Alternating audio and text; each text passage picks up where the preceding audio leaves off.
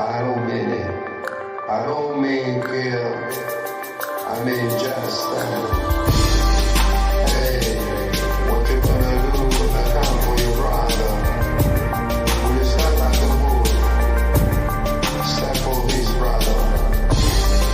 Hey, what you gonna do when I come for your best friend? When you step like a bull, step for his best friend. I don't mean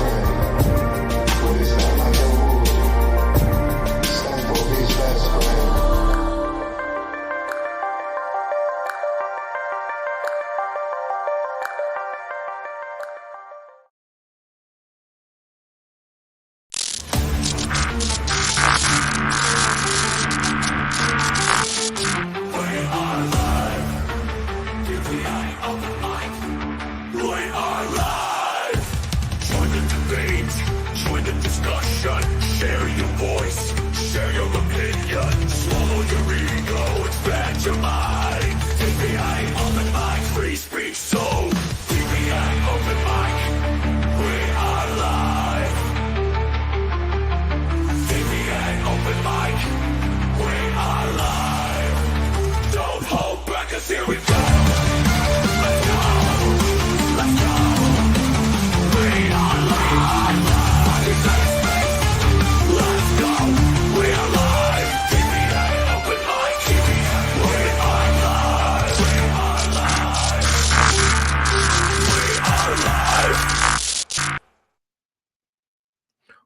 are live, and welcome to DPA Open Mic episode 94. And this is the wrong screen. Yes, DPA Open Mic episode 94. And the title for today is Ukraine at the crossroad, and Brazil goes to war with freedom of speech. Basically, they banned X or Twitter as they go to war with Elon Musk. And yeah, Brazil cannot access Twitter as far as I understood. So, but we also never seem to have any Brazilian on our show before. Brazilian don't speak English. He only speaks Portuguese, I think. So anyway, so welcome to DPA Open Mic. And we're going to not talk too much monologue. I'm going to drop the link to join and let's chit chat on screen. So the link to join, I will be dropping in. First I must say, this DPA Open Mic is multicast on multiple DPAs platform on YouTube. DPA Open Mic channel on YouTube, DPA Open Mic channel on Rumble, Twitter, Telegram, Twitch, DPA Twitch. So, and okay, so I'm going to drop the link to join over on. I've dropped it on YouTube, and I've pinned it on the live chat. I also drop it on Rumble, and I pin it on the live chat. And then I have dropped it into Twitch. And hi Timmy T345 on Twitch, because we rarely have viewers from Twitch, and I just want to say hi. So, and hi everybody for joining on the DPA Open Mic. And so do press the like button. Do share to people who you think will be interested in talking about geopolitics, war, and economics and culture and whatnot. Now do share it with your friends on Twitter, on social media, Facebook, whatnot. So we can spread the words. DPA Open Mic generally grows very organically. So because it's the difficult thing to acquire, the taste. But once you taste it, you get addicted to it. It's like durian, it's stinky, but then after you taste it, you'll get addicted to it. But I don't eat durian. So anyway, so yeah, no one's coming on yet. Is my link wrong? Let me check. Okay. Oh, the link is wrong. So wait, give me a second. I think my link is not working.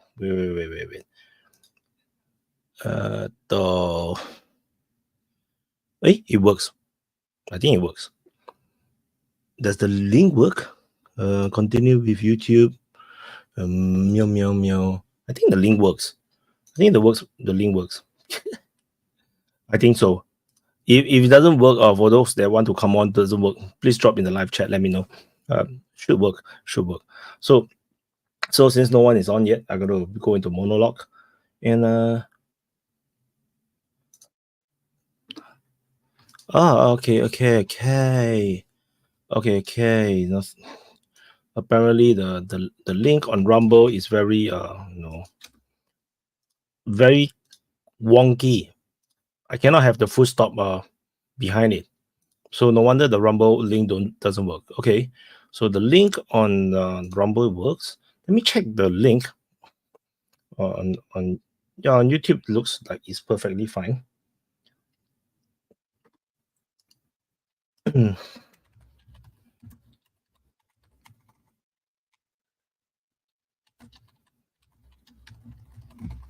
Okay, Vaughn is on. Hi, Vaughn.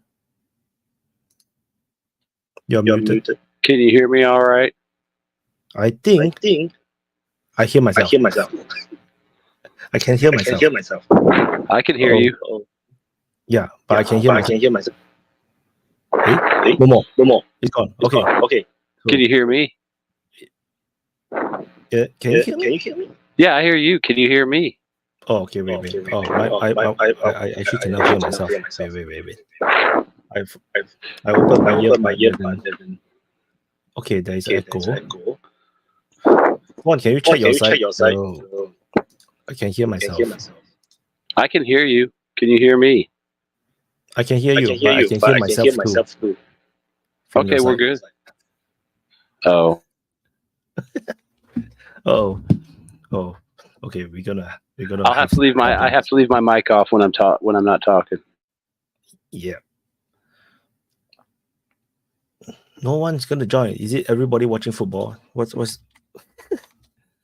is there football going on? It's just Spanish league. Who watches Spanish league and Italian league? No Singapore haircut. What the hell is that? Okay, very quiet. I think it's doing Sunday is a little less people. I should have do Saturday, but no. Yesterday I have no choice. I can't do it because I was out the whole day. I was super tired, totally burnt out. So, Fawn, what do you think? Ukraine now is in the crossroad. I mean, I don't even know if they can pull their troops. Hey, I don't even know if they can pull their troops back, you know? I mean, because at this point, everything that moves gets hit. So even if they tried to, like, do the smart thing, which I think would be to pull out a Kursk and try to save as much of that as you can to put somewhere else, as soon as they move, they're going to get hit. You can see what's going on outside of, you know, the area, you know, with them bombing those troop concentrations. Is that me or is that Sikter? And then, you know, obviously, yeah, down at Pavros, you know, that's gone. I mean, I really don't see what's going to stop them. I mean, especially if they can get into Selidovi and what that one other place. I mean, it's kind of like they say, GG in that particular area. I mean, and then I think once they get to Pavrovsk, it's like there's nothing left behind them. I mean, I don't know. It just seems like it's just going to keep getting worse and worse. And some areas might hold out longer than others. But I mean, think about it. If once Pavrovsk's gone, you got to figure they're going to start yanking out of Chivas Yar because it's going to be so far behind the Russians. And then, you know, Seversk too. I mean, I don't know. It's just like there's so many places. I think that's one reason why we get into predictions so much here. I'd like to talk about what if, because, you know, if you look at the map, it's like there's so many possibilities. Like, why aren't they going here? Why don't they go here? Or this would make sense. It's like they probably just don't have enough people to go everywhere they want to. So they try to pick the best spot and make a move. But, I mean, it's pretty obvious that, especially in the South, they can probably just pick and choose where they want to go at this point. I mean, how hard they want to go, really. Because it seems like this next line, what did you call it, the second boss line? I mean, that's already getting chewed into, and then you don't see nothing. Like you said, I mean, there's like no resistance almost. I'll shut up. Yeah. Why suddenly you decided to put a headphone? You know, sometimes your headphone, you know, sometimes have the echo, sometimes doesn't have. But you know, yeah, I agree. The problem now is they are now, like, why I put it at a crossroad, because they have to decide now what they're going to do. It seems like the people fighting on the Ukraine side, on the Ukraine front line inside Ukraine, is losing morale. Like, they don't defend at all. It's very not typical of Ukraine, and the Kursk offensive is not going anywhere. They're stuck. And that's why I predicted that they're going to try something new. They're going to do another offensive in another direction.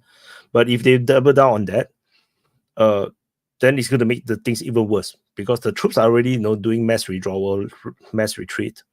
And it's like they cannot cope with the Russian offensive. And then now you got to go yet another offensive inside into Russia.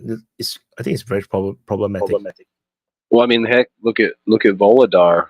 You know, that's been a hard nut to crack. And now all of a sudden, it could open up all of a sudden. Because I mean, I saw some of those videos of the bombardment, and it looked like shells were hitting like direct fire, like they were shooting straight at the buildings, like they were blowing up on the faces and stuff. So, and then there was an interview, I think, with some guy on Patrick Lancaster, one of their commanders.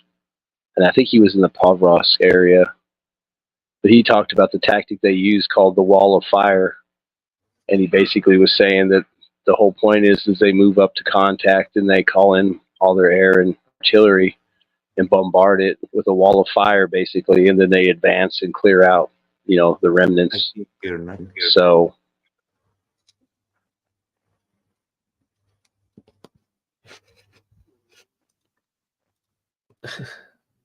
Valida still important given Pokrov's offensive?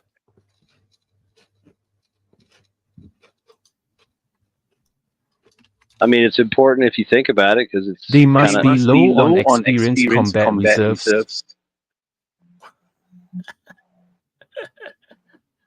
Well, I was going to say, I mean, Volodar's probably important because they supposedly really fortified, plus it's kind of symbolic. But it kind of looks like they might need to start getting the hell out of there, too, because, I mean, it's a ways off, but the Russians have already passed Volodar on the north side, way up, so, you don't want to get stuck.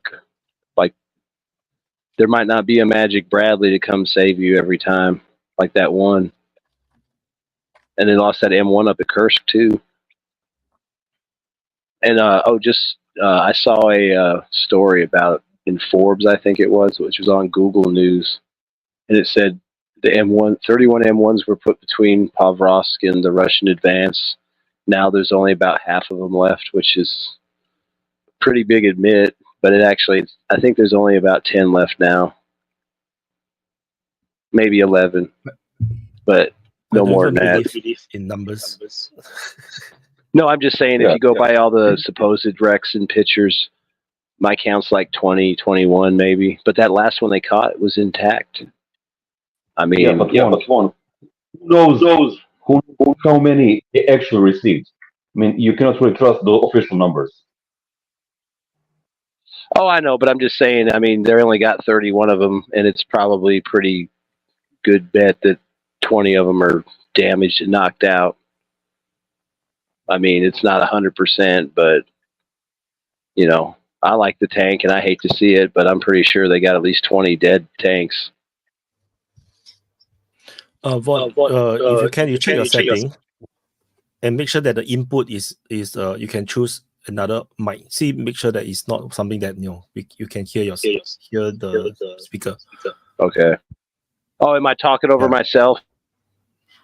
No, we just hear ourselves.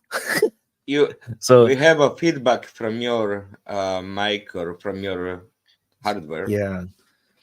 We have a feedback. When we speak, we hear back 1 second later. Yeah. Von is like one of the longest regular speaker of the open mic, but he still cannot figure out his audio settings. It's about mic and headphones. It's more issue with that if they're compatible with a laptop or whatever he's using. Yeah. So I just want to echo I don't believe in the numbers of the Abrams that is inside Ukraine, because this kind of thing is operational secret. Can't possibly have the journalists just put it out like this. It don't make sense. Yeah, it might be just duping the Russians into trying to hunt for them, but maybe they are not there actually. Because you're in the mass retreat, you hardly even see fighting, in the sense that there's no footage really coming out like they are fighting. Then also the front line is moving too fast, which means that the Ukrainians are already in tactical retreat. They have only geolocation of artillery getting destroyed. Okay, so that proves that at least they are using artillery to help out in the retreat. But the retreat is just the movement of front line is just way too fast. It doesn't look like there is fighting. To me, at least not to me. There's occasional ambush with FPV drones. I think that's about it. That's the only thing that prevents continuous movement. I think if they position some drone operators somewhere nearby, I've seen the Baba Yagas destroying some supplies, logistical convoys, and even one arrival of the truck full of the soldiers, Baba Yaga dropped a gift to it. So that's what's only thing that's happening. There's probably no person to person fighting. Just ambushes by drones. That's about it. There's no shelling, bombardment of the advanced units of recon units. Nothing is seen, right?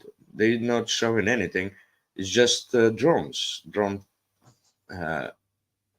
protection that's provided to Ukrainian units. Yeah, so just now, when Vaughn was talking, I accidentally pressed this one. So no, they must be low on experience combat reserve, maybe. Or they're doing strategic retreat to the outside of the Donbass, as they should do, comparing to how much they have, like what Surovikin did, right? I'm talking about it again. Or they are retreating and creating a trap for the Russians to step in, and then you become a cue box for the Russians. Slava Ukraini.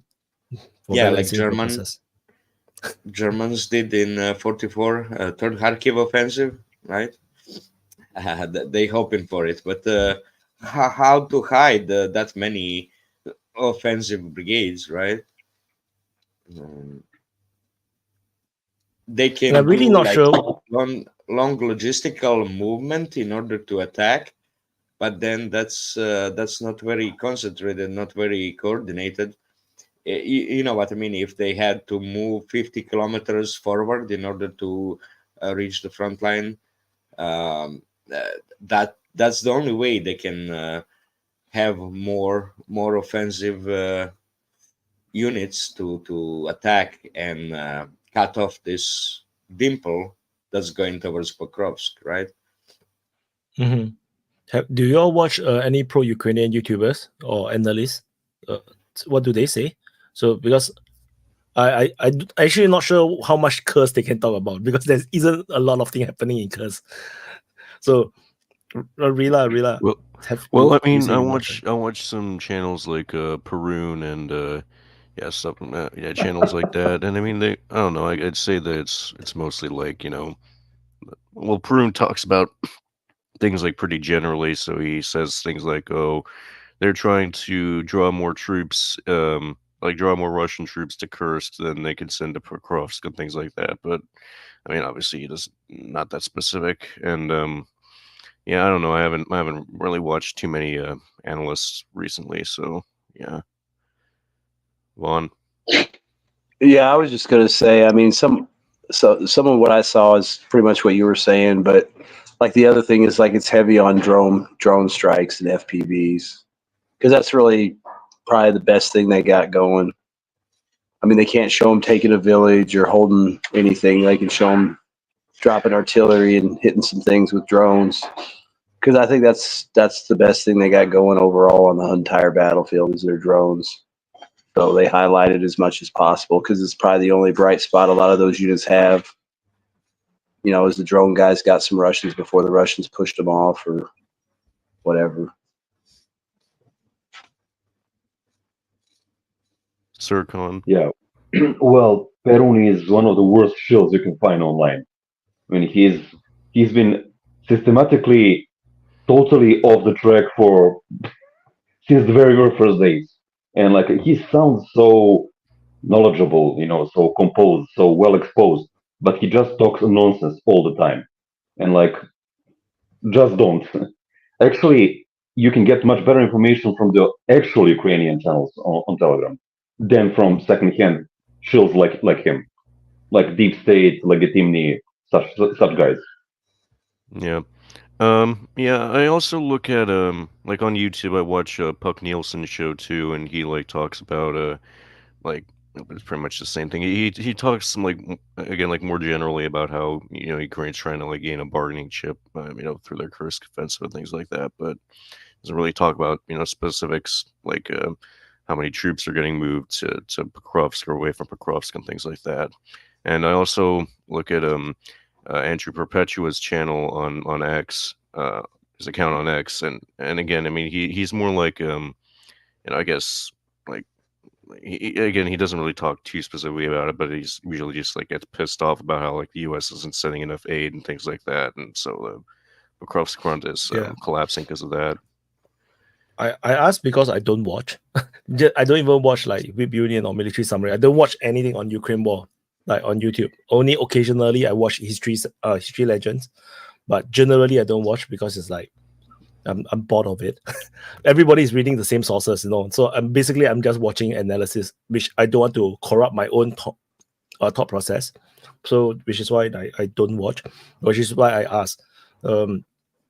Yeah, I mean, I'm not sure what are the other narrative that they have regarding the Ukraine war, and I saw the headlines or the thumbnails because I do monitor the at least know what time they post videos or what kind of videos they post. Generally, just for on DPA war. So I just click my subscription and I see what is the latest videos being published. They are all focusing on the Kursk offensive, like Denis Davidov or they're all very talking about like traps or ambushes in Kursk. Then I was like wondering what are they talking about in Pokrov, because how can you hide something this terrible that's happening for Ukraine? But the best analysis is from Ponomarenko as of commander, right? He was saying that they're tired. Ukrainian soldiers are tired, and they don't have rear backing units, rear echelons to support them in a case of attack. They have only one line of defense because they're breached, right? All the lines 1, 2, 3. This is already breached. Third line of defense, and it's going. Russians are attacking from the flanks of those defenses, so there's no reserve. There's not enough Ukrainian military to hold those lines, and they're kind of half prepared. Somewhere there, somewhere not. And Ponomarenko says that the only reason that there's no faster collapse is because Russians are also tired, cannot move that far. And what history legend shows is like advance last 3 months is going with 2 Russian soldiers, no bigger units than 2 or 3. They go, that's all. They walk, they hide in trees, they move through the tree lines, plantings. So that's how they hide, and they surprise. They accumulate in a couple of hours, and then they surprise and attack the strongholds. Well, probably not the strongholds, but the rear of the strongholds. And then it's over, right? They have to run away. So only the drones is that prevents them on occasion to keep on going without stopping. That's it. So I think that's the real reason, and they don't wanna. They don't have enough people. That's about it. Zirkan or one. You. No, I think I was first. The thing is, I don't trust those frontline narratives either, because first of all, they only show you from the prog's perspective, from the below, not from the above the picture. They only see the trench line perspective, and also they are obviously on the agenda, and they don't know what is the wider picture involved. So I'm pretty positive that both Ukrainians and Russians do have, in fact, large reserves. They're not not committing them; they're putting them aside. And I actually think that Ukrainians made a serious mistake by trying to push like and hold territory in Kursk. If it was just an incursion or just a raid, it would be successful. But they're actually trying to hold it, and you can actually see that they are feeding some of those reserves to hold those territory, but not too much. I'm pretty positive they have something like at least 50,000 people somewhere stacked, because this is what they did 2 times already. In summer of 2022, when their front line collapsed in the Severodonetsk front line, they still didn't commit all their reserves to hold it. They could have done it, but they didn't. They were waiting for the fall offensive August and September. And then in last year, they also didn't commit all their reserves to Bakhmut. They suffered tremendous casualties in Bakhmut, but they hold on to those 10 or 15 brigades for the big counteroffensive. And I'm also pretty positive the Russians are doing the same thing from their own side. I mean, British sources stated that allegedly, from their intel, they have 18 full brigades stacked somewhere in reserve of Kursk front lines, but they're not committed. They're just sitting there as a strategic reserve. And when you go back to the Second World War, Russians always had like this tripartite system of rotational troops. Soviets had like 1/3 of the divisions deployed on the front lines, 1/3 in operational and strategic reserve, and 1/3 in training in deep reserves. And they were just constantly rotating, which eventually ground down the Wehrmacht on the Eastern Front. So from the German perspective, Soviets were like a huge masses of people, but they really weren't. They were rarely outnumbered on the front line. But what they did, they were able to replenish those troops, to rotate them in and out, while Germans couldn't do it effectively. And I think it's a similar situation to what we're seeing right now in Ukraine. Yeah, I agree. I think this is exactly what the Russians are doing. In fact, I think I mentioned this even like 1 year, at least 1 to 2 years ago, where this is also my observation. It seems like there's a lot of rotations ongoing. We have evidence like the real reporter interviewed the lawyer soldier. He rotates in and out, and then he talks about things, and you know that he can actually get out, to rotate out. I know the Ukrainians get rotated out as well, but it looks like there are certain troops that maybe get lesser. Vaughn. Yeah, I was just gonna say, like on the curse thing, like on your last report, as far as like them going into Kursk farther, I mean, you can see that it's done, and it's pretty much been done for some time now, because the arrows that you put on the map, you've got Ukrainians driving this way and the Russians going that way, and that kind of lends to the idea that there's just small units of Ukrainians driving around trying to dodge Russians, and Russians looking for Ukrainians. And yeah, there might be a few focal points where they're fighting over settlements and stuff. But I think that map you kind of laid out shows what's going on for the majority of Kursk is just these units driving around trying to run into each other. I think if you go farther south towards the border where you had a lot of indications of Ukrainian units, I think that's more of their zone that they control realistically. Maybe a band about 5 or 10 kilometers across the bottom, and then they've just been going in and out of that area, and that's why you keep seeing them pop up. It's more like, I would say, after Bakhmut, where Ukrainians drip fed the meat grinder. I think the NATO don't allow them to spend like that. The new training,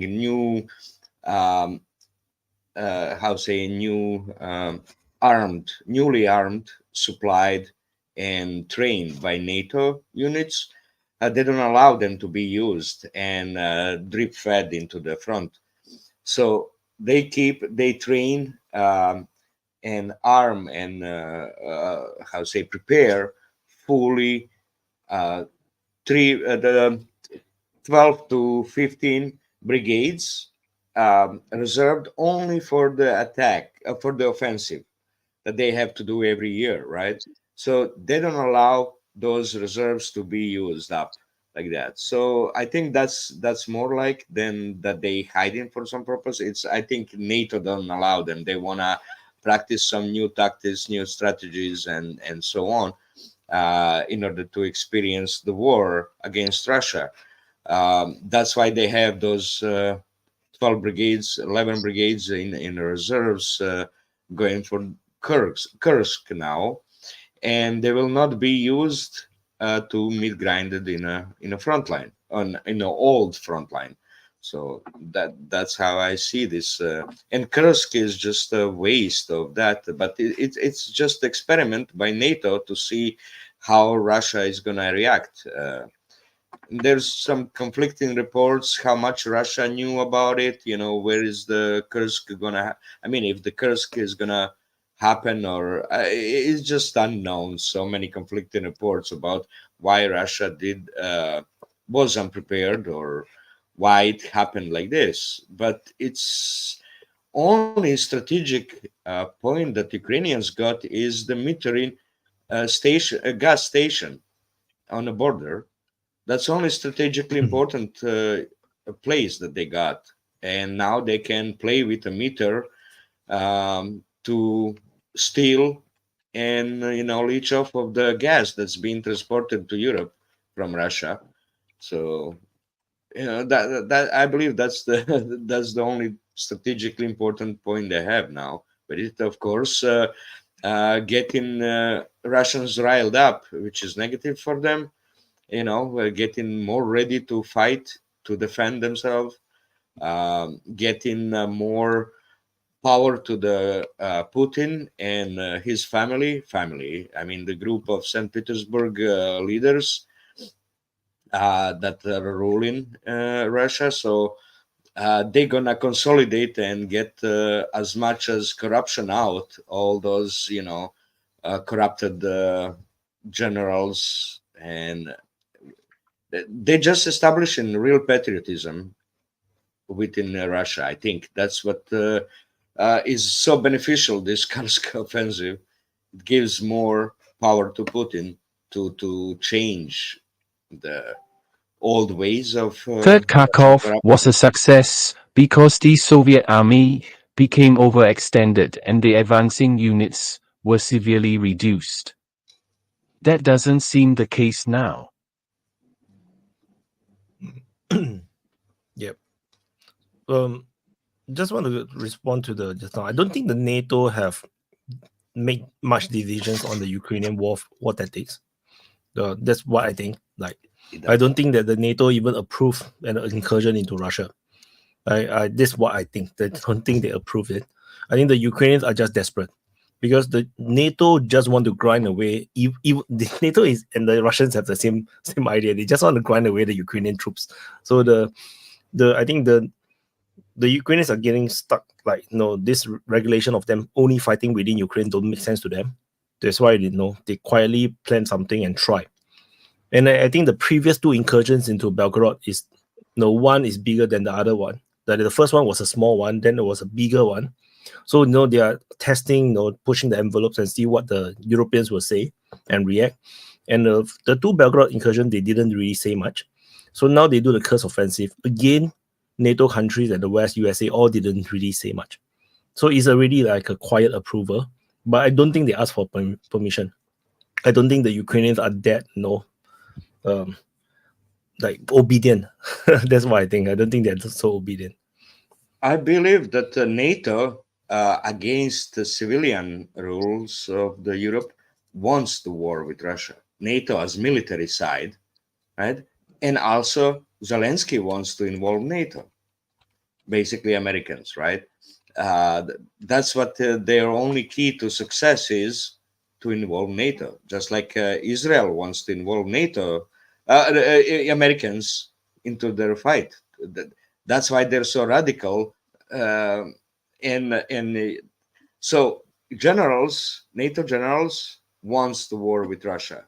Civilians, not necessarily. They think it's just Keynesian military employment position. So that's why they want to weaponize, to build weapons and all of that. It's just, employment opportunity for European civilians. But NATO generals, they want war with Russia. They don't care, basically. They just, think that's how they're trained, and this is how I think it is. So NATO generals have their own plans, and they work with Zelensky.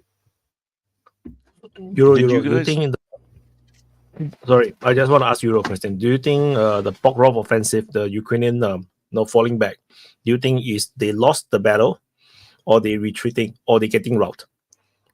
What do you think? I think they want to leave Donbass to give less. They want to leave Donbass. Move. Yeah, like Surovikin did. because they don't have enough people to defend that. So they want to leave So it's Donbass. so it's a leadership division, not a troop on the ground. They don't want to fight. Well, they don't want to show it as complete retreat, so they just provide, no support to the troops, so they will just back out, right, on their own, because they have no option. While at the same time they're leaving Donbass in order to give less reason to Russian to fight further. You know what I mean? They just Like surrender. Russians. They could just surrender. Well, It's the same thing. yeah, but this way is, hiding from public. How to say? I know cases in a Bosnian war where they also agreed on the new lines, but without showing it. It's agreement. So there were supposed fights, shelling and everything, but they moved to the agreed lines. In the end, they stopped to the agreed lines that weren't the same as when they agreed. So they didn't want to show retreat. They just wanted to show that they're fighting but losing. So this was, how the agreements are made. I don't know if something like that was happened between Russia and Ukraine. I don't know. I have no idea. No mentioning, but just based on example from Bosnia War, how the agreements were made and how they gained population on the positions on the new borders, right, on the new lines. So this kind of looks the same. They pretend to fight to defend, while these are advancing just as fast as they can on foot. So it's kind of similar. Similar speed. Yeah, go ahead, Victor. Oh, thank you, Yuri, for that wonderful intro. First, I would like to say, hi, Wyatt, I finally managed. Starry, nice to see you again. Juan, my man. This shirt is for you, Juan. I will tell you how to solve it once. Every day. Okay. It's a song from Biamal Ninja. Anyway, hey, Ryler, hello. So, if it's Kursk that we're saying, yeah, I agree with Juan's take. Once said on Telegram channel that basically that's like analogy of that is shooting in your knee. Like for what? Gas station, makes no sense. And considering that on other front they lost New York, who was New York was kind of a fortress, like something like Ukrainian Maginot Line, place where they barricaded themselves since 2014. Like, I'm still waiting for videos of those bunkers they built and all that shit if Russians ever show it. Like, you can follow, and every time that Ukrainians suffered terrible defeat on the front lines, they did shit like that. Whether it's bombing of bridge or incursion or whatever.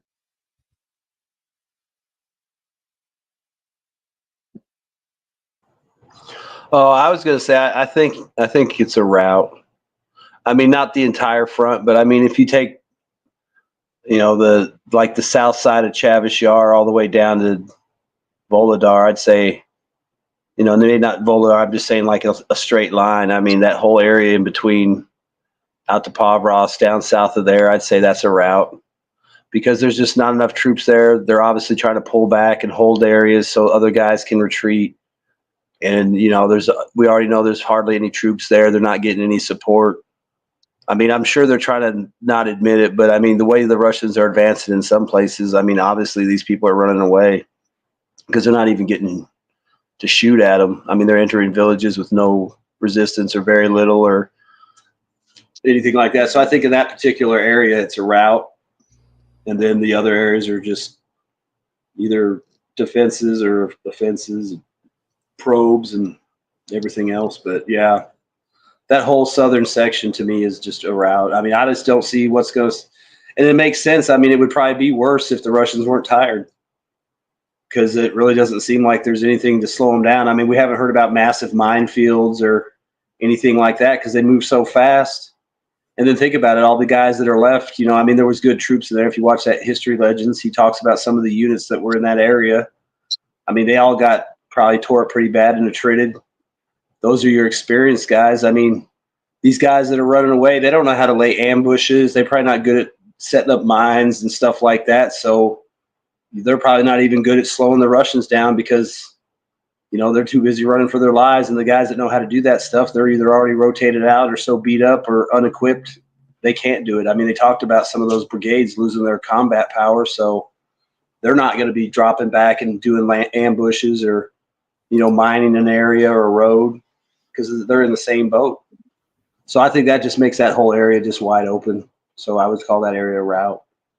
I suspect that they may not even have mines. Like they may not have even enough mines because mines also you need to. Well, you know what I mean? Like you were talking about how they moved the MRLS up so close to Kursk, and they were probably using the short range rockets. Maybe they don't even have because they used to have those rocket deployable minefields and stuff, and they're not even using those where the Russians are blasting through. You know, like, oh shit, drop some on that railroad that they've been going down the whole time. Nothing.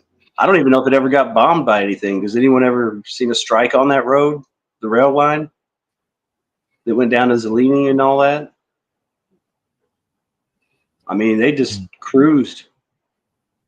Yeah, and those HIMARS and M270 operating so close to the front line is mind blowing. It's like, and it seems you don't expect them to be so close to the front line. And it seems there is none anymore in a central, in a Donbas region, right? No more HIMARS in no ATACMS, nothing. I can't think of anything I've seen lately. You know, the last one, there's one that was destroyed, one or two that was destroyed at Kherson region.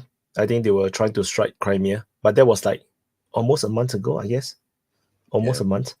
But I remember that one. And after that, I don't think anything was destroyed in the Donbas region or Pokrov sector.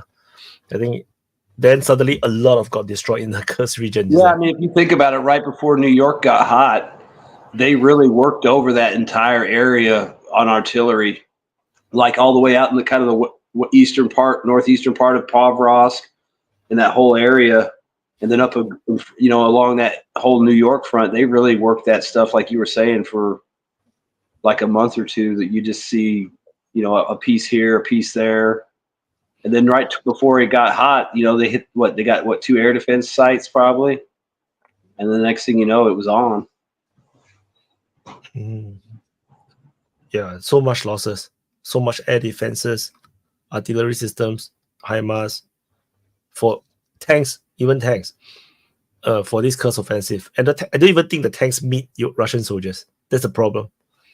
Like most of them don't seem to meet any Russian soldiers. Like they just drive and then got, you know, something broke and then they got destroyed by FPV drones. Oh my God, it's a disaster. I think 57 tanks in Kursk were destroyed. 57. I'm not even counting, man. That's a lot. According to Russian official numbers. So, well, like that M1 that they captured, if it, you know, they said they captured it in the Kursk region, which if they did, it makes you wonder how close it was to the Russian lines, or if it went through the lines and got broke down or disabled. Because usually, you know, they knock a tank out and either the Ukrainians go after it with drones, I guess, so nobody can recover it, or the Russians do because they can't recover it. But for whatever reason, they didn't go after that one, and now you got a Russian guy standing out there talking about it, and it looks like it's operational. I mean, they said it was disabled, but I can't tell what's wrong with it.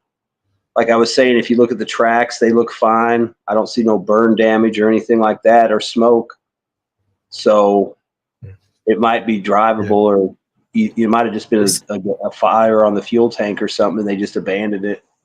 Because I mean, think about it, one tank and a drone hits you, you know that there's more drones coming. I mean, look at that one in History Legends video. that M1 got hit by a drone, and he's like, and then 1, 2, 3, 4 until that thing was burning to the ground. So I mean, think about it. That one they probably couldn't recover, but for whatever reason, this one in Kursk they could, and it looks like they got one that is. But didn't show the rear right Yeah, corner. that's what I'm saying. You couldn't see that one part. Yeah, yeah. But I'm just saying, based on what I saw, I couldn't see any burns, and the tracks looked like they were taut, so it didn't look like the tracks were busted. So that's why I can't figure out what happened. One, right? Some damage they on say the back. They say this is the most intact Abrams, right? The most intact Abrams that they have captured. Yeah. Sure. Yeah. You're muted. You pressed twice. You muted yourself. You're still muted yourself. It keeps muting itself. No, anyway, from my understanding, the Russians don't actually lie about the vehicle numbers. What they're doing is they're not really being thorough with their analysis. So any kind of a hit or expected damage, they declare it as destroyed, which might or might not be true. But it is sort of a hit. Maybe it's disabled, maybe it's near hit or near miss, but more or less it's there. So you can shave off maybe, I don't know, 30, 40% of their claims, but they're not actually lying. Unlike Ukrainians who just invade numbers from the ether. They just write whatever is needed that day to make a daily report sounds good. Well, I mean, think about it. If they pull like 500 tanks out of a depot to refurbish them, that gets turned into they lost 500 tanks. Well, at least half of those that stopped working can be repaired, right? That didn't burn out completely can be pulled out and recovered. That's why they send in so many new recovery vehicles to Ukraine. There's news about giving them additional ones, and these videos of plenty of recovery vehicles going into Kursk. So obviously they want to pull it out and repair. Talking about Ukrainian claims, the mass missile drone strike, the Ukrainians claim to destroy 80%, but given the number of icons they put in is is a whole screen full of drones and missiles, including Kinzhals and is it possible? What do they shoot them down with? I'm not sure. They showed actually the Sirsky published the real effective air defense on missiles and ground drones. So previously Russians were estimating somewhere around 30-31% shutdown of total numbers, but Sirsky showed it's 27.8% of destroyed, depending mostly Geran drones, but those KH-22, 20, 24, 32, they barely scratch 2 or 3 out of 18, 25, 27, something like that. So those really fast ones that they cannot shoot down, KH-22, 32, and what's the other number? So the claim is only 20%, just below 20%. 28, yeah, 28 point something. But then their chart every time is like they kill off 80% of the drones. Yeah. My question is always how? How many? I would assume that slow drones, like the Garans, they shoot down a lot of them, but because they're slow and easy to see, but that still doesn't probably help them out as a whole. Maybe it protects some targets, but I would imagine they're sending multiple drones to the targets. So, and who knows, the drones might go first and then a missile follows up. So it's like, oh, we shot down 3 drones with a few 100 pounds of explosives, but you missed the 1,000-pound warhead on the missile. And yeah, I do think they shoot down a lot of drones. I just don't think they get many missiles. 64% of Geran drones, around 46% of KH-101, calibers, right? Those regular cruise missiles. So that's on somewhere the number. But Kinjals and Zircons, those are just like 2 or 3 out of total of them. Those are my the guess is official. that the Ukrainians, I mean, they're obviously overclaiming to some extent, but I'd say they're including drones that missed because of electronic warfare, and they're down to numbers. That's what I would think.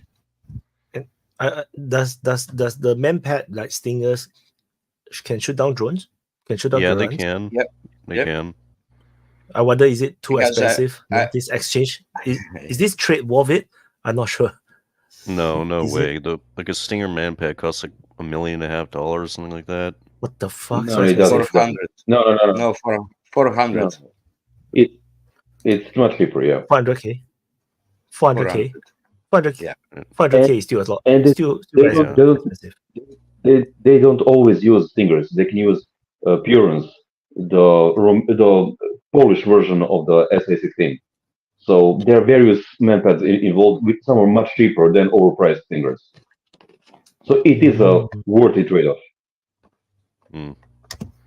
It always is, but they actually send in now the new drones that are just a additional target signature for the air defense to confuse air defense. No load, just extra fuel. So the Russians did that. They have like half of the Gerans were used as the additional targets in the area, right? And half of them would be with explosives and armed. I would made them with cardboards, man. I just use cardboards. Fly cardboards. Now they're using additional drones too. They're much cheaper. That are just no load, no nothing. Just they send them in crews around the targets, right? Yeah. Shadow V just now raised his fingers. Yes, I wanted to add that maybe the drone are just there because they want the air defense radar on the air defense system to be switched on, so they could be localized and then destroyed in a second wave.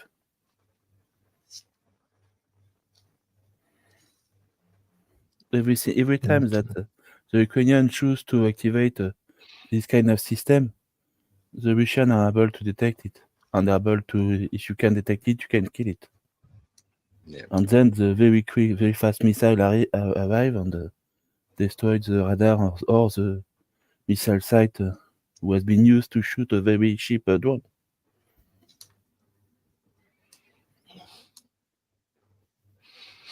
Yeah, and also there was one recent video where I don't know what kind of missile was, cruise missile, that missed the dam over there, the electrical substations on a dam, that missed and hit water like 40 meters away from the video recording person that was on a dam.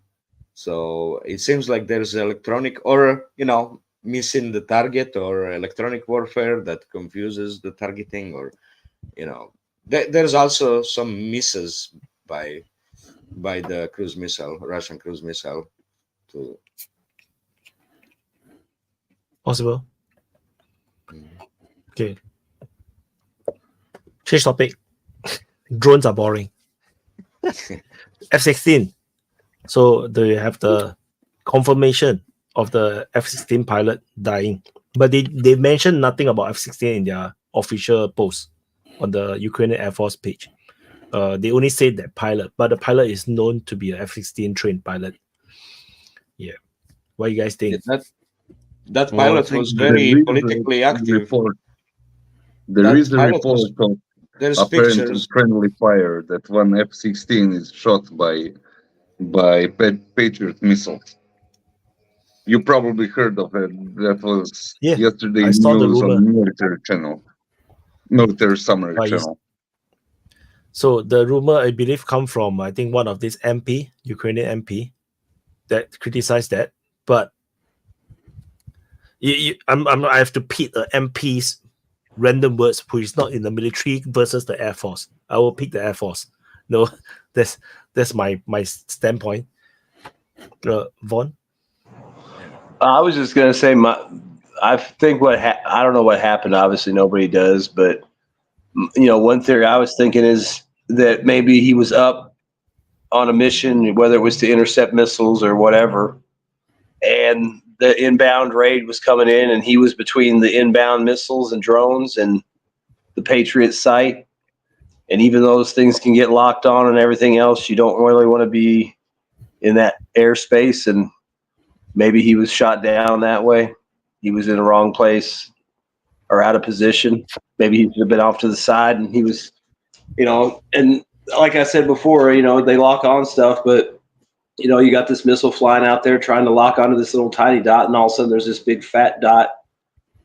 Sometimes they change their mind and do their own thing. So maybe that's what happened. There are multiple rumors about it, that he was hit while preparing to lift off by cruise missile. There's a rumor that he was shot by Patriot. But the best rumor is from this Win-Win, a guy that's connected with Russian State Duma.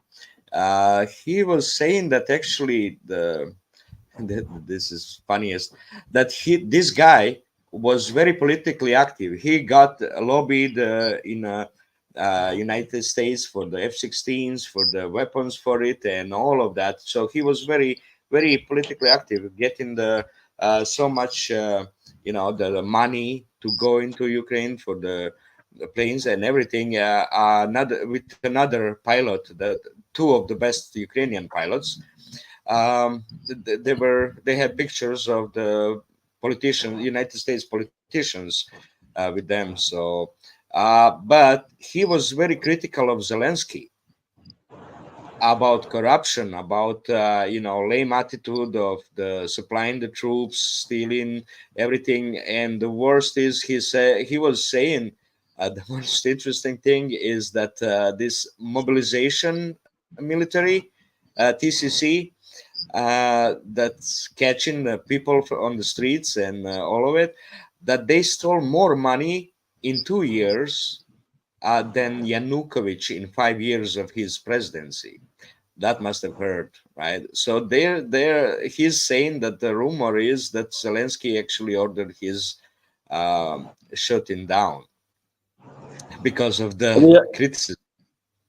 The other thing I heard too, there's another idea. There's another idea that he was actually flying over across with F-16 to Russia. That he flew over, and that's why they're making up stuff. Just pretending that he's killed. There's no shutdown site, right? The plane crash site. There's no picture of it. He's gone. The plane is, the picture of the destroyed plane is fake over there on tarmac. That's a fake picture. It's not Ukrainian. It has a Belgium flag on it. So it's like a picture from 2018 in a Belgian accident. So that's so many suspicious rumors. Everyone is making stuff up. And Russians are completely quiet about it. They're not talking about that F-16, just that they shut it down. So it's suspicious. Shorter. Oh my God. Let Shadow B talk. Yes. Yeah. The most probable thing for the F-16 is that he was killed by a mistake of the ground crew of air defense system. The second probability is that the pilot made a mistake when he destroyed a drone or a missile, and he has basically damaged his airplane because he was too close of his target. The third possibility is that the ground crew of the F-16 made a mistake, and since there is only one engine on the F-16, it basically the engine has an issue when he tried to take off or to land, and the airplane crashed.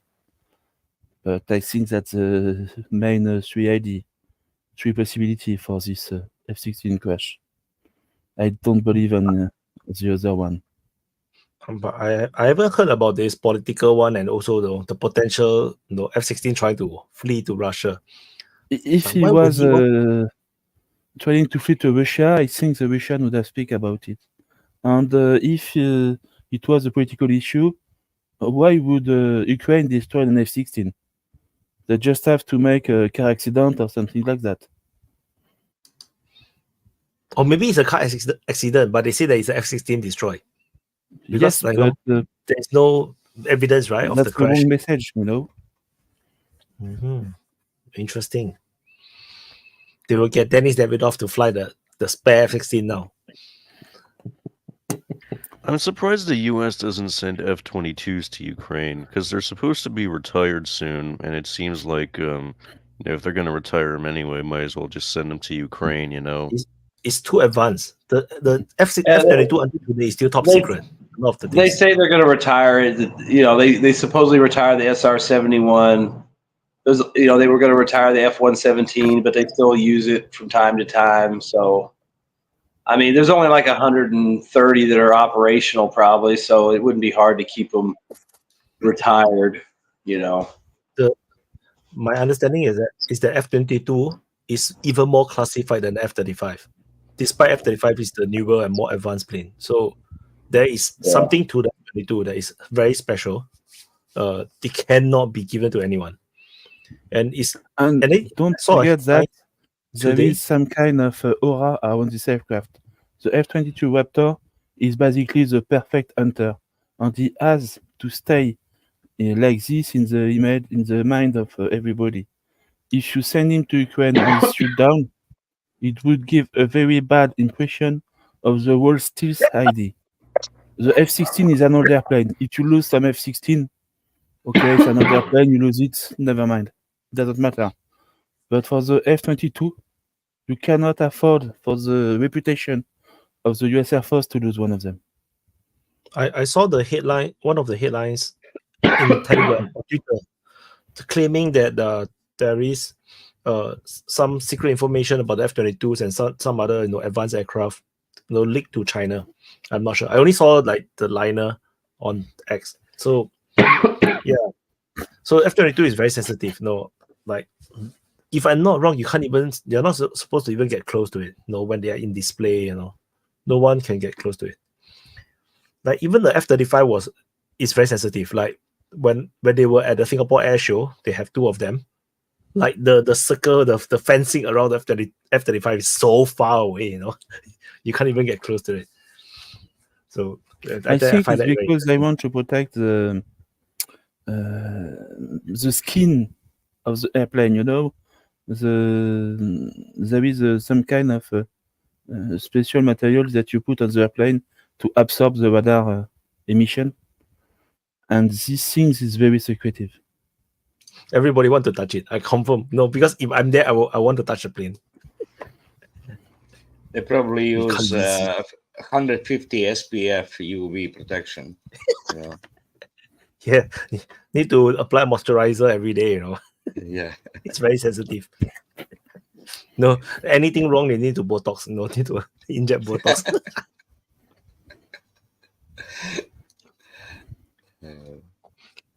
It's too much rumors going on around it. So it could be also that the F-16 pilot tried to flee over, right, with the plane, and that's why they shut it down. Also, that's another possibility.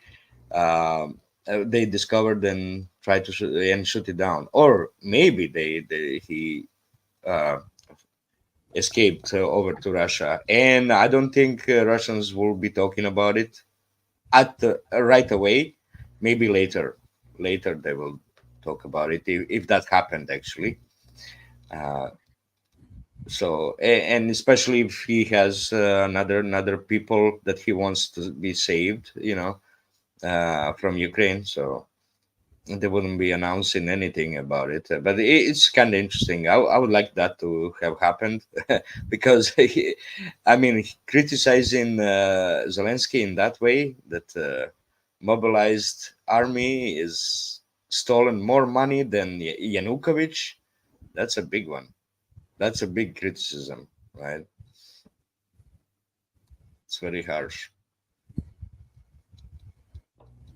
And especially if he was saying that, you're muted, if he was saying that to the US politicians, you know.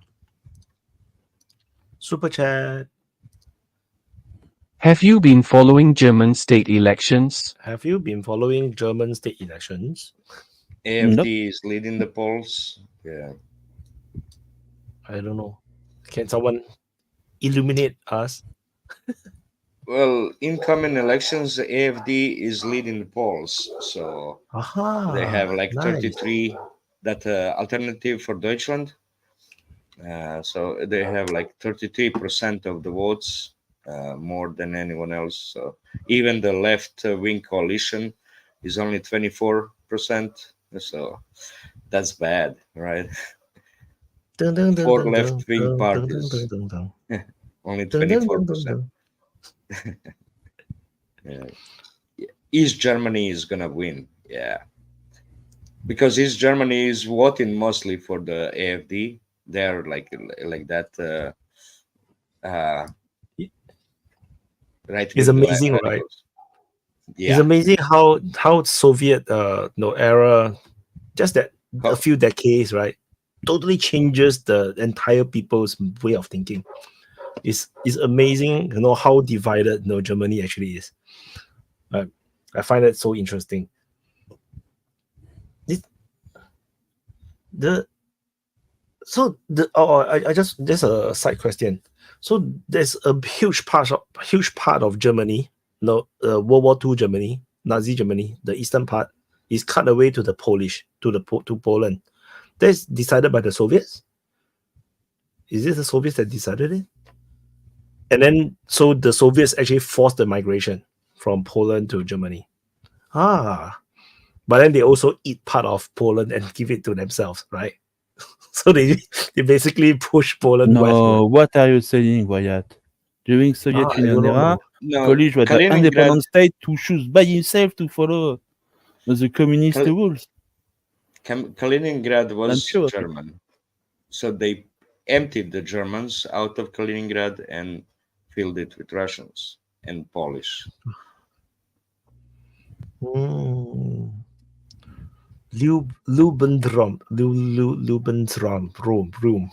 Lebensraum. I can't pronounce it. Yeah. If there ever a war in Germany, you will see me, gloriously slaughtering every single German city's name. Well, I think Polish is worse. Questionable how much they were kicked out, how much they ran away in front of the Soviet army, and how much they were just members, belonging to the Polish society, but they had the German ancestry, and after the war, they didn't want to mention German ancestry anymore, and they stayed in Poland. But here, let's say in Yugoslavia, they were mostly kicked. A lot of Germans were mostly kicked out of Yugoslavia. So it could have been that they're kicked out of Poland and given, kicked out of those areas and given to Poland, and then taken the part of the Poland and given to Ukraine, right? So that's why they're saying now to Polish, while the Russians are saying to Polish, like, if you want to take the Volyn and Galicia, then you have to give back to Germans their part. If you want historic borders. And that's what Russians were saying, to those Polish that want to take over Western Ukraine, to get back. I think for that you need to win or to lose the war. And Germany is not in a war, but Ukraine is. So Ukraine could have its border changed. I think the situation of the West taking over part of Ukraine is getting more and more possible and more real. Really? I feel like if Ukraine would actually fight the Polish, if the Polish invade to take part of Ukraine right now. But the problem is if the Ukrainians get demilitarized severely by the Russians to a point where they can't fight, then I think Poland will march in. And I don't think Russia will fight Poland for it. That's the thing. If the Polish are training Ukrainians to fight, I don't think they will fight against the Polish to protect Western Ukraine. You know what I mean? Because they're trained by Polish officers, by NATO, mostly Polish. There's a lot of Polish military as mercenary in Kursk, right? There's a lot of talk, a lot of shows. They're in behind the Dnieper, so they're west of the Dnieper. But if the training is just 1 month, it's pointless. if the training is just 1 month, let's say 3 months, it's still pointless. 3 months soldiers is useless soldiers. It's not about soldiers. It's about officers that are used to train. They will be trained for a much longer in a NATO country, right? But you have no equipment, you can't fight. Just like Rommel, you have the best field marshal in the world, but you don't give him the tanks. He still lost the war in Egypt. I don't think that's what I mean. It doesn't matter. They have the soldiers or the officers that have the ideas. They don't have the equipments. I mean, this is what I mean by the demilitarization. Is that they would not have any equipments or sufficient equipments because they will be all on the Eastern Front against the Russians. Just like what happened to Poland. Issue to send the tanks by ship across Mediterranean. It was very difficult at a point because Malta has not fallen. So the British fleet and all the fleet in the allied country make sure that they were able to sink a lot of the German logistic convoy from Italy to Africa. And basically a lot of supply and even tanks has been sunk in the Mediterranean at this point. Yep. And another thing about the why I say there's a high possibility is because Poland is heavily militarizing. They're buying way too much weapons for logical reasoning. So, and they're the only one, I think, in Europe that is militarizing. Yes, but I think they know that if they try to invade anything, a lot of countries are going to basically leave them alone and to stop to support them. At first, Germany is going to immediately stop any help to Poland. I don't think Germany wants Poland who is invading his neighbor. Yeah, but United States want Poland like that. So.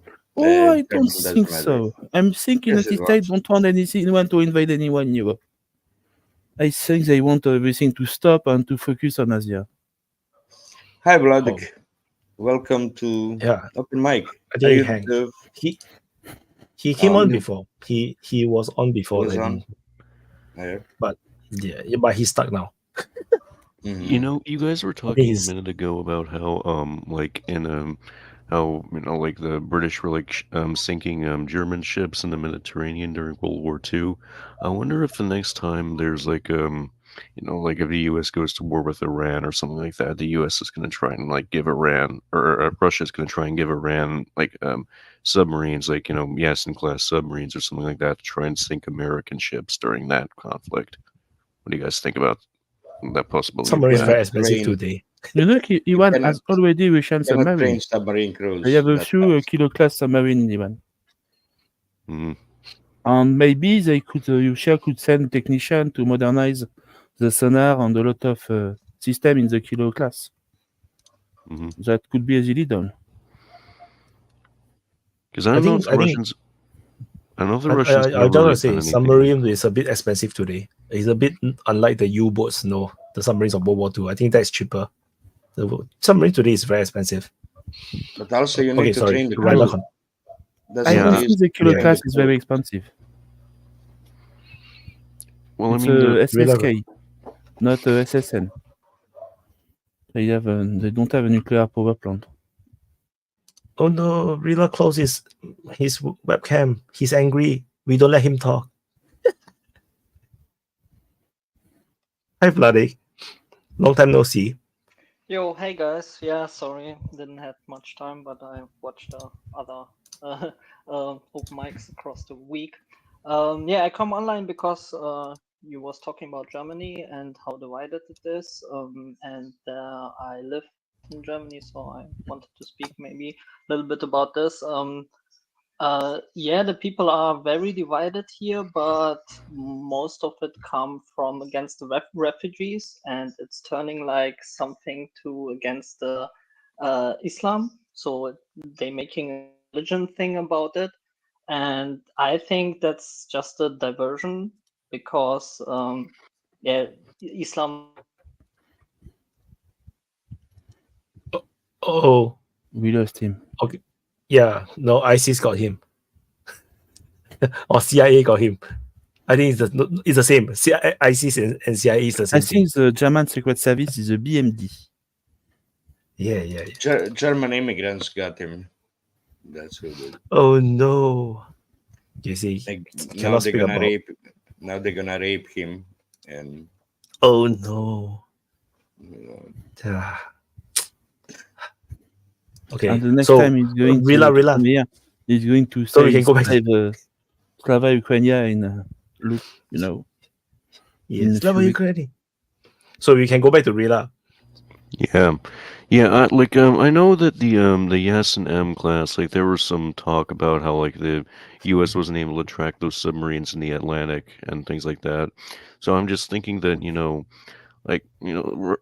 Russians and the Soviets never really done anything like that before. Like they never I don't think given submarines like countries like Vietnam or Korea or North Korea or anything like that. So I'm just wondering if they try and do that, like how like maybe the U.S. could even try and strike those submarines when they try and go into Russian ports to reload or stuff like that. Just because it's. And I mean, those submarines, they are expensive, and the crews take a while to train. But I mean, if you couldn't, even strike, the U.S. mainland with cruise missiles, it could definitely be worth it for Russia to do that. So I'm just thinking, it's like, I don't know, like a Yasin, I think costs like $800 million US, but that's I don't know what that is in rubles, but I just remember that being roughly how much it was. And then you have, other diesel electric submarines that Russia makes, which are cheaper, but those don't have the range to strike the U.S. or go out and then the Atlantic or Pacific and try and sink shipping or anything like that. So yeah, I don't know if you guys want to say anything about that. Yeah, I don't think they would go with something that expensive, obviously, just because of the expense, and they don't really need it. And then if you look at the Persian Gulf, it's pretty shallow. You wouldn't want to operate a sub that nice. The diesel electrics are way better for what Iran really needs to have is submarines to protect the coast and be able to push out a little bit, protect their territorial waters. And they can accomplish that with diesel electrics. But fairly inexpensive. They already have people that operate them. I'm talking about a bigger. And then their Navy, they'd obviously have a lot of coastal patrol craft, and they've got all those small gunboats and stuff. But I mean, for them, they really just need to focus on a defensive Navy with maybe some standoff punch just to try to keep most of their neighbors honest. Because I mean, if you're going to try to go submarine warfare with the United States Navy, I mean, you better have your shit together. And really, it's probably the Soviets and the Russians, the Americans, and the Chinese would be the top three for anti-submarine warfare. And the Russians and the Americans would probably be above that. And that's probably one of the few places still in the U.S. military that wouldn't be affected as badly. So you'd have a lot of good people there. You got excellent equipment. I mean, really, I just think they'd be better off sticking with, because you can get diesel electrics that can fire cruise missiles and stuff like that, and it would be cheaper. But with what they're facing too, if you have those things in port, you have to operate them from the ports around Iran. There's only a few ports, so it seems like a lot of money to invest when they can get more bang for their buck out of shore launched cruise missiles or maybe aircraft launch stuff. Well, I mean, I was just thinking that instead of having them having them dock in Iran itself, they would just pretty much just operate almost exclusively out of Russia. Just go into Russian ports, get stuff from Russia, and then just you have an Iranian crew operating a Russian built submarine, and it would basically go out the Atlantic and Pacific in order to to attack U.S. targets. So I was just thinking that was something that Russia might do, and if the U.S. got into a war with Iran. Shall we? I think the idea for the Ukrainian Navy and the Ukrainian Coastal Defense Force is to be used like an air defense. Basically, they think they have a different area of responsibility. You have the close range area, mid range, and long range. And the job of the SSK, the submarine, for me, is to be able to deal with the long range coastal defense. Basically, to make sure that the aircraft carrier stay far away, very far away. Their job is not to sink the air carrier. Their job is to threaten the air carrier to make sure that if they want to come near Iran, they have to stay very far away, and so they are going to lower the efficiency of all the airplane in the aircraft carrier.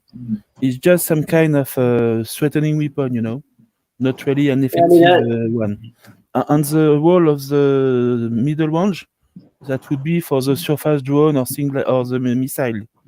And the close range air coastal defense would be missile again, and maybe the very quick ship they have from the Republican Guard, the suicide boat, basically. Yeah, I mean, just with what Shadow is saying too, I mean, diesel electric subs with good torpedoes and some basic cruise missile capability is all they'd really need to protect their coast and be enough of a threat to keep people away. I mean, because ideally they wouldn't operate more than maybe 100 some miles off the coast of Iran at most, and then they'd have cruise missiles or something that would maybe push out a couple 100 miles. So, because I mean, think about it, they can't really afford to spend the money to try to invest. They're not China, and China's probably the only country right now that can build ships to compete with the U.S. Navy in large numbers. I mean, maybe Russia can catch up too, but I don't think they're worried about a Navy. But, it would be cheaper route just to get subs. And there's plenty of Russian diesel electrics that are good, and they're always upgrading them for export and all that. So, yeah. Well, I mean, they don't have the range to get into the Atlantic Pacific, though. That's what I'm saying. If you wanted to no Atlantic. yeah. You want I don't know if they'd ever want to give Iran that capability, then say, "Hey, come along with us." Well, I mean, it would be useless.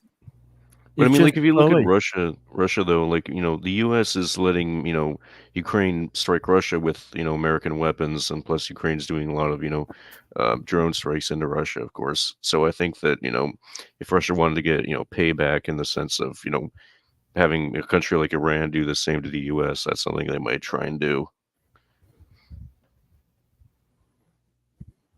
I think that would have to be pretty far down the escalation ladder to get to that point. But yeah, I mean, like you're saying, logically it makes sense. It's like if you want to use their argument against them, then why couldn't you give the Iranians a excellent submarine with all kinds of ballistic missiles on it that you could go and attack America with since they attack you? But I mean, I don't know. I think Russia's got a lot of things they can do before they really have to get kinetic or direct, especially just to screw up things in the West. I mean, dick with oil pipelines or undersea cables or flip on your electronic warfare. Stuff like that, you don't really have to shoot anything yet. Could you use your submarine to protect the underwater pipeline? Because at the point they were talking about create a new submarine pipeline between Iran and India. Iran has a new giant gas field that's actually building by the Russian company Gazprom, and India is the client, the customers.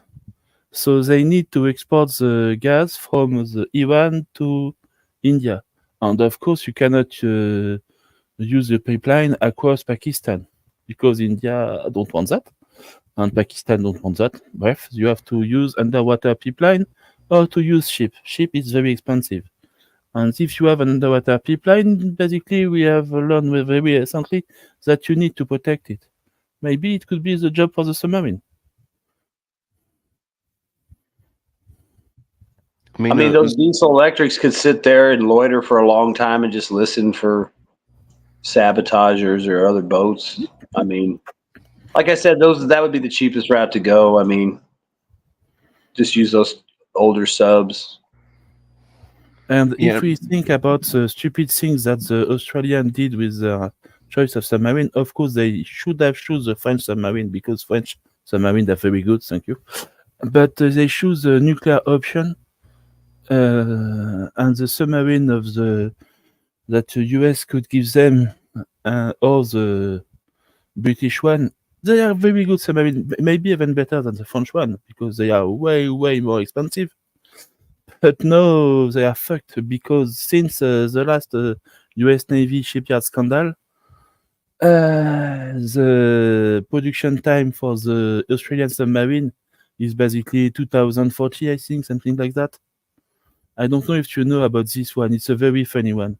Basically, the contractor for the building of the new shiny US submarine, the Virginia class, has decided to use subpar steel for this own submarine because, you know, the steel is not an important thing for a nuclear submarine. So they use low quality steel. And of course, US Navy detects the issue very quickly when they receive the first few submarine. And they have to build again a lot of the submarine they have received or that was already very advanced in construction. So in the shipyard able to build this kind of submarine, the schedule has been totally destroyed. That means that there is maybe a few places in USA where you could build this kind of submarine, and the Australia command has been pushed away in time. It should have been delivered by 2030, and now they are speaking about 2040, just because of the fuck up of the shipyard using very low quality steel for nuclear submarine. There's no more Australia by 2040. If that's the case, there's no more Australia left. It's going to be like the Chinese Aozhou. And you know, the Australian has a very bad situation in the military supply command system because they have the same issue with the F-35. In the F-35, Australian bought it, of course. They need some missing part for the airplane, and the waiting time is 18 months. Basically, USA is going to give this part to everybody on Earth before Australia. So some of the airplanes are waiting for 18 months, the missing part for them to be able to fly. Yeah, we can talk shit about the Australians. They're all sleeping right now. It's okay. It's not that. It's just they decided to be the slave of the USA, and so they are paying the price. Yeah, it's Macron's fault because Macron cannot sell France better. Boris Johnson did a better job than Macron. Yeah. Vladi is back. No, if you want my idea on this submarine story, I think Australia should have bought Japanese submarine. Japanese submarine is a very high quality things because they use a system where the SSK doesn't need to go on surface to run the engine. That's a closed circuit engine. Very high tech, very advanced. So we basically could have your SSK stay underwater for 2 months. And it's very high tech, of course. And like everybody know here, Japanese is very good for electronics. So their sonar and all the electronics on board is very high tech. And the second thing is that actually the submarine base in Japan is in a US base in Tokyo Harbor. In Tokyo Harbor, you have a big US base, and in this US base, you have the Japanese submarine base. So basically, if you want to have an advanced base to put your Australian submarine built by Japanese, you could just choose the US base and put your submarine just across the Japanese submarine. So you divide the logistical cost to repair and to maintain them with the Japanese. And it would be very cheap to build another base, I don't know, in Philippines or somewhere else, because you could charge the cost with the Japanese, since it would be the same system. And Singapore Japanese bought German. is, for Australia, a local area actor, you know. Okay, there is half the world of difference, but in the Indo-Pacific area, the distance is very important. Big Brother say cannot. Big Brother say you must buy the Big Brother's submarine. Yes, because they want to have basically a repair base or logistical base for their own submarine in Australia. Yeah, Singapore bought German. And they want Australia to pay for it. That's the funny part. Singapore bought German. The latest submarine is German. So Vladik is back. Yo, hey guys. Yeah, I was going to tell a couple sentences about Germany before the BND got me. But yeah, now I'm back.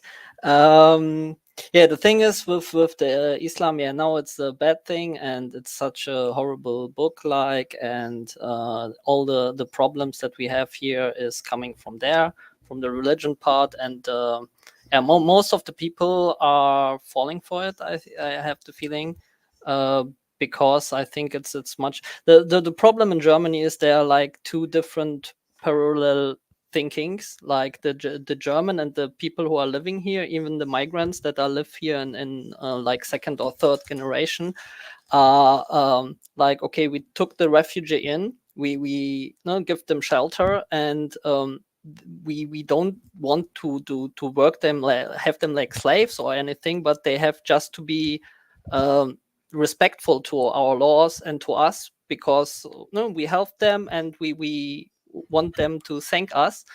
But for the refugees, we are the cause for the problem that they have in the lands, like the Middle East and North Africa.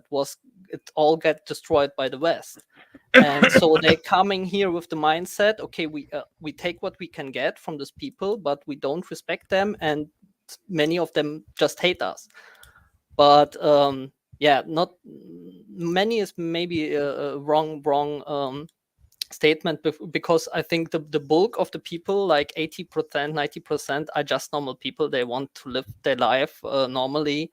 And I know many from the university, from my work, many refugees from Syria, from Libya. They just work their asses off, learn the language, and yeah, try to build a family. But yeah, the media is always showing the bad things, and always this fight against the right, the Nazi. Everything is Nazi here in Germany, and we have to be like, remember the horrible things that we did. But on the other side, we are like celebrating German panzers or tanks in Kursk, like yeah, yeah. I don't understand it at all, so it's a little bit confusing, but it has nothing to do what you said, why the Soviet heritage, because yes, the East Germany was poor, much poorer than the West, and it still is, but West Germany or Germany at all is pouring so much money in the East just to compensate, and it still don't work because of the water roads. So all the industry, all the finance industry, all on in the West Germany. So that's why the East is by default much poorer. So that it's not I think after 30 years reunification, the Soviet heritage is not really something you should look at in Germany. Yeah. So how about the AFD support? Where is the support coming from? From what I get from like friends and colleagues, it's from everywhere, because the people just fed up with the government that's doing like nothing, just talking, and all the problems that coming up with the refugees, and it's getting worse and worse and worse, and yeah, there's no one have a solution. The people now who supported the AfD are like a little bit shocked, because AfD is like pro-Russia. They say we should have make business with Russia and make peace with Russia, and yeah, most of the people don't get it, because Russia is like the arch nemesis. So what the fuck? I don't think that the AfD is serious about the pro-Russian course, because you can't do it as Germany and living in the heart of Europe and then be like and make business again with Russia. I don't know if it's possible for at least for the next few years. Yeah, and the other thing about the AfD is they will just collect all the Russian Germans or pro-Russian Germans, like to get the votes from them, and then they will maybe sacrifice the pro-Russian stand as a political like commitment. Like, okay, we don't want to make business with Russia. Just let I don't know really what's gonna to happen, but I don't know it's so much important, because it will like go to this like fight between the refugees and the Islam and the Christians, and like the not really the problem, like the cause of all those refugees and the oligarchy that is just making money and just want to keep the status quo going and not go any further. Yeah. So Vlad, can I ask you a question then? Because I've heard this rhetoric for many years coming out of Germany, and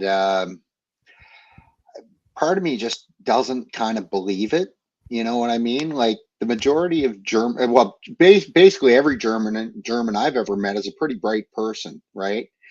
And I just don't believe that the majority of German people are looking at refugees and saying, wow, this is a real major national issue that we need to overcome. Like, obviously, I think the refugee issue is a smokescreen for other bigger problems. Those other bigger problems are the fact that Germany is deindustrializing at a rapid pace. People are losing their jobs in record numbers. Businesses are going bankrupt in record paces in Germany and the rest of the West, for that matter, by the way. So those are the bigger problems. Those are the real problems. Though all I ever read in the mainstream media is this nonsense about far right, blah, blah, blah. Tell me, when you're talking to your friends and you're just over a beer or whatever, they can't believe this nonsense about the refugees and everything. They know what the real problems are, right? I would like to say yes, but the problem is the problem with the refugees, and I wouldn't say it's a problem with the refugees. It's just criminality and just hate for each other, and that's lead to all this stabbings, like in the UK, and I feel it too. It's like when COVID started, you hear about it, you read about it in the internet, and then the first cases start popping up somewhere, like a friend of a friend, some things, and it was really, I could really feel it like last week when there was a colleague from work was trying to get her daughter out of school because she have to pick her up at the train station because there was a stabbing right next to her. On the next day in Frankfurt, Hauptbahnhof, there was like a shot in the head, even on the train station. And like the next day, on Saturday, there was like a stabbing in Solingen. That's where the family of my wife is living. There was like a city hall 650-year town celebration, and there was a stabbing too. And yeah, it's starting to get like it's like everywhere. It's always, and that's why the people are thinking that's the real problem. But Nunya, you're right that the deindustrialization is the problem. But I think the people are thinking like we can do nothing about it. It's because of Russia and the evil Putin and the wars that they started. So it's not in our hand, like the economic things that are going bad. Yeah. I thought it was hyperbolic. I didn't expect that there is really this many like stabbings. I read there's a lot of stabbings. It's starting to add up. It was like starting slow, but it's starting to get really often. Maybe the people get like I think the hatred has started. So the far right are starting to get more violent against the refugees, and the refugees are starting to get more violence against the Germans. So yeah, you also got to look at it too and say how many people live in Germany, 80, 90 million people or whatever. So if you're if you're getting a stabbing small here and there, it's just and it's don't forget immaterial. one thing. In every Western country, we don't have firearms basically in Europe. So the stabbing attacks with knife and things like that are something that happened even before this immigration things. So I would be very curious to know the statistic about it. Is there really an increase in the number of attacks, or is it just that the mainstream media is speaking about it? Or maybe you have, I don't know, before that you have 10 events for 1,000 people, and today we have 12 events. So it's a very small increase. Yep. But today we have the mainstream media speaking about it. In a lot of cases, it's a thing in France. It's because the mainstream media is speaking about it that the focus is on. But if you look at the statistic, basically nothing is happening. Yep.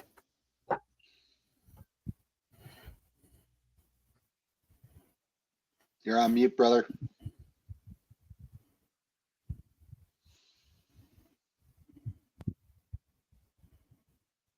So you are mute. Try again. Check your settings. Can you hear me now? Yes, we can. Okay, Yes, great. So yeah, I just kind of wanted to jump on what Logic and what all you guys were talking about, where it's like I don't really think that Germany has sovereignty over her information space. Like I try to read everybody's propaganda, but it makes so little sense to read Germany's propaganda because like they just uncritically parrot what our propaganda says literally most of the time. So like their far right and far left, it's kind of like our far right and far left. It just sort of, means more like anti-status quo, which would include people that really are genuinely on the far right and far left, but it includes probably the majority of the population, to a certain degree.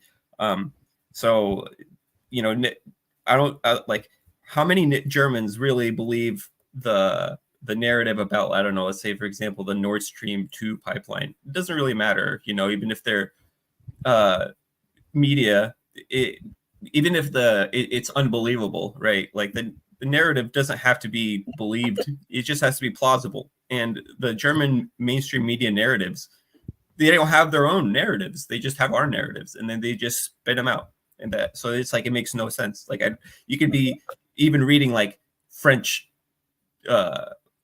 like mainstream media, French propaganda, and it makes more sense to spend your time doing that than reading German propaganda. That's all I wanted to say. Logic, do you want to respond? Yeah, I can only agree to it. The information space is like really limited, but the Germans don't see it as this, because they have like all the talk shows with politicians and so, where they discussed every like topic that is urgent, like everything. But the discussion is still in a border. So it's free, but it's not. It's going in a pre-directed direction. So that's why, you can't really blame, I think, the most people, because I think guys like we spend much time of the day like reading things and informing ourselves. And I think the average guy don't just have the time. They just see the news, and when the Tagesschau, the German news outlets, like the state news outlets, are the mainstream thing, and everyone just believe what they say, because it's not believable that they were lying. How could they lie? And to so many people, that would be so unthinkable. So that can't be just true.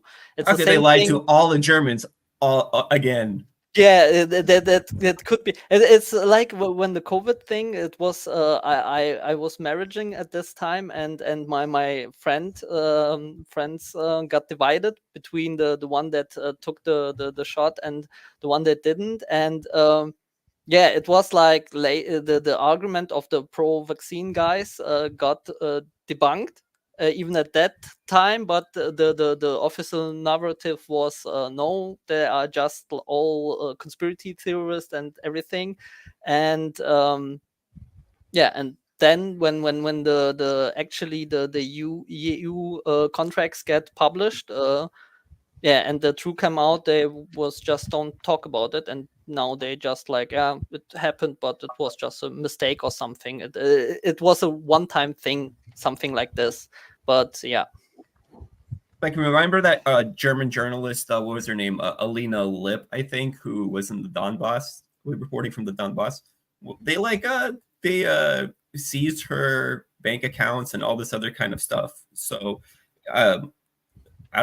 it's kind of shocking to me that Germans don't perceive their information space as completely captured and completely compromised, like not working in the interests of Germany at all. Like even American media is not that bad. At least we're trying to at least the brainwashing that we're trying to impart on other people is useful for our corporations and things like that, right? It's useful for, Elon Musk going to Bolivia and getting the resources there. For Germans, they're getting the raw end of the deal. They're just getting shafted from the left and from the right.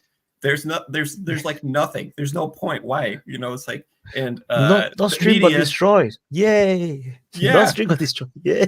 Hooray! Yeah, exactly.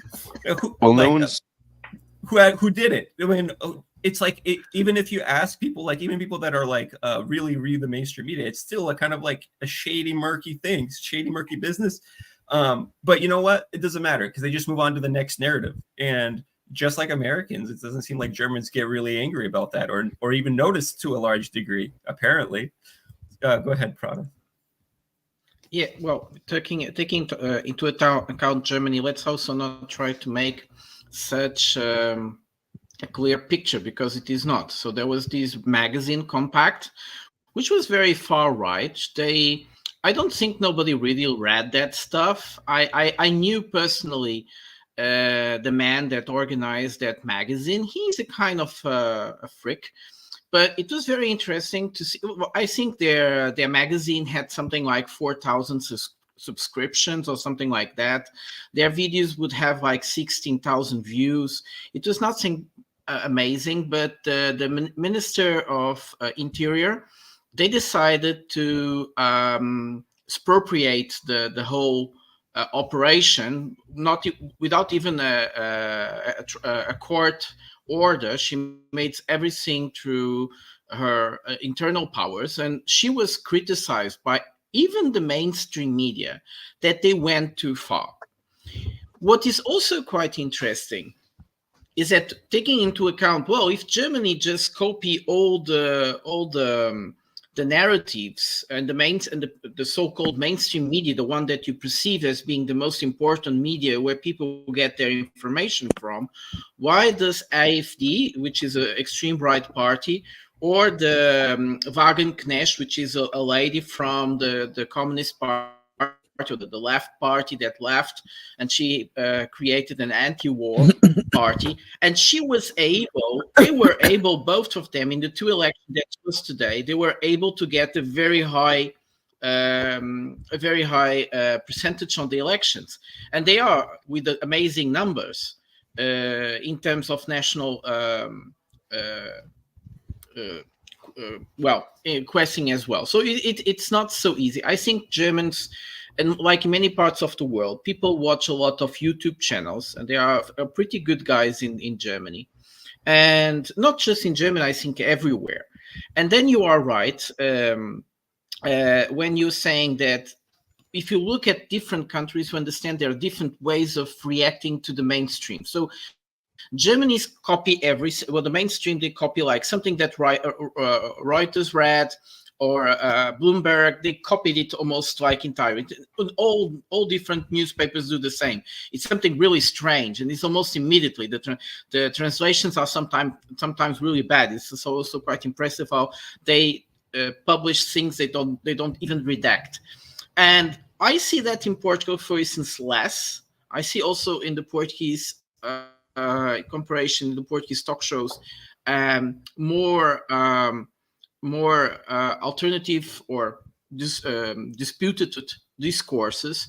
And in Germany, I think one of the reasons why I think they are not so mainstream anymore is because when you watch one of those talk shows, you have 4 people saying the same thing. You don't learn anything about these people. So like 4 people pretending they're having a debate, and they are not talking about, nobody is presenting something new or questioning the position of the other person to be false. So in these meine Hose, and and so this is also the fact that when people feel themselves like Vladik was saying, okay, I don't have much time, but you also don't want to waste time watching stuff that doesn't really bring anything new to you. So perhaps people don't just watch the Tagesschau, they open their YouTube and watch one of those YouTubers. They bring more information, are more explanatory than the mainstream media. Go on, Ryler. Yeah, Wait, I was just gonna I need to say, put super chat. Wait, because this is very important super chat because he's bleeding. Like, I took the 8th booster and I bleed through my butt. I made it. I suspect that is called period. You may want to talk to your doctor about it. Why did you take the booster shot in your butt? That's the first question I have. He took too much. It burns through him, you know. Yeah, but you should take Yeah, a jab. I suspect he's turning trans. Like maybe the too much gene therapy, right? The gene changed him. His gender is changing. Yeah, I was just gonna say that men bleed too. Like no one thinks that the media they watch is propaganda, right? It's always like the best propaganda makes people think everyone's think so. brainwashed except for them. And so like when you talk about well, why don't the Germans realize this or that? Like I'm sure like no one's gonna think that their own like media is like propaganda, especially if they're not really like super against like the mainstream narrative, or they're more just comfortable with whatever sources they're receiving. But I think more broadly, if you're talking about politics in Germany or just in Western Europe in general, it's a lot more those countries are a lot more socially progressive than the U.S. is. So I think that you look at a party like AFD, it's sort of like like AFD is like everyone says it's far right, like I feel like far right in Western Europe is pretty much just the American Republican Party, because by Western European standards, just because those countries are socially progressive, a party like the American Republican Party is going to be far right to them. So I think that's something you need to keep in mind when you're talking about things like this, and parties like this that they get popular in Western Europe. Things like I don't know, Vox in Spain or Sweden Democrats in Sweden, just different parties like that. You gotta keep that in mind. At least that's what I think. Nunya. The doctor told me it's more effective through anus. And there's something about butt babies inside the chat. It's like it's very disturbing. Dude. Where? How did we end up here? Iranian Putin. Yeah. This is your fault. I just call it shit. I do not know why people call it butt babies. Okay, Nunya, sorry. You're muted, Nunya. And you're mute, Nunya. Yeah, the point I was going to make about the Western media, I think George Carlin said it best. Everybody go on YouTube and just YouTube like George Carlin, The American Dream.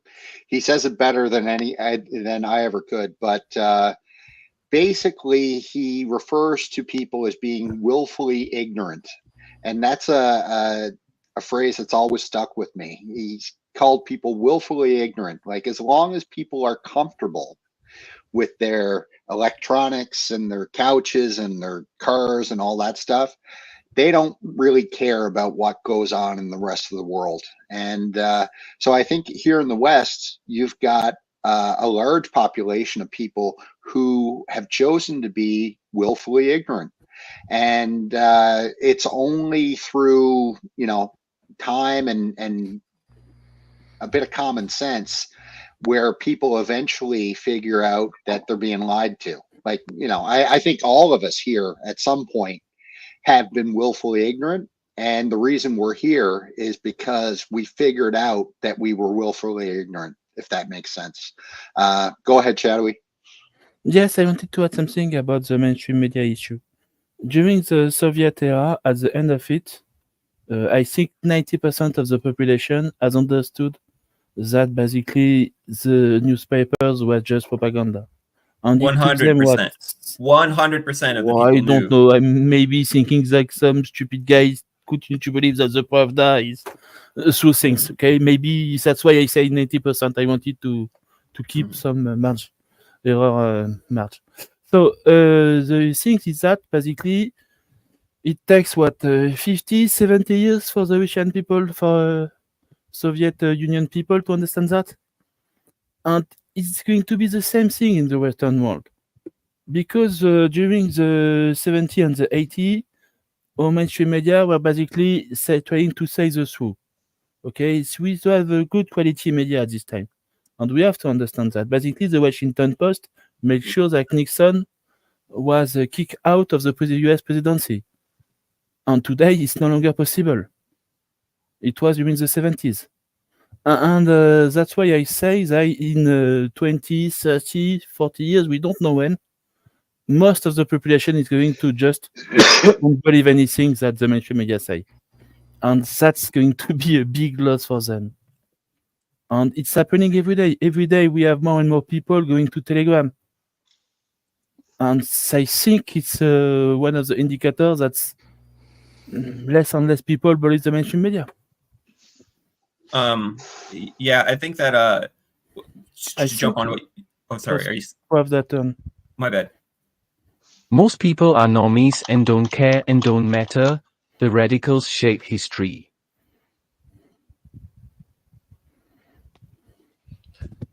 Euromaidan is one of these. Though the normies didn't care, and the radicals changed Ukraine. What is your turn? I think it was Bradley, but okay, so yeah, Bradley. then I will try to be All right. fast. And so Nunya was picking up a good point. So one of my, as you probably guys heard, I studied sociology. One of my studies was about to understand why the Portuguese population reacted so protestively or so massively during the East Timor crisis. And the reason for that is, when I was studying, is mostly you have, most of the times the people care about something if they have been developing some kind of sympathy towards a cause for a long time. So we see that the way that people reacted towards the Palestine, the Gaza crisis is completely different than to Ukraine. The mobilization was stronger. Whatever the mainstream media tried to say in favor of Israel or try to silence the what was happening in Gaza, people that were engaged into that emotionally, they reacted very strongly, and they still do. It's impressive. That's when states and propaganda have a lot of difficulty to control those vibes. On the other side, we see that the normies, like, the thing is that if people are not engaged emotionally into a conflict or find it a bit like it's out of their hands to control, or find it like, oh, this is just a big game. I think this is the perspective most people have with the war in Ukraine. In almost most of the European societies, there are some people that are really engaged to the side of Ukraine more than to the Russian side. But this is still a very low amount of people. So but on the other side, we see that people don't react emotionally, but they don't say much, but they still, if we look into the case of Germany, but also in France, the fact that the AfD is growing a lot, and even the Wagenknecht, which is even a more interesting phenomena, these are parties. They have been focusing their political position into the anti-war camp, and they are growing extremely. And this is when whatever explanations we have, when we try to watch the media and try to pick up what's happening and how people think, is when it doesn't make sense. So things are not so clear like we sometimes pretend it is. And all these political studies, what people think and don't think, what their opinion, most of the times they don't even express the real opinion of the population. They know where to ask those questions and what type of answers they will have. And these are these studies for a population of 80 million. They just interview 1,000, 1,200, and they say it's scientifically viable. It is not. We know it is not, but it's how they do. And also something very interesting is that the falsification of these studies allows nowadays, this is a strange development in democracy, is that taking into account these studies, politicians take their decisions. Of course, it is way too how can I say it, for politicians to actually order studies that present the opinion they want to take, it's too easy. And the way, but it's how it is. Sorry, brother, I end up taking much longer. That's all right. I was next. You were next. Yeah. I think I was before Prada, but I guess you can go. Yeah. Well, I was just gonna say, I don't think in any country in the world or at any time in history anyone's, really completely trusted the media in the way you sort of learn you're supposed to in elementary school civics class or anything like that. Everyone in every country, I think, sort of at least implicitly understands that to some degree or another every media outlet's going to be influenced by different politicians, special interest groups, corporations, things like that, and are ultimately going to don't really serve to reveal information about these things or serve as the underdog or anything like that. But really they're just some degree or another sort of a tool of the elite to sort of shape public opinion in the way that they want. But I think the thing that most people don't understand is that people might think that way, but they think of it more in terms of the other side's only one that's doing this, our side doesn't do it at all or as much. And at the same time they don't really realize the degree to which both left and right-wing media, certainly in the US and I'm sure in any country, gets influenced by the elites and influenced by big businesses in a way that they that isn't really even visible to the public. The example I always use is that all the biggest media companies in the US, Viacom, NBC, CBS, all these different companies, the three largest stockholders in all of them are BlackRock, Vanguard, and State Street Corporation. And those three investment banks are also the largest investors in companies like Raytheon and Lockheed Martin and all that. And so basically there's always this sort of conflict of interest where you just have the elites that profit off of things like war, social tension, different policy choices, things like that. And ultimately they just sort of influence these media outlets, as well as things like think tanks and academia and all this. And they basically all just sort of work together to push a narrative to one degree or another, no matter what the political leaning of those media outlets might be. And so the way the American people or the people of any country are going to see that is they're going to see that and think, oh yeah, the left wing and the right wing media, they're just saying the same thing, so that's got to be right, and things like that, And of course, if you don't realize just the degree to which big businesses and special interest groups are going to influence the media like that, you're going to be. I think people are going to be fooled by the media to some extent. Like, just, looking at China, like, if you go look back in, like 2020, 2021, media's always like, oh, China's a big deal. They're going to invade the US or whatever. And of course, the Ukraine war started, and all of a sudden the media went to, demonizing Russia, and all of a sudden no one cared about China anymore. Like, if you look at the Uyghurs in China, like everyone was going, like in 2021 was going, oh, the Uyghurs is a genocide. We got to stop it. We got to sanction China or whatever. And of course, one, China stopped doing that. They're not detaining the Uyghurs like they were anymore. And of course, the Ukraine war started at the same time. And now 2 years later, that, like, who the hell even talks about the Uyghurs now? Just like no one even cares anymore. And it's like, but of course, if you look back, everyone was just like even people who are, usually, like on the left or, libertarians are usually opposed to these kind of foreign interventions, where it was like, oh yeah, we got to do something about it. We got to sanction China or whatever. And it's just a perfect example of the degree to which, people can be influenced by the media in ways that they don't even realize, and that's just my take on it. Bradley. Thank you. So I'm just going to say that trying to hop on the point that I don't remember who was talking, who made it before. It might have been Shadowy. But what I was going to say is that like the Soviet man took for granted that it's all propaganda. Like that, that you're not reading what is quote unquote the news. Like, I'll talk to cab drivers, already in their 60s, and many Americans are just figuring out now that Western propaganda is also propaganda.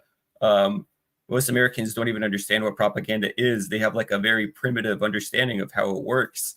After the fall of the Berlin Wall, I was listening to an interview with some professors that were like university professors on the east side of Germany. And they were often shocked to find out that their Western brothers, even like in academia, actually believed the propaganda about both the USSR and the Western free world in general. They were like, well, you don't actually think that, do you? And they most of the time, people really did think that they had like some kind of a free press. It's so different. For me, you don't understand. It's different. No, that's different. You don't understand. Something. You know the joke? No, I don't. That is no. That means no. Everything is exactly the same thing, but the West will say no. That's different. No, it's a different thing. Okay. That's what happens when they can't win the argument. That's what comes out. It's but that's different. Okay, well, how is it different? But they can never explain it. And that's when you know that the argument's over, because I've had that, Wyatt, happen to me so many times. When you start challenging somebody on Western media, that's different. How so? Oh! Sorry, yeah.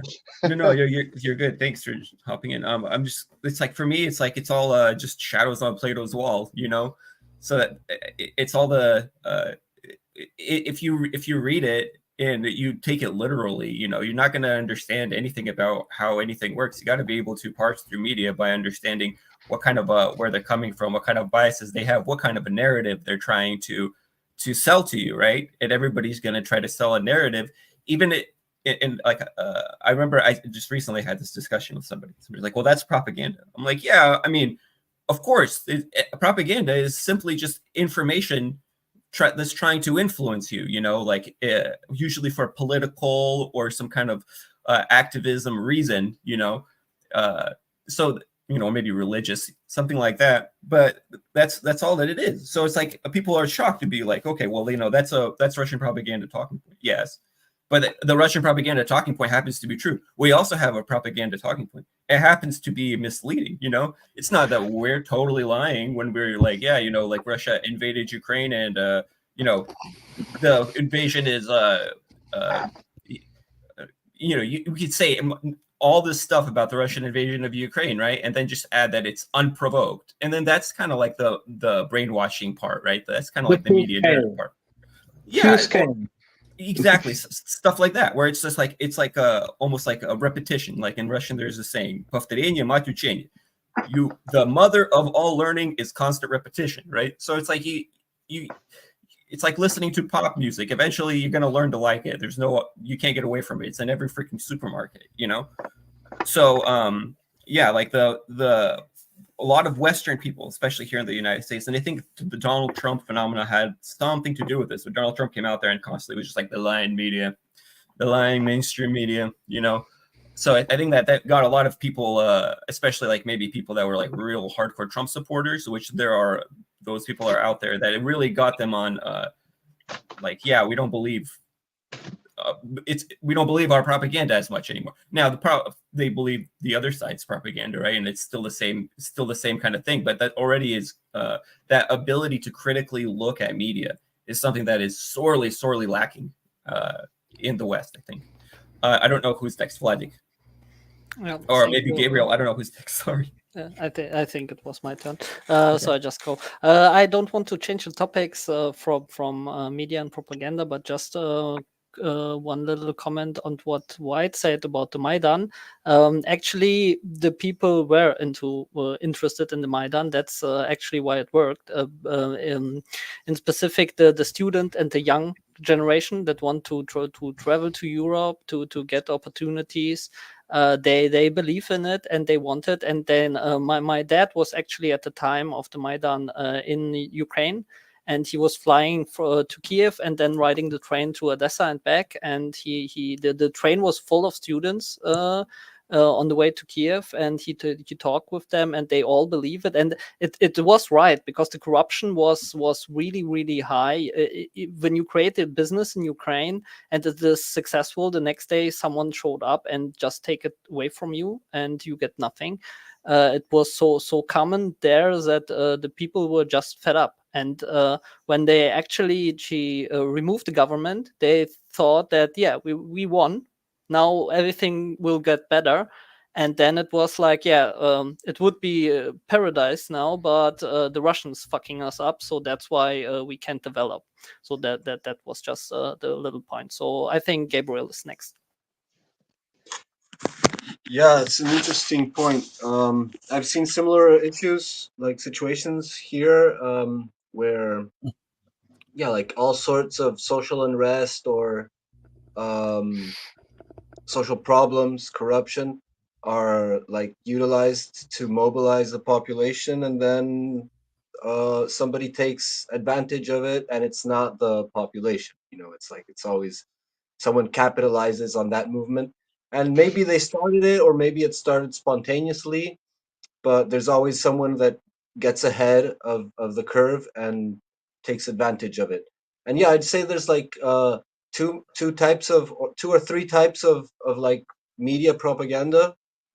One of them is like to say something factual, but with a spin, you know, like with a yeah, like when they talk about the Russian-Ukrainian situation, you have to put it in the context of a full-scale, brutal invasion, and so on and so forth. Evil invasion, whatever. That's like the spin part.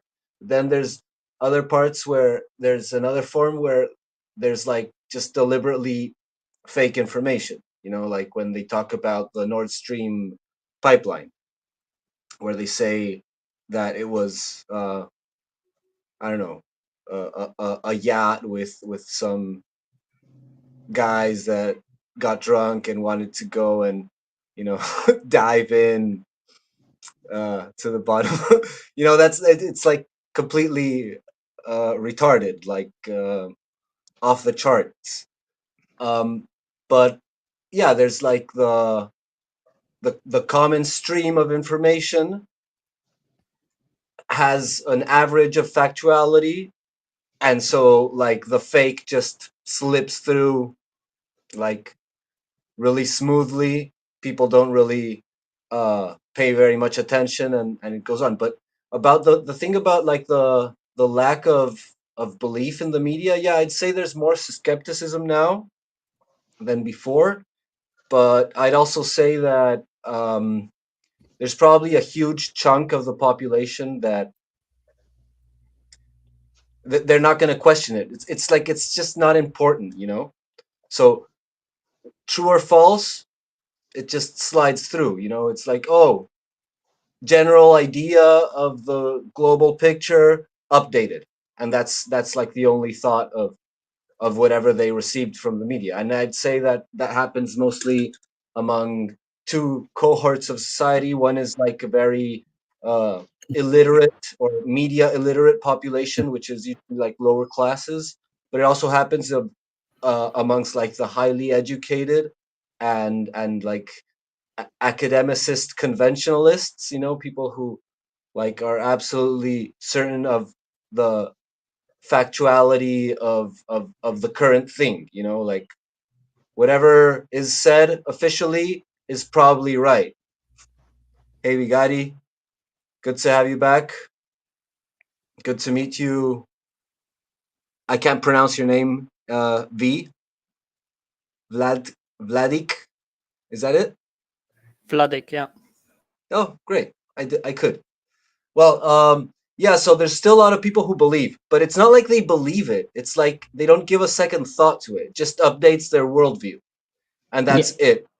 But like I was super surprised with the COVID thing, which like we can see in retrospect. Like I've always had distrust, so it's not a deal. But we can see in retrospect like the level of falsehood, you know, of the narrative.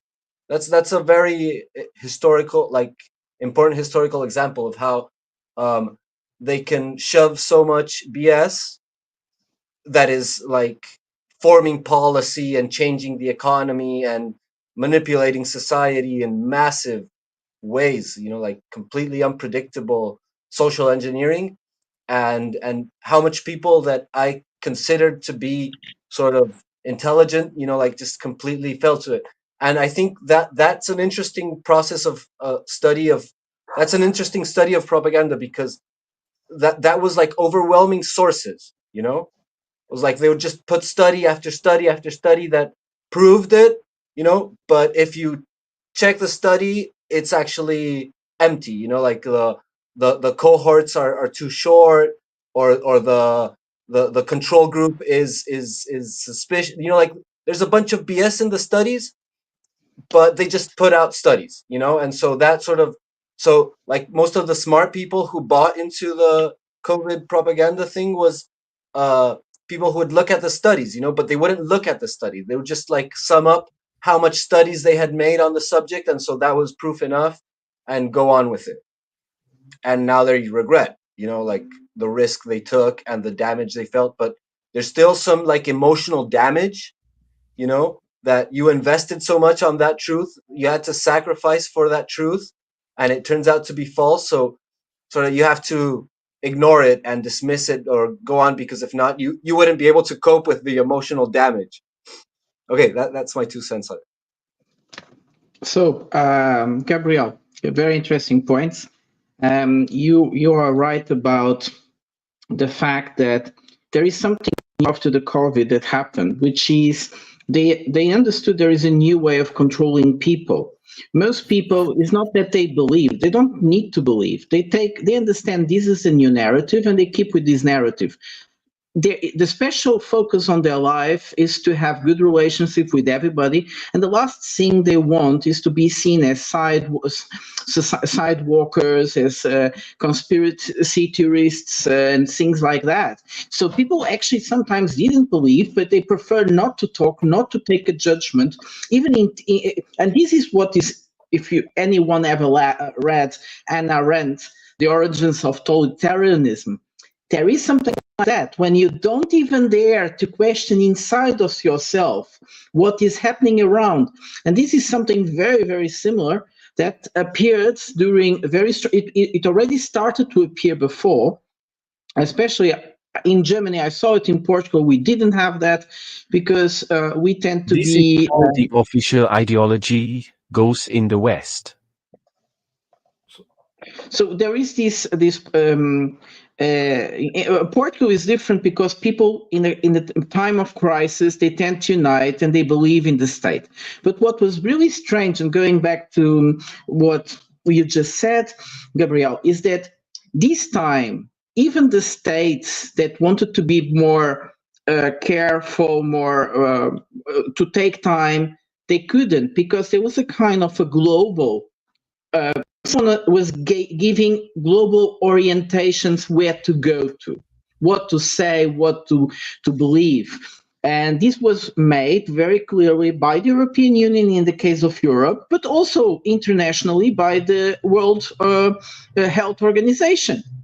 They were really following pharma interests, because, and it was very interesting that when the first vaccine started to appear, which was actually the Russian, and I think immediately the Chinese, if I'm not mistaken. But the whole manipulation of information was to make a standby, because the AstraZeneca was just about to come, and Moderna one and Pfizer was just about to come. So they had to make all that propaganda, and in this direction, even the World Health Organization was playing that game. Now, going back to Ukraine, Vladik, it's very interesting what you're saying. The problem about Ukraine is that the Ukrainians created a victimization nationalism. They always complaining about the others for their own failures. And when you look at one of the big myths, the Holodomor and all things like that, what we forget is when the Bolshevik Revolution was made, the Ukrainians were the most enthusiastic about that revolution. Immediately, 30% of the Bolshevik party was composed, in the beginning, 26 more or less, were Ukrainians. And by the end of the 30s, 60% of the Communist Party of the Soviet Union were Ukrainians. They were the most enthusiastic. They were the ones pulling the strings everywhere. They were the ones creating the narrative that the Russians were chauvinists. And because of the Russian chauvinism, we had to give autonomy to all the peoples around in the Soviet Union. Nationalist organization. They were the ones imposing Ukrainization all over. They speak about Russification, but actually it was the Bolsheviks that started the Ukrainization, the forced Ukrainization of all areas that historically sometimes never belonged, were populated by ethnic Ukrainians before. But it doesn't matter. It's what it is. But on the other side, we see, for instance, the independent movement. It was sold to the Ukrainians more or less the same. We are being victims from the other ones. We have to work for them, and we have to stand on our feet. And actually, the Ukraine was one of the most developed parts, together with the Baltic states, some of the best developed parts of the Soviet Union. Why did everything went wrong? Does it have something to do with Russia? It does not, but they still complain about Russia. Then they have the Orange Revolution, because we have to get rid of the Russian influence. We have to stand our foot. We have to make a democratic revolution. And then they go again and went bad. And then you have the Euromaidan. But the thing is that the Party of the Regions was back then already a semi-revolution. It's the moment when the people of the East decided to take a political position. And they understand how their economy is based, what kind of products they do, and they don't want to go in direction of the European Union. It's not important for them to travel to Europe, to look cool, to have iPhones. They want to keep their jobs, and they understand that the era of the heavy industry is going away, and the only way to keep it is to actually support a better connection to the CIS countries. No? Is it true? So when we saw the Euromaidan, we also saw the reaction on the East, where people got really mad. Well, you just made a coup against the president we elected. This was the guy we elected. How are you doing? How is this democracy? We elected these guys. We wanted things in this direction. And then you say you hate the Russians. Why should you hate the Russians? They buy our products. And what people don't realize, many of these factories we see all the times being destroyed in the East, in Mariupol and so on. These factories haven't been producing anything since 2014. They were closed down, or they were just surviving. So it's impressive. So the East actually lost a lot, and they knew they were going to lose, and there was a reason, but it doesn't matter. Ukrainians, we always make a victimization. Bulgari is here, and he probably will massacre me now. Go on, Bulgari. No. It is Ukrainian interesting national idea. that people working in MSM don't think they are spreading propaganda. I This is think true. this is how deep official ideology goes in the West. I kind of disagree with that. I think they know fully well what they're doing and what their role in it is. And really, wait, Nanya, you don't think that they're trying to they justify it to themselves? no, I think they're whores for money, and I think they'll do whatever it is. Yeah, they'll justify it to people in public, but when they're at home, they know what they're doing for money. Yeah. Yeah. So if you are a young professional, if you don't do that what they're doing, you're going to be stand back home. Yep. It's very simple. Oh, I guess somebody else is waiting to speak first. Bigatti was speaking. Yeah, I wanted to touch on a couple of points. The first one was that was Gabriel talking about COVID and all that shit. Like, the vast majority of people will give up every right to be safe. They think that government will protect them. They will give up every single right to be safe, to feel like they are protected by government. They give up freedom of speech, freedom of choice, everything just to be safe. That's how people work. Like the people that don't give up those rights, these are exceptions in the world.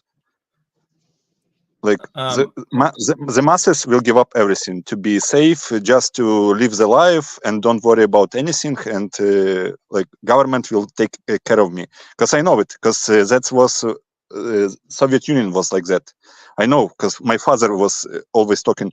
It was so much nicer in Soviet Union. You don't need to do anything. Government will do everything for you. And he was complaining like whole my life. He was complaining about it. Like that the government was doing everything for him, and he just needs to go to work, make his salary, and live his life. People are simple. People don't want to do anything extra. The other point about Ukrainians and victimization, yeah, Ukrainian national idea is that they don't want a state.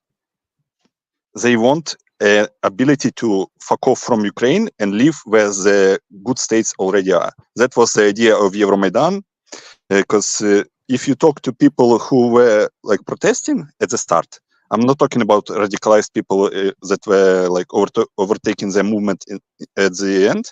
At the start was, oh, we just want to have Schengen visas. We just want to move to Europe freely without paying money. We just want to move out of Ukraine. That's Ukrainian national idea. Emigration.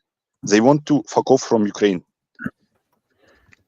And that's how it started. And Ukrainian people, I'm talking about majority, not like radicalized group. Majority doesn't want any fucking government. They want to live like that's so. They want to live without government, but they also want the government to take care of them. Like we have a saying like "хочу, чтобы все было, из-за этого ничего не было." I want everything, and I don't want to do anything for that. That's Ukrainian national idea. So na халяву. We want it na халяву. It's a common thing in humanity. Okay, we do not a lot of work and we receive a lot. Everybody wants that. Yes. No, not really. Some countries they know they have to fight to have something. They have to also allow the state to create or allow or not allow the state to develop in certain directions. But in the Soviet Union, there is this sense that they also always care for us. It's given. So if there is something you need, they will bring it. Sorry, Bigari. Yeah, like Shadowby says that everyone wants it, but it's national idea. Like the nation like is behind that idea, not like individual. It's nationwide. People just don't want to do anything. Like just look, read. I know that you don't read Ukrainian, so like go under every fucking comment in Telegram of big publics, big channels. Everyone is like, oh, we need to kill Russians. We need to fight Russians. And you ask them, are you in the army? No, we need to kill Russians. We need to. We will fight them. We will fight them. Why is Europe not helping us? Why is European cucks? Every European cucks, let us strike Russians. Do you want to Then you ask him, do you want to do anything yourself? No, they will need to do that. They need to do that. It's so ingrained. There is no personal responsibility here in this country. I think it's part of Ukrainian national idea, because there was no Ukraine historically. People that are coping to Kievan Rus are so much fucking retarded that it's not even funny. There is no Ukrainian state that ever existed, and we had a big boss every through the history: Poland, Lithuania, Russia, Turkey, Ottoman Empire, Austria, Hungarian Empire. We always had a boss. Now we are choosing. In 2014, we had a choice between Russian boss or American boss, and they chose American boss, and they are fighting to be American servant till the last Ukrainian. It sounds so perverted, man. Oh my freaking god. Jumping on both the points of I'm gonna hop on Brada's point about Mike Benz. There's a former State Department official named Mike Benz. I'm pretty sure he was a former State Department official under the Trump administration. And so one thing that he talks about is that Ukrainians, like the Russian identifying Eastern Ukrainians who identified as and with the Russians, was kind of perceived as a huge failure of our kind of Western soft influence and soft power efforts. We developed a lot of tools to try to help these kinds of color revolutions to take place. For example, developing the VPNs, and a relatively open internet. And so the idea of the Maidan was a little bit like the Russian law business in Georgia, if you guys remember that from a very short while ago. The young people hate the corruption, and they want individual liberties, and they are passionate, and they get weaponized, right? So there's this infamous clip of there's this C-14 is a neo-Nazi organization, paramilitary organization in Ukraine. And the founder of C-14 is this guy named Yerevan Karas. And so there's this infamous clip that you can find on the internet of Yerevan Karas saying that the Maidan was mostly peaceful protesters, and that the violent extremists made up something like 9% or less of the Maidan. But he said that if it wasn't for those 9% of participants who were violent extremists, it would have been a gay parade. Those few turned it into a coup instead of a gay parade. And when you take those young people, those young students that are protesting, the notorious and infamous Ukrainian corruption, right? It's no different than when you ask young people about corruption in whatever country they're in, right? What do you think Russians like the corruption in their country? What do you think we love corruption here in America? Or do you think that everybody that is on the bottom wants to take those corrupt motherfuckers, right, and do something about, get them out of there? Of course, everybody, nobody likes that, right? But it's easy to get that. It's easy to weaponize that, right? Everybody wants individual liberties. Everybody wants economic prosperity. So it's kind of like I heard somebody make an example like this, during the fall of the Soviet Union, there was a lot of young people that also participated in those protests and stuff. And one of the guys that was one of those young protesters participating said, here's how it felt. It felt like they came to us and they lied. They said, you guys want a palace, or you guys are living in a barn. You guys are living in these horrible apartments, right? Look, you guys want a palace? Okay, well, here you go. This is called a sledgehammer. Okay, step one, destroy your apartment building. And then they did that, right? They went and they protested and they smashed things. And then the people that gave them the sledgehammer stood back and said, okay, now see all that rubble? Build your palace. Go ahead. Job well done, right? So that like this is kind of it's the same playbook. Like you know, who really cares about that young students' personal, individual, I don't know, sexual liberties? You know, who like him and somebody who wants to weaponize it, but very few people else. Like it's a tiny percentage of people who are like hardcore social activists who are really losing sleep over the rights of trans or gay people somewhere in, you know, Russia or Ukraine or something like that, or some country in Africa. So that's my point. Go ahead, Vladik. I just want to add one more point. You just you corroborated what I was trying to say just now. No, a small group of people can change a country. It's not the whole country going to protest. It's the few radical ones that actually fire the shots, plan the violence. You know, they came in the middle of the night when the protest is already subsided, and then, you know, started to burn stuff and whatnot. You might not be interested in politics, but politics are interested in you, as the saying goes. Yeah. I just wanted to say that you're right what you were saying, Bradley, with the how they used it, the population, but it also you make it sounds really easy to just go in there and make the people fight each other and hate each other. And I think what the Americans did is, as a Ukrainian, I really don't like it, but I have to admit that it's a genius move to have, like, in a 20 years time frame, the Ukrainian and the Russians hate each other so much that they going on each other, and even families get separated. And it's like saying, yes, you have 20 years to make Canada and US go to war.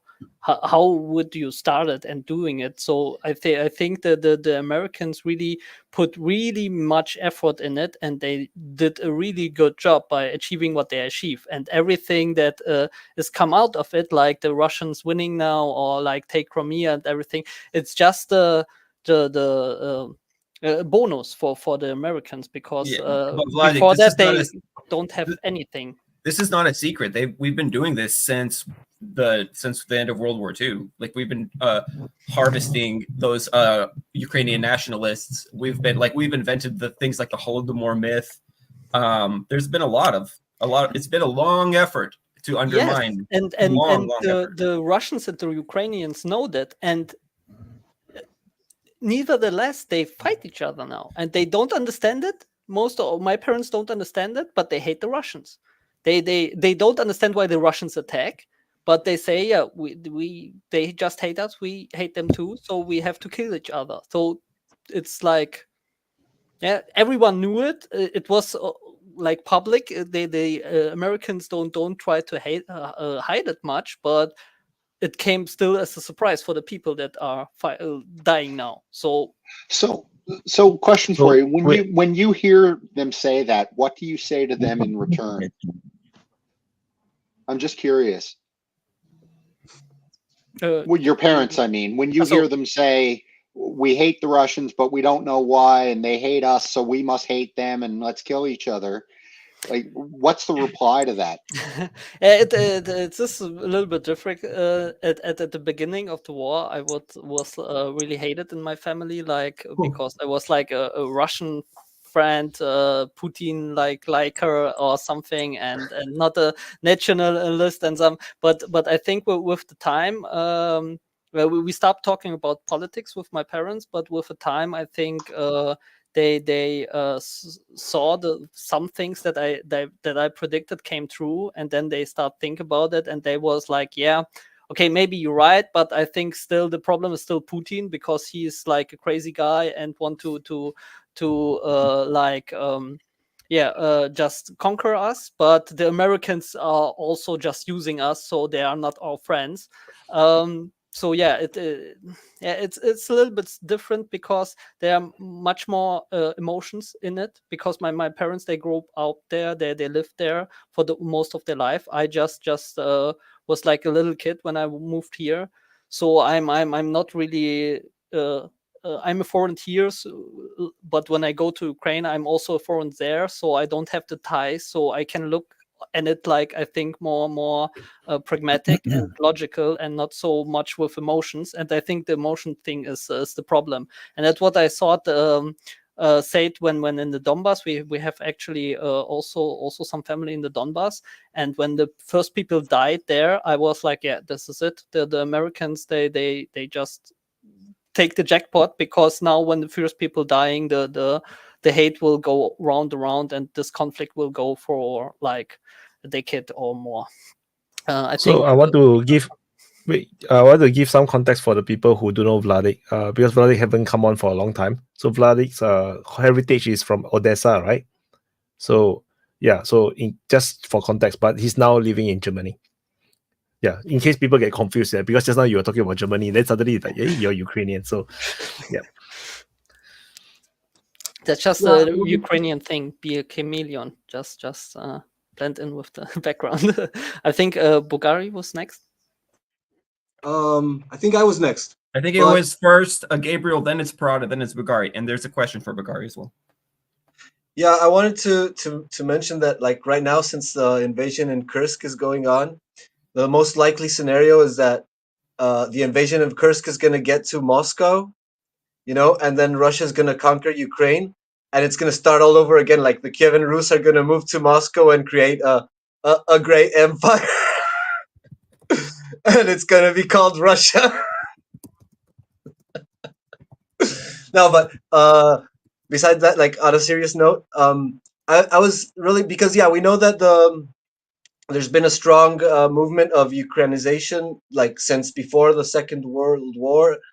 There was a lot of influence of Poland, and then there was the German influence and so on. But I imagine that during the Soviet Union, the Warsaw Pact, there was probably less official influence upon the population of Ukraine there was a lot of Ukrainization, but in the context of the Soviet Union. So it might have fed into the national identity, kind of commenting on what Bugatti was saying earlier. But I imagine that from the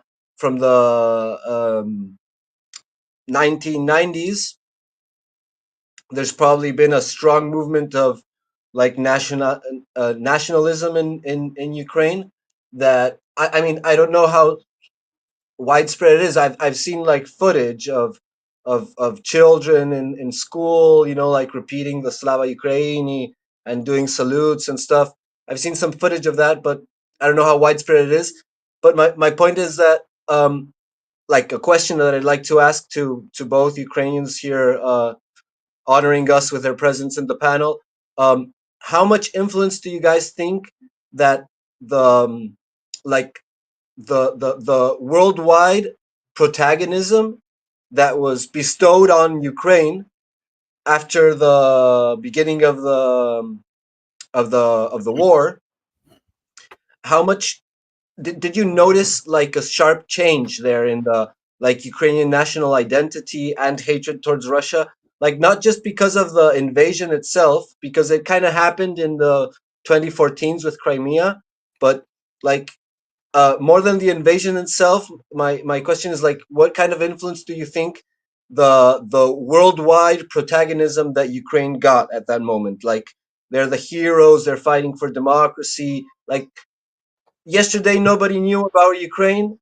The first positive attention Ukraine has gotten ever. After the invasion, like everybody knows about Ukraine, and everywhere there's like little Ukrainian flags, and people are like simping over Zelensky and glory to Ukraine and stuff like that. So how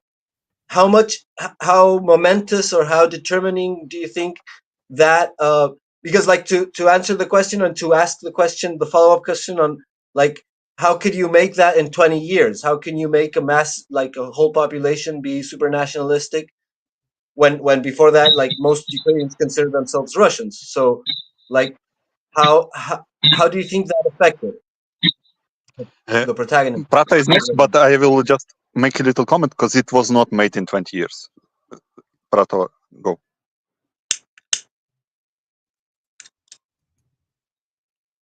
Well, he was asking a question of both Bagari and Vladik, but I guess yeah, go ahead, guys.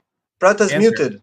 answer his question. Okay, sorry there. So yes, exactly. So it was not made in 20 years. This is very important to notice. It has been a process, but there is a very interesting thing which was formed in 2014. Is a working group for the Ukrainian membership, where Ramusem, when he left the job as a general secretary, he had a group with previous heads of state, mostly of the Baltics. So the president of Lithuania back then, that white blonde or white hair, short woman, very bossy, that was president of Ukraine, was, for instance, in that group. And these people had that exactly idea, how to make Ukraine become a NATO membership, and to reconquest and to get back the Donbass. So there has been a process. They've been constructing it. I find it interesting what Bigari just said. I imagine if the fact that Ukrainians hate Russia so much is the reason why they were invaded. Perhaps they shouldn't hate so much nobody. To hate someone is something very bad, and it has consequences. So they just got it payback. It's payback. If people realize, and especially if they're Orthodox, they should know that, because as far the Catholics don't teach that much but I know the Orthodox do teach that. You should not hate nobody, and if you do, you will have a payback, and that's what you don't understand Ukrainians if you think that Ukrainians are not spiteful and emotional people at their very core. Sorry, everybody is emotional in their very core, because that's what makes humans humans. Of course you can have some over self-controlled Calvinists that never express any emotion in their face, but I'm telling you, deep inside, these people are having very strong emotions. So that was my point. And I don't know who wants to talk next. I think Vladik and what's his name? We're trying to go ahead. I think Bigari was before me. Go ahead, Bigari. And I guess Gabriel had a question, and then.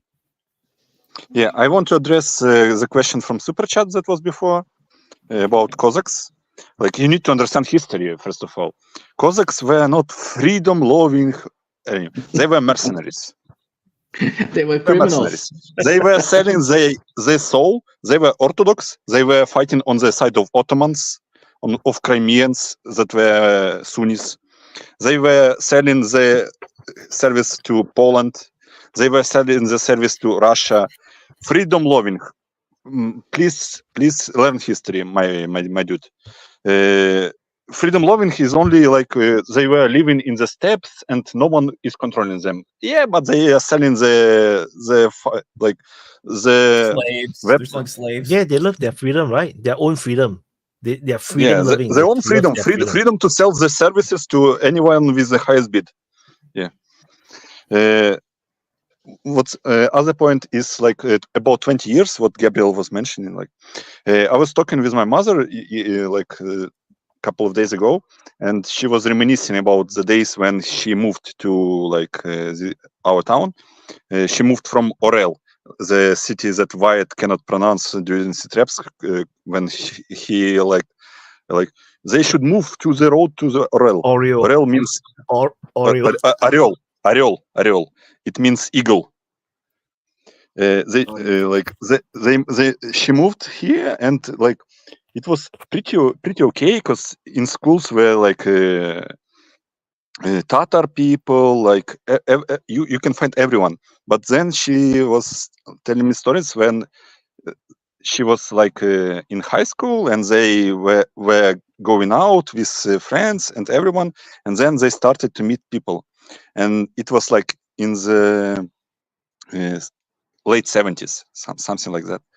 And then you start to meet nationalistic Ukrainians that hate everything, every Russian, in the 70s. It's not 20 years. The process was way longer. And I remember my school where we were basically brainwashed to hate Russians in school due like with the school program history, for example. And teachers in Western Ukraine, they brainwash you to hate Russia from the like 5th grade when you are 10 years old. So it's systematic process.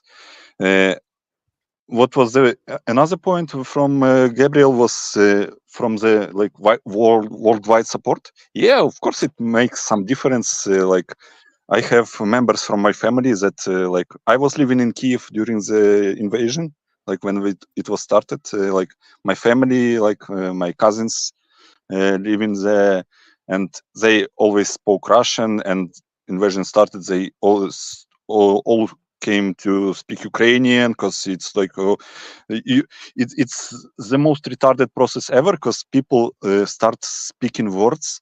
Because I grew up in like Western Ukraine where Ukrainian is like main language, and people that started to convert to Ukrainian started to use words that never used in Ukrainian, like there is a word like cup of coffee, and in Ukrainian they started to use filiżanka kawy. Filiżanka is a Polish word, but they don't know it because they never used it. So they start using Polish words and think it's Ukrainian words, like because it's from Galicia, from Lvov, because they are Polish people basically. They colonized by Poland, and like I know some girl that is so fucking like pro-patriotic, not like she likes UPA, all the Bandera shit, and she calls Lviv Lemberg, Polish name. Like, what the fuck are you? Like, you have some dementia, like. By the way, Bigari, women are worse than men. I noticed in Ukraine, in terms of those nationalistic. Yeah, because they don't need to fight. When your life is not on the line, you can be as radicalized as ever, because you can say, "Wow, I'm so embarrassed about our men. They don't need to fight." Go, you can volunteer. It's not like gender exclusive, but they don't want to because it's easier to talk. Like we have a saying, "Пиздеть не мешки ворочать." Like to talk shit is not to do hard work. Reminds me of what can be, unburdened by what has been. But, no.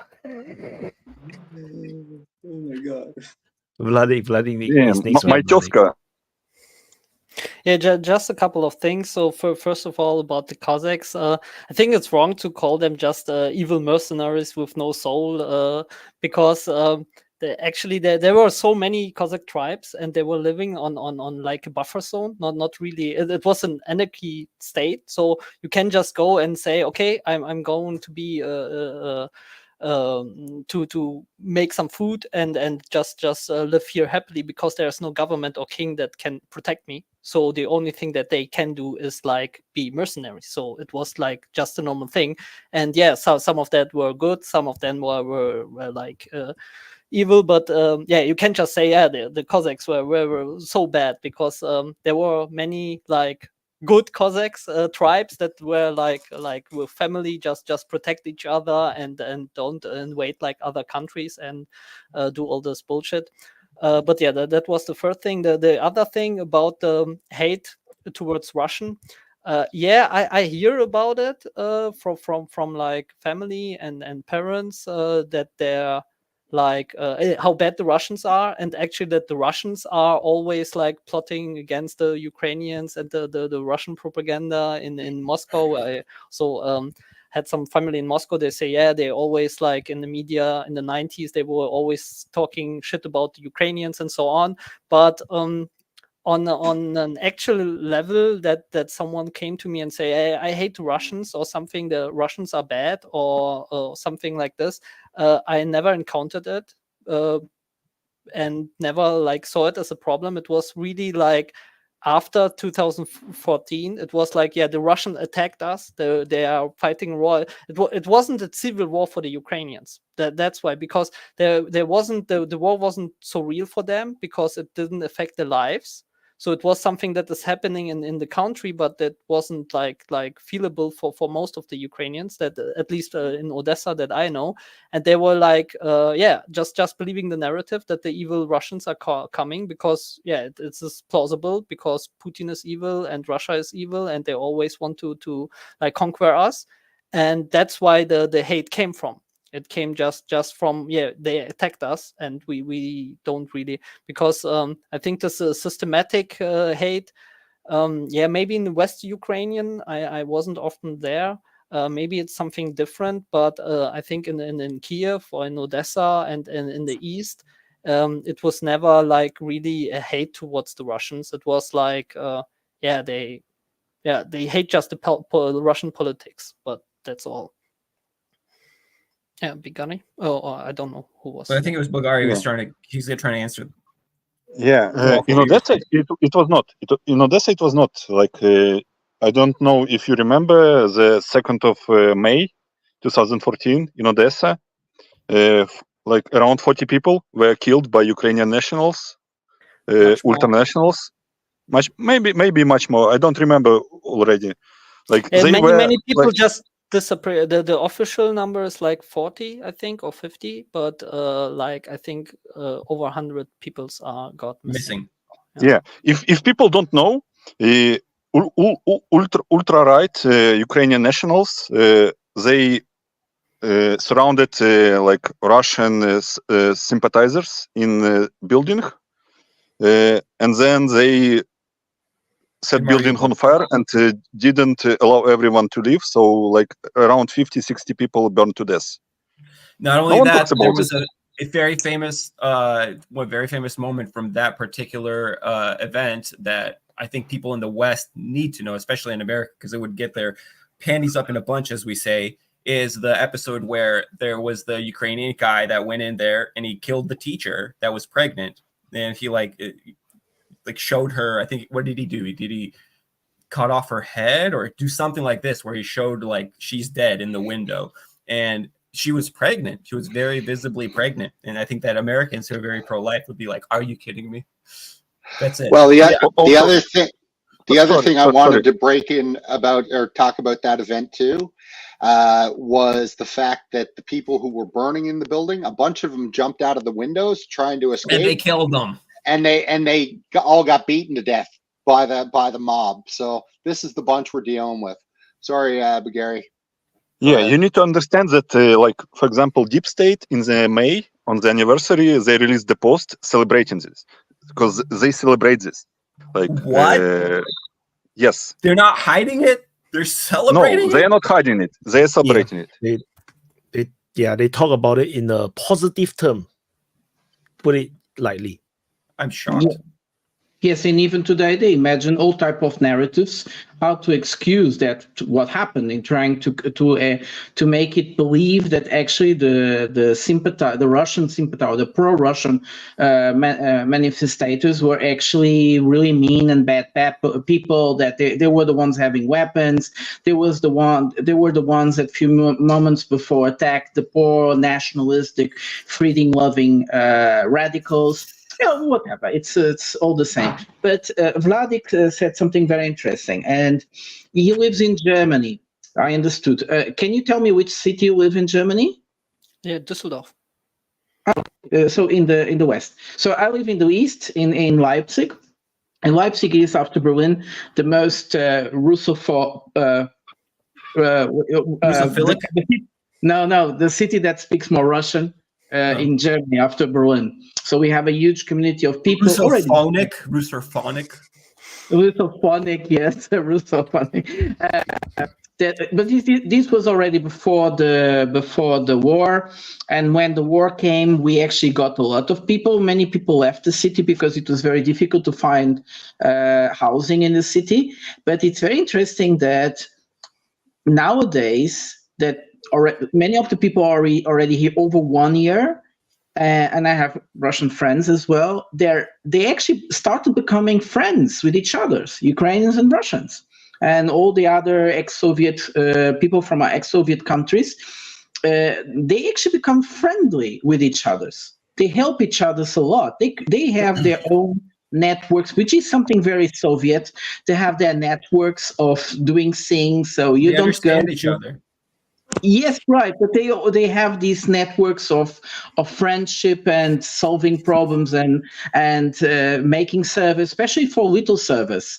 You know, there is a sense they do it different in their countries when they go to for instance, if you go to a hairdresser, they don't feel they do the same things that they used to, so they organize circuits between themselves to do the things they think it's done in the best way and the way they know. And this is very strong. And the thing is, I notice is that things are becoming very much more easy between themselves. And a very nice story I could talk is a friend of mine. He's having German classes, and he was very preoccupied. He's Russian. He was very preoccupied to go take those courses because he knew that 90% of the people in that course would be Ukrainians. He was a bit scared, but then he decided to go. And the first day when he said, "I'm from St. Petersburg," everybody turned and looked at him. And now everybody loves him and talks to him, and they all friendly, and there is no problem. And there was a girl that actually, it's also Russian, and she decided to say that she was from Kazakhstan to look a little bit better. Now she regrets she can't tell the truth because it wasn't that so much a problem to be within Ukrainians and being actually Russian. I have, though, the experience from people from Ivano-Frankov. I don't know so many Ukrainians, but I have the experience from people from Ivano-Frankov, which are more radical in their ideas. But this is probably it's just a person. It's not everybody. Who is next? Vlad.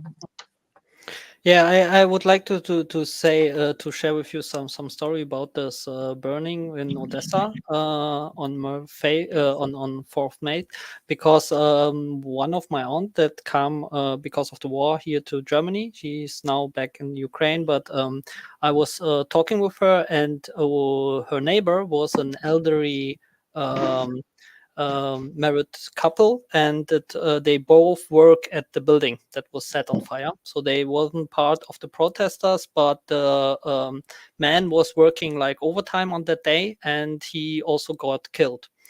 And she told it to me, and I was like asking her about the feelings of the people in Odessa about it and how they saw it, because most of the Ukrainians here was like my parents. They was saying it's just it's the Russians did it. It is the Russian provocation. I don't know how that can be possible, but yeah, it was just, yeah, the Russians can do anything. At that time, it was in the media also the narrative that the Russians agency is the most powerful in the world. They can like do really anything. So it was like believable. But then she actually told me something, and it's really shocked me. Because you say, yeah, I know someone that died on that day, and he was innocent and had nothing to do with it. And I'm very sad, but most of us are very glad that it happened in our city, because it prevailed us the same destiny that the Donbass had. That was like the thinking. And now I'm thinking it was also maybe a good thing for the Russians, because really, really many pro-Russian people in Odessa just get scared, and now they just wait for the right time. And maybe when the Ukrainians get weakened, the Odessa can then start an own revolution or something like this. I don't know. They can show their support. Yeah, they prevail some Russian forces that they could, I think, easily smoked out if they just let the Odessans start their own revolution.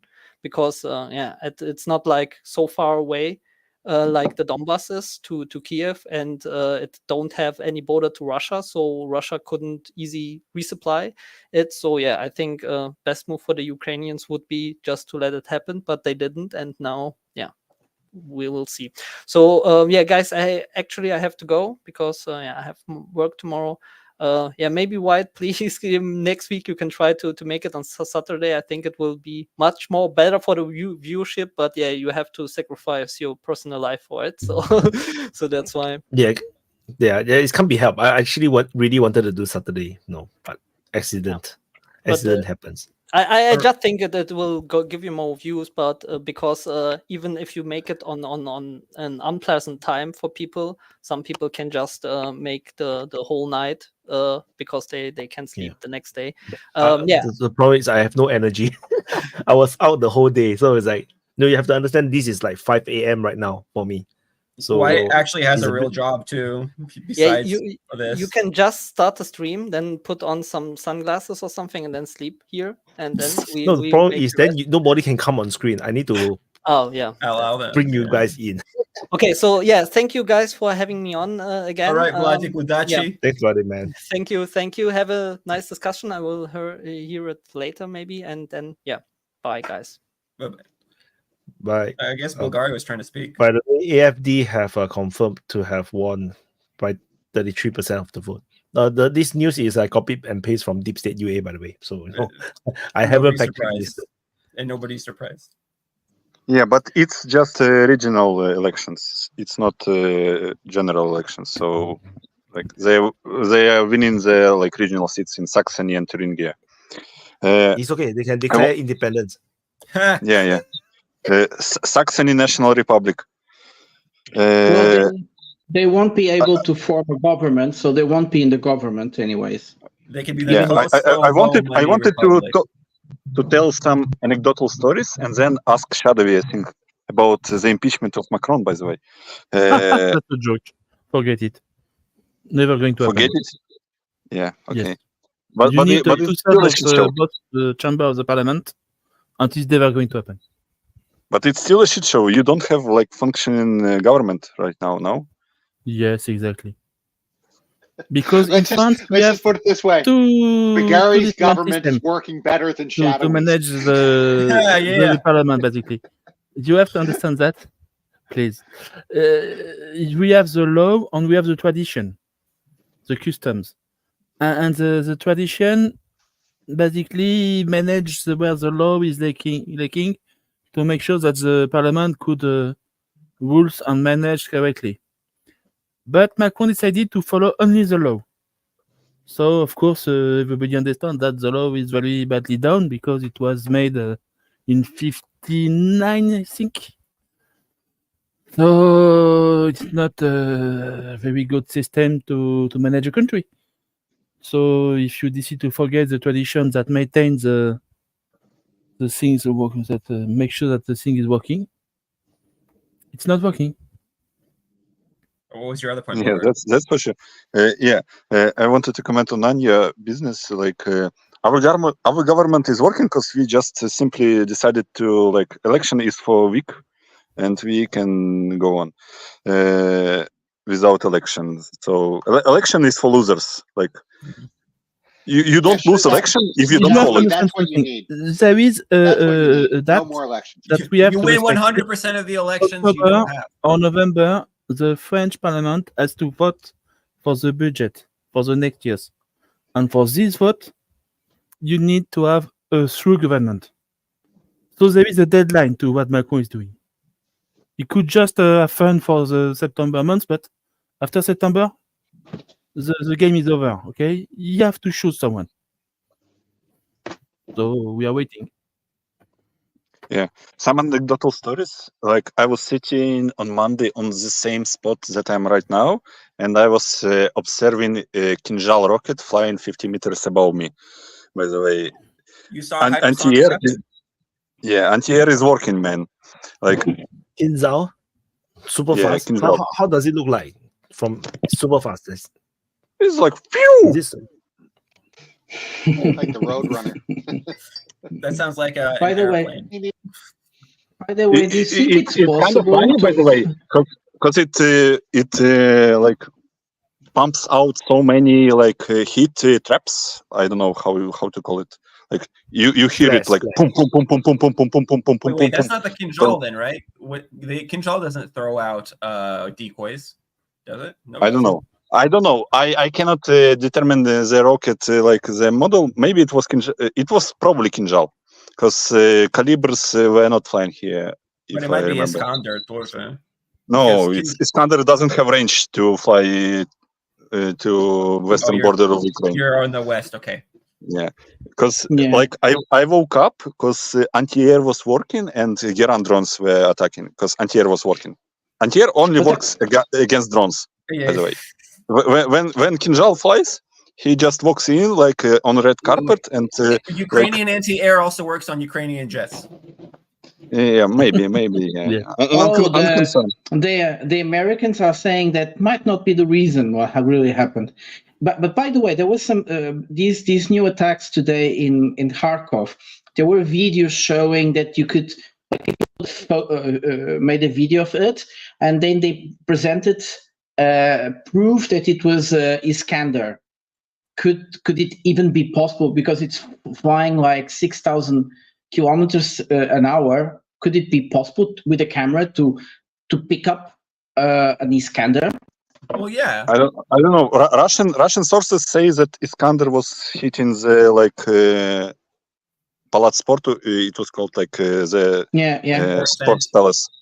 Yeah. But you definitely, it's a relativity, right? As long as it's far enough away, it'll fit into your camera frame and snap a picture. Really? Of course. Okay. I had the feeling it was a fake. And but anyways, okay. Also, the distance reduces the maneuverability, like perception of speed. It's like when you see a jumbo jet, you know, like one of those public transport airplanes. Those are moving like at 1,500 kilometers per hour, and you see them moving like super slow because they're really far away. So the angle of displacement reduces to your perception. You know, like it moves this much, but for your eyesight, it moved this much because it's or parallax. So another way to put it is parallax, right? So it's like, you know, you look at a Sega Genesis game, the character moves faster than the background, but the background is moving too. It's parallax. The closer it is to you, the faster the perception of the movement. So it is possible, and usually the drones that are surveying those events are super far away. Like, yeah, and the Kinjal doesn't fly like hugging the ground. That's why we're so interested to hear about Bigari talking about seeing this rocket. It's like 50 meters above. It can't be a Kinjal then. If it's only 50 meters above, it can't be. Well, I have like -3 eyesight, and I could see wings on the rocket. So, but the noise should be horrible. Yeah, you see it like. Interesting. Yeah, I really wish I was there. I really wish I saw what you saw, man. But because if I don't want to say you're lucky. I don't think you wish, like, because I was like slightly shitting my pants while drinking coffee. But yeah, it's not something faster than the speed of sound. Then as a war nerd, I mean, there's part of me that wishes I could just be like maybe not in Ukraine, but like maybe like it was myself. For me, I think it was more some kind of cruise missile. It was already slow because 40 seconds later it hit the target. So like it was. Then it is not Kinjal because Kinjal hit at a hyper speed, so it should be flying faster than speed of sound, which means that you should see the missile fly past first, then the sonic boom will hit you. Yeah. So okay. Then I don't know. I think it was just a cruise missile. At 15 meters, maybe it was Caliber. Maybe it was Caliber. I don't know. Probably Caliber. I was thinking that Caliber, but on the map they didn't show Calibers in my area, so I was like, they probably just make shit up as well. Maybe they don't even know, they just make shit up. Those old Soviet stocks have so many crazy missiles. Sometimes you just read about the different Russian missile programs. You're like, wait, they have how many anti-shipping missiles? And then they have missiles to practice using the anti-shipping missiles on. They haven't got a lot of missiles, so who knows? Bigari, when was this? It's just an S300. Today? On Monday, the great strike. Yeah, okay. Well, Bigari, it was Ukrainian air defense you saw. And what did it target? Some did they say? energy objects and energy. Don't get him in trouble. You don't need to answer those questions. It's publicly available. It's publicly available information. So I'm not saying anything. Yeah. Like we have But what airfield is here, but it was not for airfield, so it was for energy. Okay. Well, I mean, you've what lived this what long, Mike, so. what happened today? I think it's extremely interesting. Well, they target several places in Academica, what I forgot, area of Kharkiv, and the thing is that it looks like the Russians knew that the Azovstal took over those two. Can I just Yeah. Can I say it? Yeah, go on. Because say there it. is You can do it there better. there is a video on Instagram from like 2 weeks ago. A woman where, yeah, the woman is making a video saying that basically Azov, with the racketeering, took over the whole like complex, the supermarket, like the mega market, basically. They took over it, and they don't even allow like people that own the rent the places to for the stores to enter it. So she was complaining about it, and today the strike was at that place. I don't envy that woman, because she's probably gonna get some deep shit for that.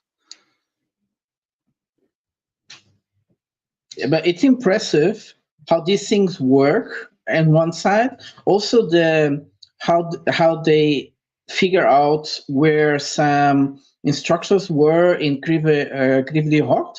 What's the name of? Yeah, exactly. Kryvyi Rog. Ukrainian. Mm-hmm. Yeah. Kryvyi Rog.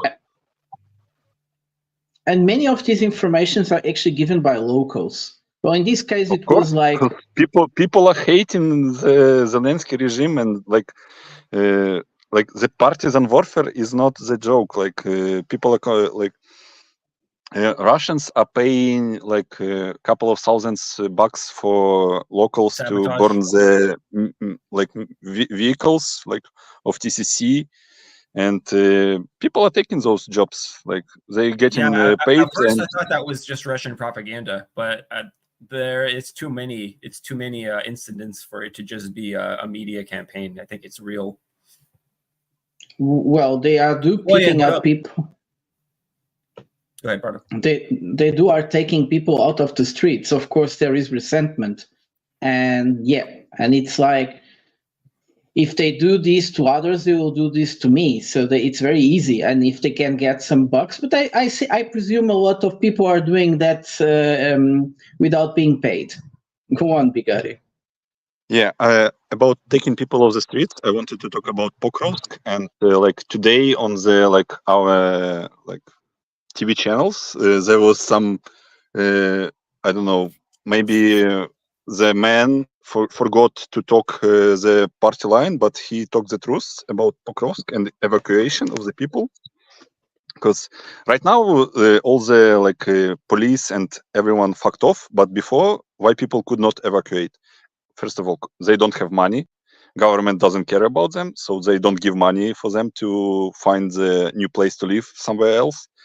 Second of all, on the exit roads from the Pokrovsk to the west, TCC are blocking everyone. So you are evacuating with your family, you are taken away, your family goes. So no one wants to what's your family gonna do without you? I never thought about that. The Ukrainians evacuating back into Western Ukraine could get mobilized. No, they get mobilized on the exit of the Pokrovsk. Yeah. But then we are in a. But this has happened in other cities too. It's not the first time. But then what you're telling me is more or less, I think they are preparing a second Mariupol then. Which they're trying to put unclose. Okay. Prata, can I say, in Pokrovsk, they installed the curfew that really is restricting. Like you have a couple of hours a day. It was like a week ago. Right now, I don't know the situation. It was a couple of hours a day where you can move. Like they want people to stay there. Like you can make of that what you want, but they want people, like civilian people, to stay there. Yeah, and they are preparing a second Mariupol, complete destruction, using the population as human shields. Yeah, because they are moving. I think you guys saw the new video from History Legends, but other people have been saying the same. The Ukrainians are preparing to defend the city, and if they are doing this, it's because they know they are going to lose the city nevertheless, and they are going to make a big mediatic stuff with it. Well, it's Zelensky. It's horrible. It's just horrible. It's all about media. It's all about PR. That's why, like, the smart thing is to withdraw from Kursk, because you are not achieving anything. But they will not, because it's a big loss. Like, okay, you went there and now you're withdrawing. Like, what the fuck was that? Like Western media is already hammering Zelensky for Kursk.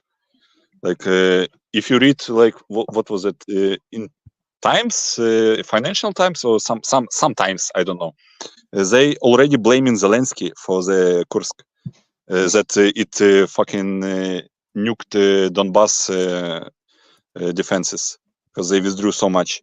Like right now, also about media. Right now, the information was that from Vuhledar, they withdrew the brigade that like valiantly and successfully defended Vuhledar for all this time, because they know that Vuhledar will fall.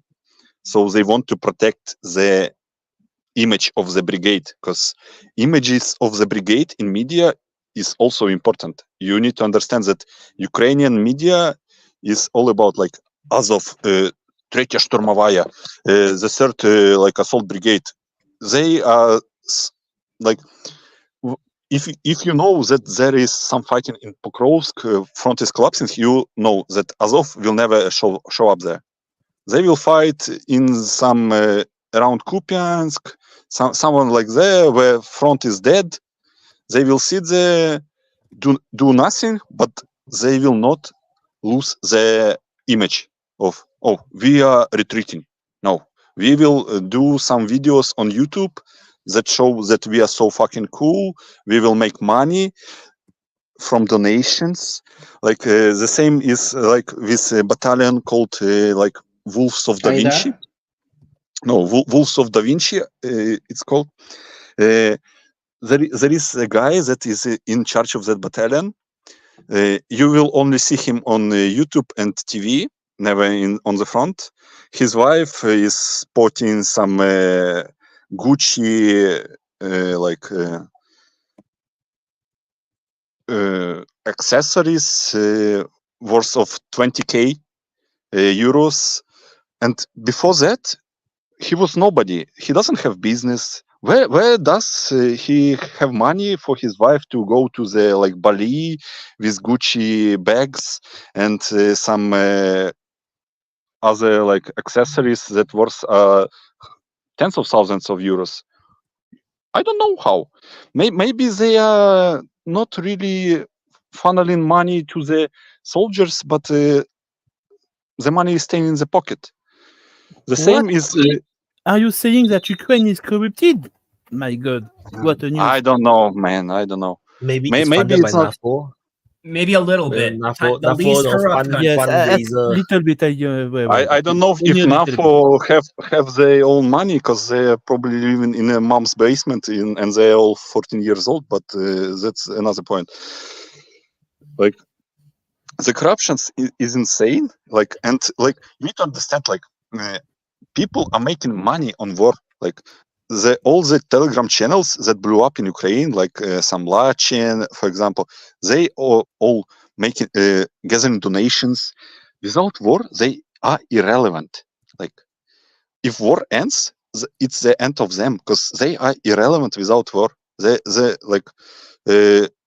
are not going to like. What's the next donation goal? For what? No, you cannot steal on donations anymore. Like people in Ukraine that are controlling information space for like people that cannot think on their own, they are making the big buck. Rebuilding effort. Ukraine need to be rebuilt. You still need to raise funds. So there's always something to raise funds. If not, for like gender operation, right? Gender transition operation also need fundings. So no, yeah. Really quickly before I let Voyan speak, because Voyan hopped on and I just kind of wanted to hear what he had to say, what motivated him to grace us with his presence. It's always a pleasure and a joy. I was listening to a lecture, and unfortunately at this point, it's been too long, I can't recall the lecturer's name, but basically his whole shtick was about how post-USSR Ukrainian politics kind of like were organized. And he said that the oligarchs who made their wealth in the East and the oligarchs who made their wealth in the West would kind of pass the reins of the presidency back and forth to each other. But part of like kind of making it work with the West included giving hardcore Ukrainian nationalism a political voice and to not be and kind of like, I don't want to say political immunity, but a certain level of political kind of like mainstream exposure. So there's a lot of I don't remember who brought it up, but somebody here earlier brought up that, you know, kids being brainwashed into hardcore Ukrainian nationalism and Russophobia from an early age in the schools. And that's just part of that effort where those people in their interpretation of history and their kind of like political grievances were given a voice that was not offered to the kind of like the Russian identifying Ukrainians. And it turns out that those people were there and that they had opinions, and that maybe Russians don't do propaganda so well, but, you know, they picked up the army switched sides, right? Like in Crimea, that's who the little green men really were. It was former Ukrainian soldiers who just switched sides. And people not only in Odessa, not only in Crimea, but also all over, it's kind of like southern and western Ukraine, also apparently had a strong political opinion. Like yeah, I mean, people want to be able to raise their families and live a happy and normal life. Something Keep their jobs. Earlier. Keep their jobs and stuff like that, right? But you still see that there was a resistance to this Ukrainianization of the Russian identifying and Russian speaking portions of Ukraine. And in fact, this is kind of like why the Minsk Accords failed, right? Because the Ukrainians got hung up on, in what order do we carry out the points that we signed and agreed to? Do we first cease hostilities and then hold elections, or do we first expel and quell the riots and the rebellion and all that stuff, and then we have elections? Like, at what point in time does this, like, what happens first before the other thing happens, right? And so this kind of like a powder keg almost, right? That's what we always talk about when we talk about like pre-World War I situations in Europe. But this was kind of like a powder keg in Ukraine. For people that are like, I'm a Russian American, right? So for people like me, and like half my family is Ukrainian, we didn't most of us didn't see it coming, right? I didn't think the war would happen. Like, yeah, we know that there's hardcore Ukrainian nationalism. We know about these hardcore Ukrainian nationalists. I know some of them. Some of these people are openly kind of like fascistic, right? Just swastika as a profile picture kind of stuff. But it's one thing to be like, okay, these are LARPers. It's another thing for Yerivan Karas to say, yeah, we got 9% of LARPers and we handed them real guns and they made a difference. But we are going to deny that to the other side. So this was a powder keg waiting to happen. Now I don't remember what we were talking about earlier. Sorry. Oh yeah, that's right. Boyan, go ahead. Oh, Boyan's gone now. Well, there was a sketch. I remember I saw a sketch from Zelensky, and he was talking about that. You know, like he was like in the sketch he was talking to his uncle or to his mom or to his aunt or someone about like moving to West Ukraine or to East Ukraine. I can't remember, but it was like, oh, we do a lot of exercise, you know, like from chest to, you know, and like, yeah, we can't steal from Jews anymore, but there's still lots of Russians, and like he was talking about like an institutionalized like dispossession or theft of the Russian population. Like, I need you to send me a copy of Mein Kampf because they are all out of them. Yeah, that was Zelensky. exactly. That was Zelensky saying that. Yeah, it was amazing to watch that. It was like a really eye opener. It'd be great to find that clip somewhere.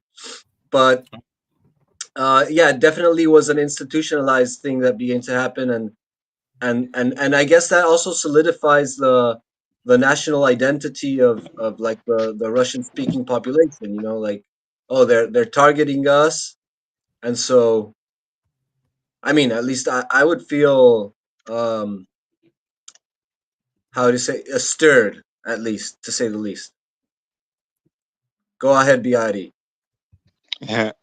First of all, I just want to say that yesterday on Ukrainian national TV, they interviewed the guy with the call sign Goebbels. So, and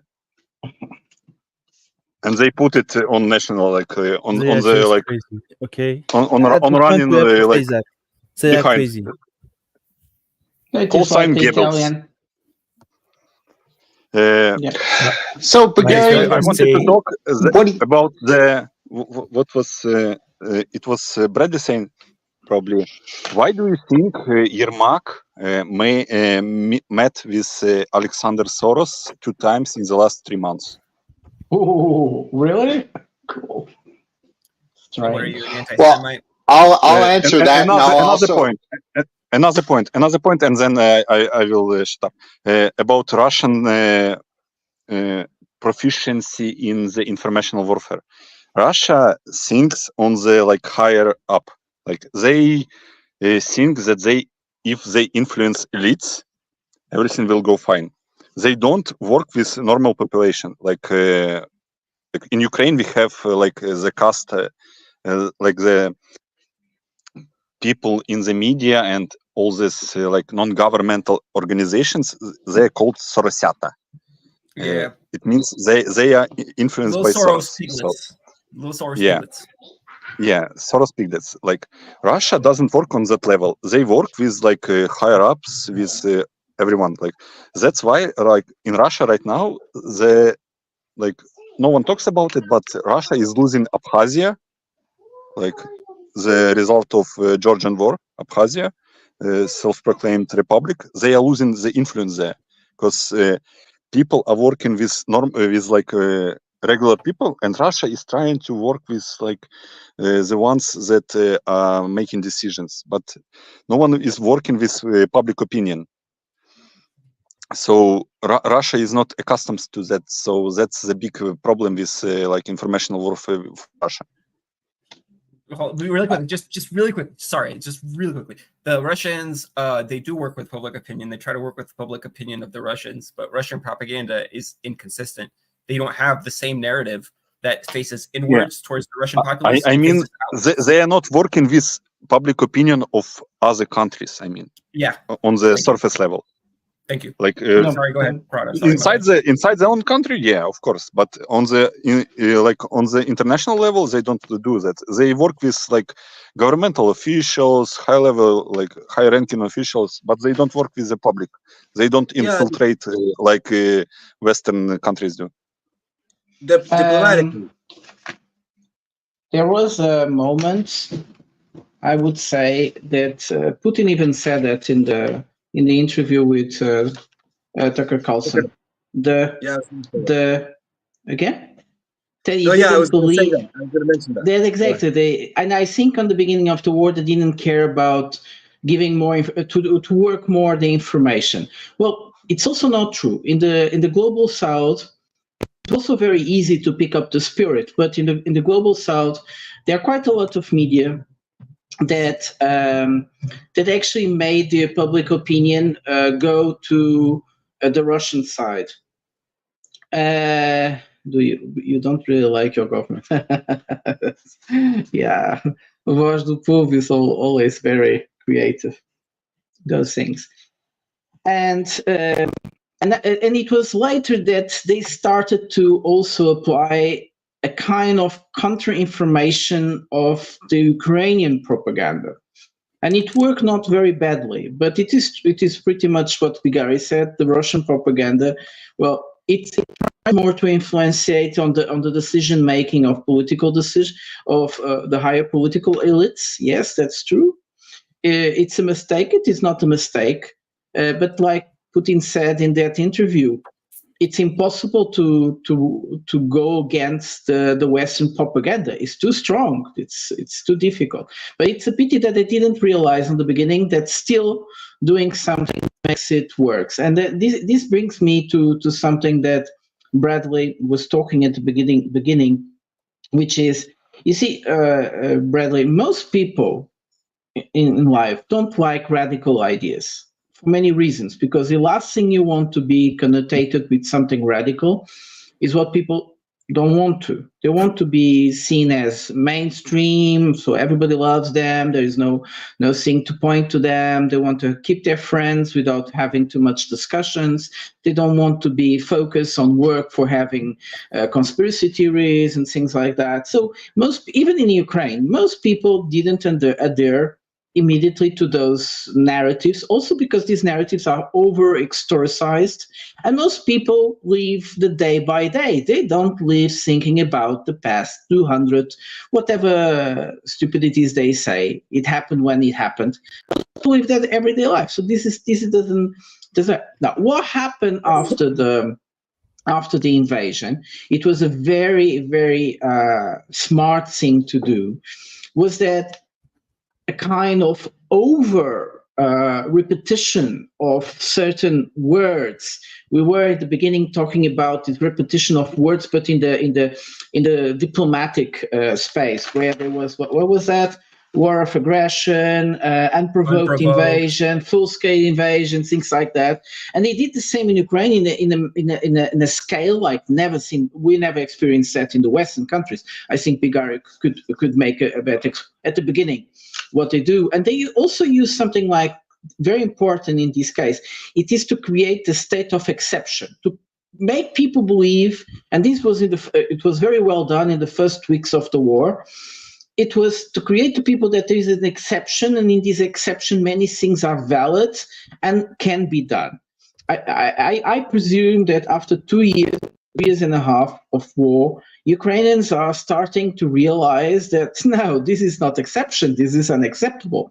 To pick up people on the streets, to kidnap people on the streets, to like what you were saying. I don't know how much people are aware that, for instance, in Prostoks, they are sequestering the man trying to leave the city and things like that. But I think the Ukrainians will start to wake up as well for that. Go on, Bigari. Yeah, I just wanted to add to that. Right now, our government, the almighty government, is working on the new laws that will punish the relatives of those who dodge army. So, like, you don't even, like, right now there are laws that punish dodgers, like me, for example. Government can confiscate everything that I own. Like, right now they are working on making the law that can, like, you can apply the same to every relative of the one who dodges. Like, you're a criminal. To your mom, to your brother, like, to your sister, everyone. So they are walking on thin ice, man. Like, people don't like that shit. Also, I wanted to say what I want to say. Slightly different subject, but it was brewing on my mind, and Shadow is here, so I will like bring this up. The most like improbable geopolitical conflict that I can think of is France and Azerbaijan. It's like so funny for me. I wanted to research deeper on that, but like France is supporting Armenia, of course. Armenia is left OKDB, so like security agreement with like Russia, Belarus, and all the Soviet countries. They're moving closer to NATO, and France is on the forefront. Azerbaijan is supporting the like separatist movement in man. Like, why is Azerbaijan You is have there? to repeat it. It was called in New Caledonia. Yeah, New Caledonia. Like Azerbaijan is working there, and what's funny is that Pavel Durov was in Baku in Azerbaijan before he flew to Paris. I don't know if it's coincidence or not. Maybe I'm conspiracy theorist, but maybe something is linked to that. But this conflict is so Honestly, fascinating for me. Durov, if you want to understand the main situation, you have to follow the soccer issue in France to understand the Pavel. Yeah, I know, but Shadowy, you will not risk the arresting the CEO of the Telegram because some people watch illegal streams on Telegram. Like if I want to watch, you don't understand the facts. Okay. I will tell you a story. If I want to, has a lot of political weight in France. If I want to watch illegal stream, if I want to watch illegal stream, I will not go to Telegram because this quality is shit. I will go to the known sites on the internet. Like, true story. I'm the MotoGP fan. I'm MotoGP fan. Okay. The journalist could directly check the numbers of the people using this illegal way to watch the match, the football match. It's not worth it. It's not worth it. The main issue is that it's very easy to count, to evaluate the situation. Before that, when there is a lot of different websites, hidden everywhere on the web, I will tell all those people just go to footybyte.com. Footybyte.com. Footybyte.com. Just go there. It's easy. Every football match on the planet is illegally streamed there, so you don't go to Telegram. Like it's fucking retarded argument. Like I'm sorry. Yes, but I don't even know where you watch like illegal sports on Telegram. Is that Telegram? Can you send me a link for the journalist to understand the situation? But going back to Azerbaijan conflict, which is amazing, the upcoming is also quite interesting. We should talk one day, give some time to discuss it. But Azerbaijan at the moment is making a network, and it is impressive. Which is not alone. So when you talk about Azerbaijan, we have to count with the Turks all the time. We have to count with probably even with many sympathizers in Central China, Asia. India, because the trade route through Azerbaijan to China, through Pakistan. Exactly. So Azerbaijan has connected itself very intelligently and also amazing and defiantly, also receiving Putin like their best friend. And in a way, it's true. Because if it wasn't Putin, the Bergkarabakh situation would have ended much worse than it did. It's very bad for it went very bad for Armenia. It is. I hope Putin will be able to convince the Azerbaijan president that the Armenians from Bergkarabakh should be allowed to come back, but I feel like they don't, because they have been migrating to Russia, to those cities in the south of Russia. There are traditional, where many Armenians traditionally also live, and there are many Armenian communities. But the thing is that the fact that the Azerbaijanis have been planning this thing with New Caledonia for a while now. It's not like in a few months. It has been for a while now. And into account that it is based on the movement of the non-alliance, which is even more strange, you see.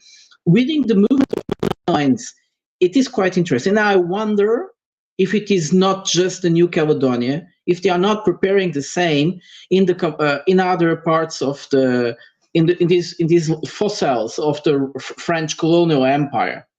Do you know what I mean? So there are more places where they actually can. Most of the time, the Canadian situation was not about the independence of New Caledonia, because on it is even the historical Caledonian people don't want that, because if they do that, they know they are going to have a serious issue about money. What they want, Shadowy, they want you're wasting your time. They don't want the guy from the metropole from the continental France coming in their home and making new law, basically. That's Yeah, that's the main Shadowy. issue. The issue is problem not is that- about independence. No, That's the a very, very funny issue is thing. about geopolitical. It's about geopolitics. You are Or not no? going to find someone in Guadeloupe and La Réunion or things like that who want independence. They But you just just receive need- too much money from continental France. Yes, sure, but there are groups, there are ideological inclined to that. These groups can be incentivized, like Wade was saying. The radicals are the ones that change the country.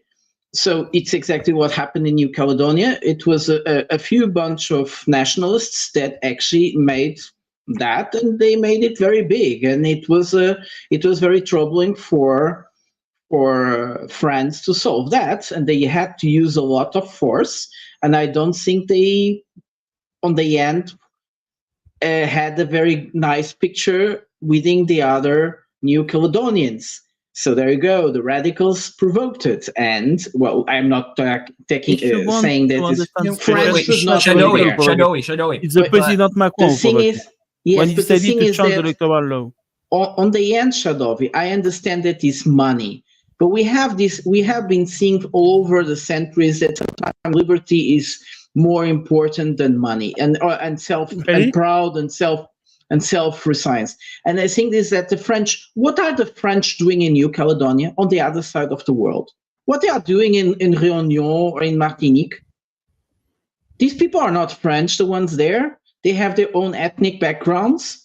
Yeah, these are fossils of the colonial era that should be unacceptable, and the French should be proud of themselves and say, we don't want to be this anymore, but you are. That's the problem. That's why you are hated in France. Very sadly, if you make Africa, a referendum today in continental France about leaving alone New Caledonia, everybody is going to vote for yes. You want your independence, take it. Yes, but is the principle. What is Because France nobody still cares doing? about it. Yes, the French are paying for it. The French are paying in order to keep some fossils of a colonial empire that should have disappeared long ago. Yeah, I think New Caledonia is people very are just going to different vote of because they get the money. other They place. get Because, for instance, I cannot say that for Guadeloupe. Guadeloupe is going to stay French, I think, because Yeah, the it's history is probably- different. That sentiment exists. There is nationalistic sentiment. There's even I used to live in New York. There's a part of New York called Long Island.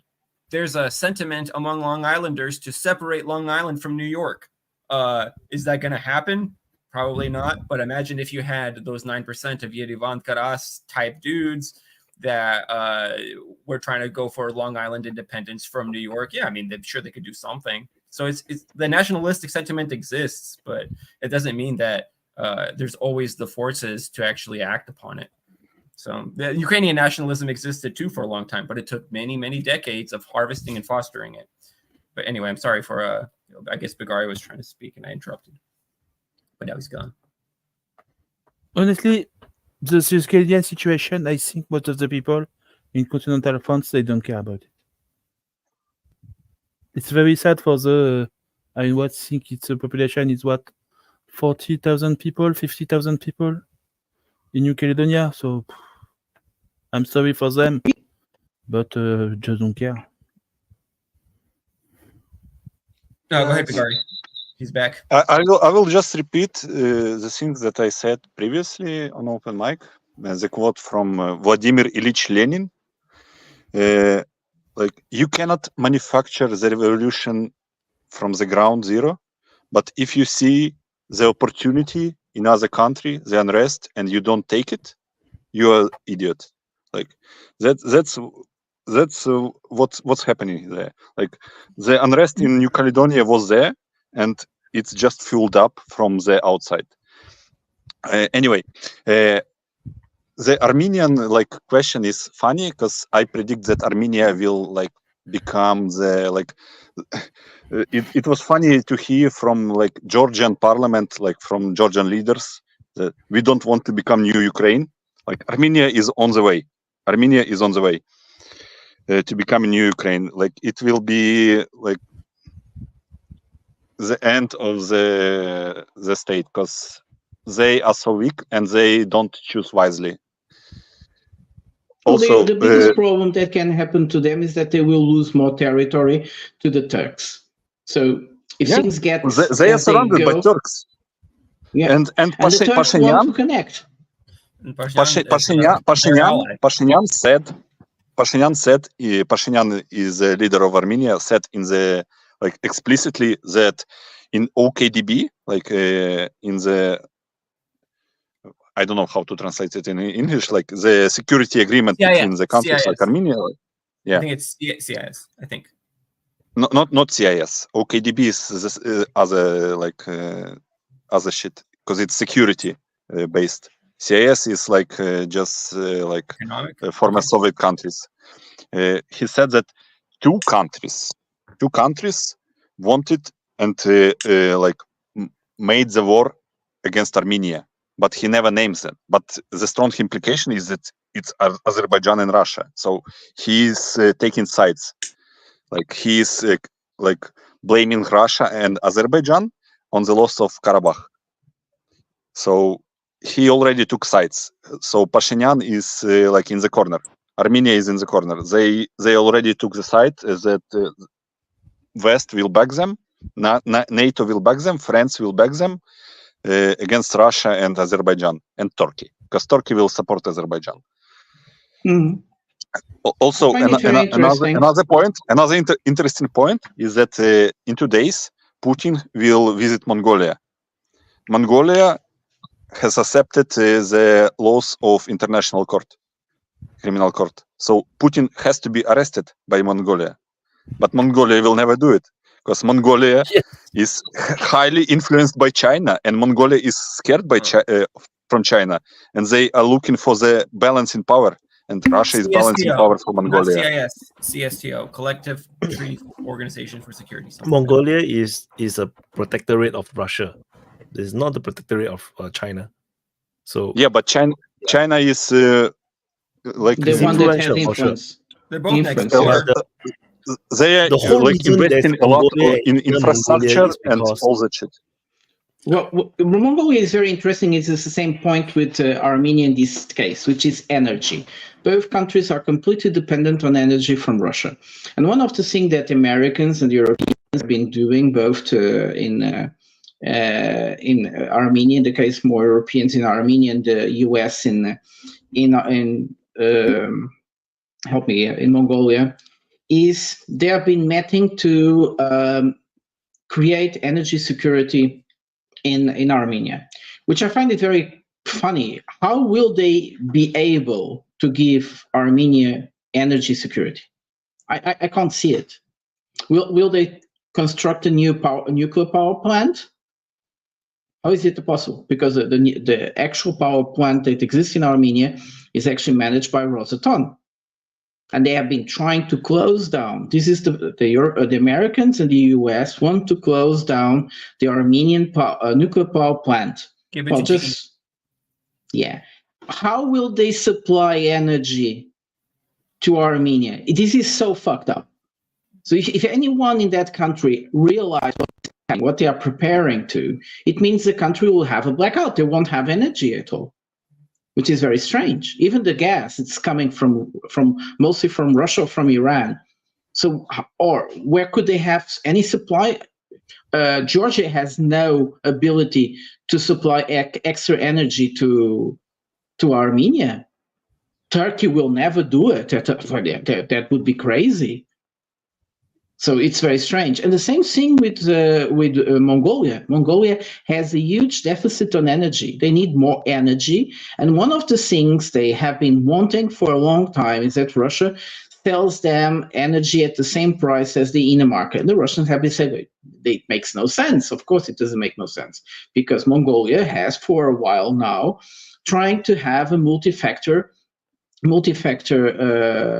geopolitical position. So what Wade was saying, they are trying to get away from the ex-Soviet protectorate, so the Russians won't sell them if they don't want to have special relationships relationship with Russia, then of course, why should they sell them energy so cheap? But the thing is that no one will supply energy to them.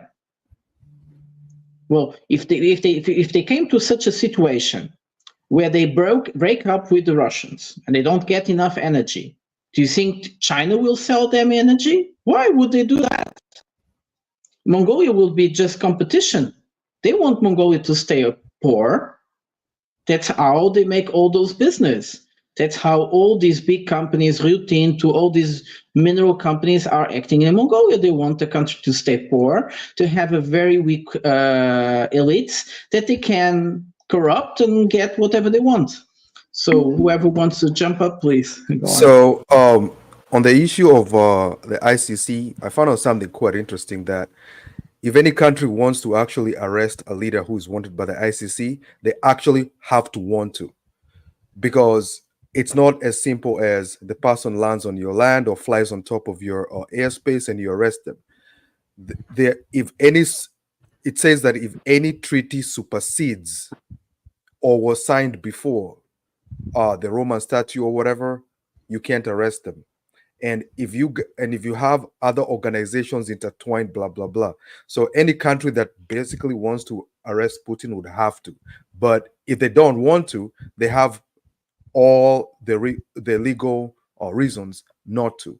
So the pressure you saw on South Africa, that was just South Africa buckling to pressure, but they had legal reasons not to basically follow up with that. On the issue of Armenia, I think is an example of when you have a population that's very stupid. I've been watching these guys online talking like Armenians, and I don't think they really understand the situation they're in, that there isn't much they can do. And just because they're surrounded by everybody else, the West can't really do anything for them, but just use them as a country that just annoys its neighbors. And the reason why I see the stupid population is just not just an insult, is because if your population is not aware of geopolitics and governance in general, they'll make decisions like that. So the average people pushing Armenia to keep on worsening relations with Russia clearly shows they don't seem to understand the situation they're in, and their leadership is too weak to basically go back and educate the public and tell the public, hey guys, basically like what Georgia is doing. The Georgian government, not the president, but the government has been able to tell the people, say, hey, the direction we've been taking is a direction that's going to lead us to disaster. And they have been able to articulate that very well. And the public, even though some of them disagree with it, they kind of get his point. But with Armenia, the population, I think, was too indoctrinated by those George Soros universities. They can't think straight. Yeah, it's amazing how they can have a leader that's so incredibly stupid and ugly. Ugly? I wanted to add something about Mongolia. A very fun fact about Mongolia is that the company who exploit uranium mine, the French company who exploit uranium mine in Niger, and who is basically living now in Niger since the mine is most of them depleted, they are opening new mine in Mongolia. Basically, they are replacing uranium coming from Niger by uranium coming from Mongolia. It will be a bit more difficult to do in Mongolia what they used to do in Niger. Because in Niger, basically, they just destroy everything. Sorry, can I say that the copium that mine in Niger was depleted, and that's why French left was so.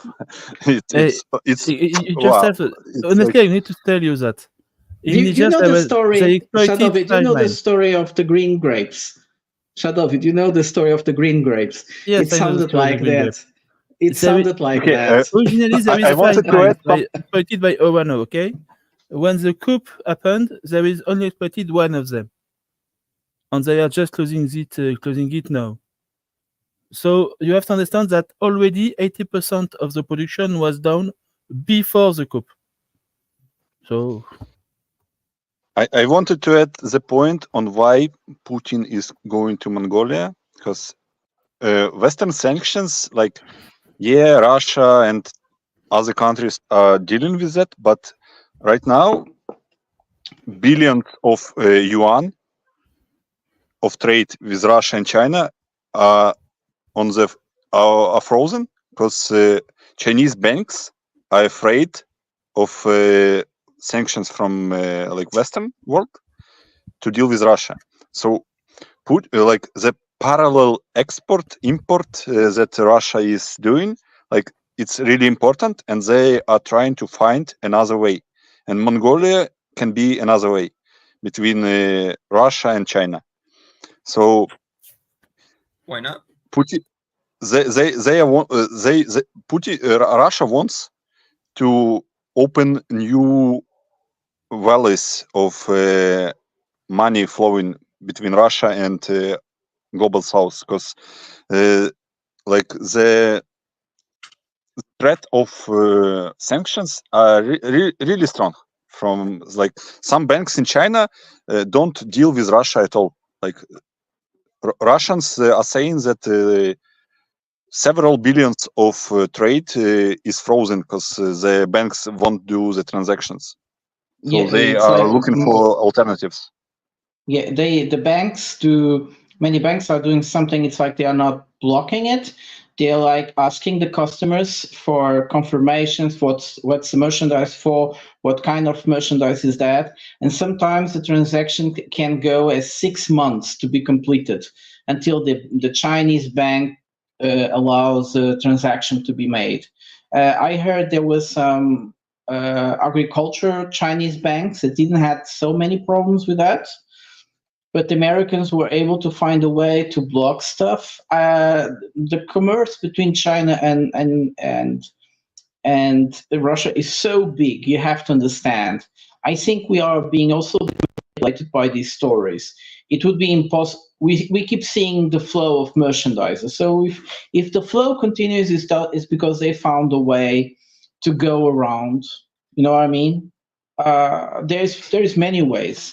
I know the Russian gold is more present in Shanghai than ever. Well, there are many ways of solving those things, I would say, especially if you deal with electronic money. Well, if the banks want to play stupid, there is already electronic ones. You just need a confirmation that that the app used to make a transfer electronic yuans are also available for Russians, and then forget the banks. Then the banks will lose millions on commissions. Go on. Yeah, that's why you see the more and more push from BRICS countries to implement their own financial system, like their own like transfer system. The more and more talks about that are coming through. I wanted to talk about the history, like 1st of September today. Some people go to school. Some people go to school to Poland. Happy 85th anniversary of the Second World War, by the way. Wow. Or solemn and commemorative. Yeah, I don't think that's something to be really happy about. Yeah, like well, yeah, I don't know how to frame it. No, I feel you. I got you. It's a pity that Nunez dropped out right now, but I have the impression that like what we can see of the, because yeah, there's constantly this whack-a-mole war of sanctions, you know, like trying to punish those who do transactions that defy the sanctions. But it's important to see, because yeah, BRICS is sort of building alternative financial system, which hasn't yet been like standardized, but it's happening, and you can tell it's happening in like the percentage of decline in market consumption, like in share of market throughout the world. You know, like the indicators that show decline in certain markets, they're basically talking about the exchanges that are being done outside of the financial system. And so more than like what is being sanctioned and like what is being frozen, the indicator is like what percentage of grain, of energy, of gold, etc. is dropping in like the Western market, and that's usually because that is starting to be transacted bilaterally, and so there isn't a way to register that in like the financial market, you know, like the established financial. Because the big institutions are presenting their global numbers. The big institutions are controlled by the Western countries as a whole. They are presenting the numbers, and they see these lags, and they can't explain why there is these lags. And you said it very well. The lags is other statistica that is not presented there. And if for us to make the big picture, we would have to make those others, that other statistic, those other transactions. They are made mostly through bilateral central bank agreements. They are made through payments through certain countries using other methods. As we see, we are listening. Yeah, go on, Gabriel. Yeah, a good example is oil. You know, with all the tension in the Middle East and OPEC plus cutting production rates and stuff like that, oil should be spiking to the moon. Yet it's maintained itself pretty stable and even decreased in certain periods. So what that tells you is that like all the indicators of the market that show that the oil should spike are undermined by another current of oil that's flowing elsewhere and keeping the demand for oil down, or keep satisfying the demand for oil. And something similar is happening with grain. You know, like the two major producers of food are sort of out of the market, you know, but China's import of grain from its traditional providers like Canada and United States and France has declined tremendously. And so like all the grain in the world has lowered its price because the spice must flow, you know. It's like the grain is a great story. Must eat. The grain is a great story. Because what big, there were like there is like 5 companies that control the flow of the spice, the flow of the grain. And what they did, they would keep the grain in certain ports until the market didn't have enough. The price would spike, and then they would sell at that higher price. Then they would put grain in the market. That's what grain they're like doing. stock. Yes. But the problem is that the biggest country in the world, they left the biggest country in the world, Russia. And by leaving Russia, they don't have enough supplies to keep in one place. And if they try to do so, Russia immediately sells its grain. You see? So that's one of the reasons why they don't have enough control over the world's production, in the case of grain, for now to make the speculation they used to do. Do you see what I mean, Gabriel? So they left the Russian market. How stupid could they be? They left the Russian market. Of course, it's a free market. They organize it, everything. Bagari, go on. You want to go on, Bagari? So you are saying that people that introduced sanctions are stupid? Wow. Oh. I just want you to listen to the latest interview between like Tucker and Jeffrey Sachs. And a good interview. At the end of the interview, Jeffrey Sachs talks about the financial crisis of 2008 and why it happened. And it happened because the head of the Treasury of the United States had a personal grudge against the bank, and he didn't allow it to be bought out by Barclays. And then all banks in the world went into panic. Like it would be just a recession, but because some idiot wanted to show that he's a boss and he had a personal grudge against. Yeah, he wanted to teach a lesson to people. We had a financial crisis of 2008. Like those people are in control of our finances, man. I'd say that's part of the formula, but that's not all of it. Jeffrey Sachs saying that, yeah, I'm sure that's part of it, but there was a housing bubble that. Yeah, it was, but it was a recession. It would be a recession, not a financial crisis. The stupid people doing stupid decisions and thinking in a short-sighted manner, of course, exacerbated the issue and made it a lot worse. But this is Americans.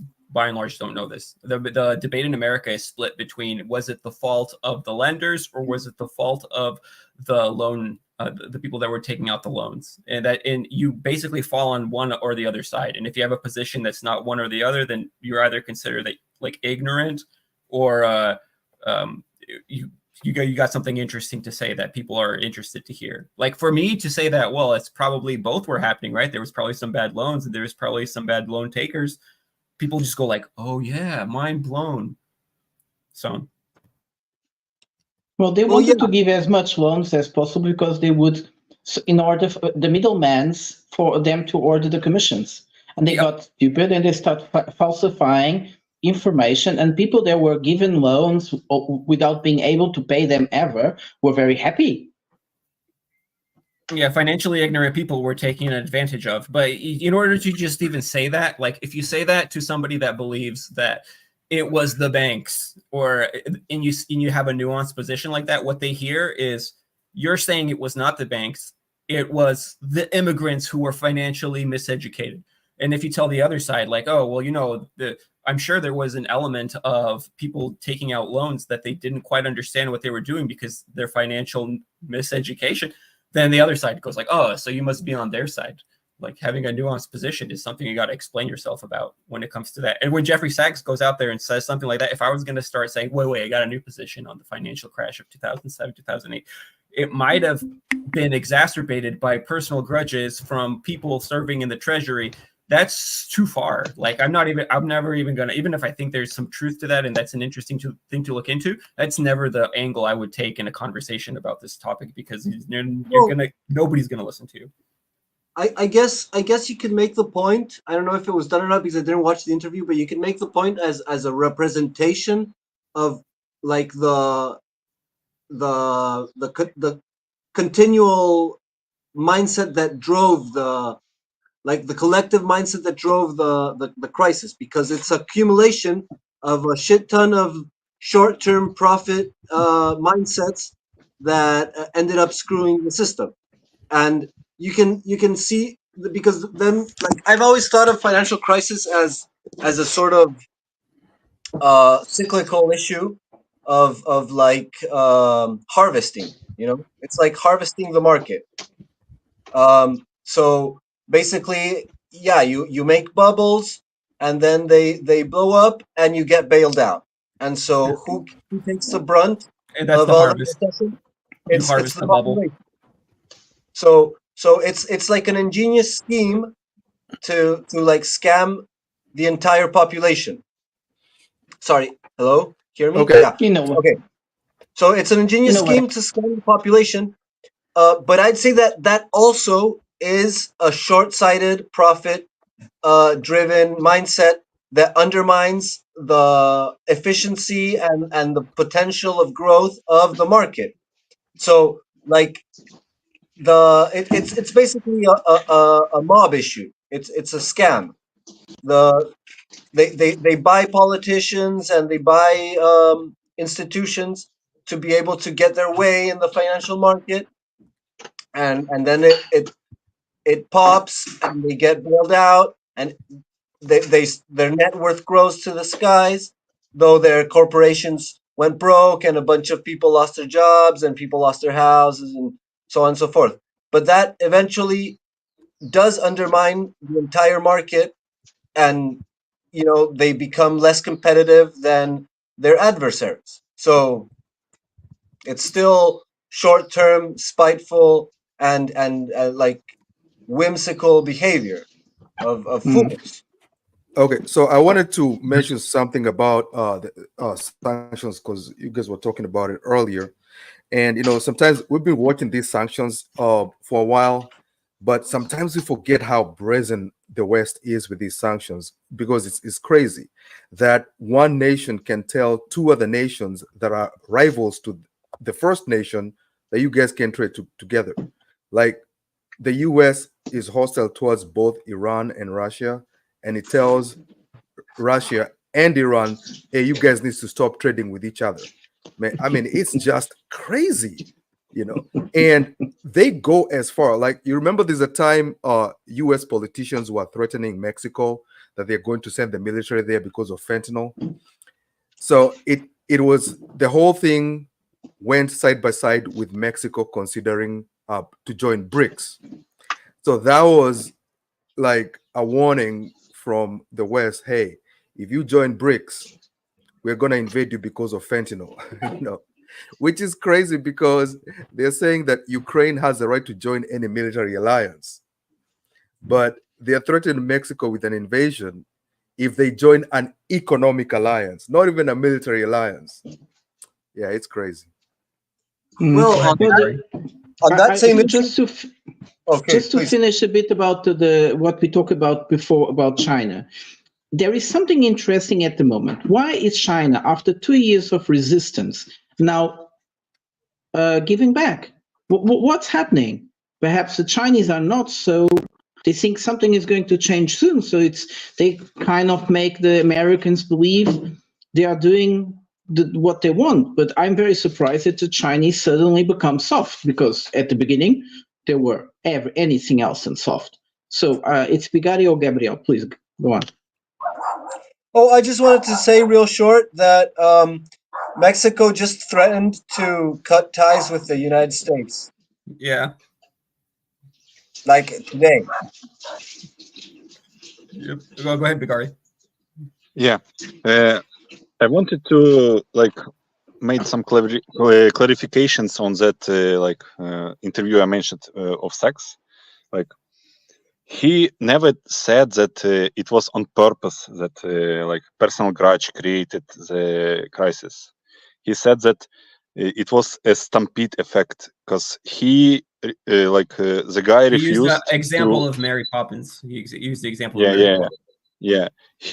The guy refused to bail out the bank, and all other banks saw that, and they panicked and they took away all the liquid in the market. They withdrew it. So that was all. Okay. The other point I wanted to make was about what I wanted to make a point. Fuck. The DPA virus strikes back. Bring it up later. It's a normal thing, everybody have to go through this.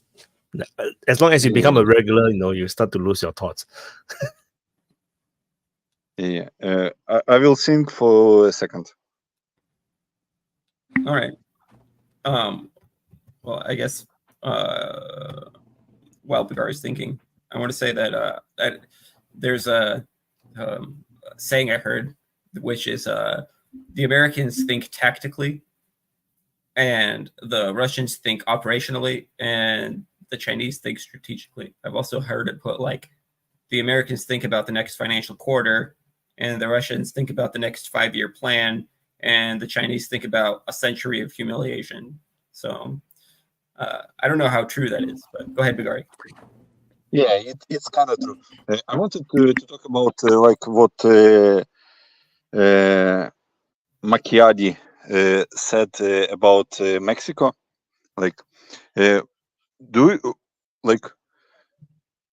Let's make the example of Ukraine, Russia. What would be the response from United States if China would ask Mexico to join military alliance and place rockets on the border? That's Monroe just Doctrine. Monroe Doctrine. Yeah, we need to go back to 1962, if I remember correctly. Missile crisis. Yeah, Cuban Missile Crisis. Why did it start? United States placed rockets, long-range ballistic rockets in Italy and Turkey. Russians, in return, placed threatened to place the rockets in Cuba. Why did the missile crisis resolve? Because we had strong leaders and diplomats back then. Right now, do we have diplomats in the West? We have Blinken. Do we have strong leaders in the West? Name one strong leader in the West right now. It was Angela Merkel. She's gone. Yeah, I really like the guy that runs El Salvador. I watched the interview with Tucker. He's like really likable guy.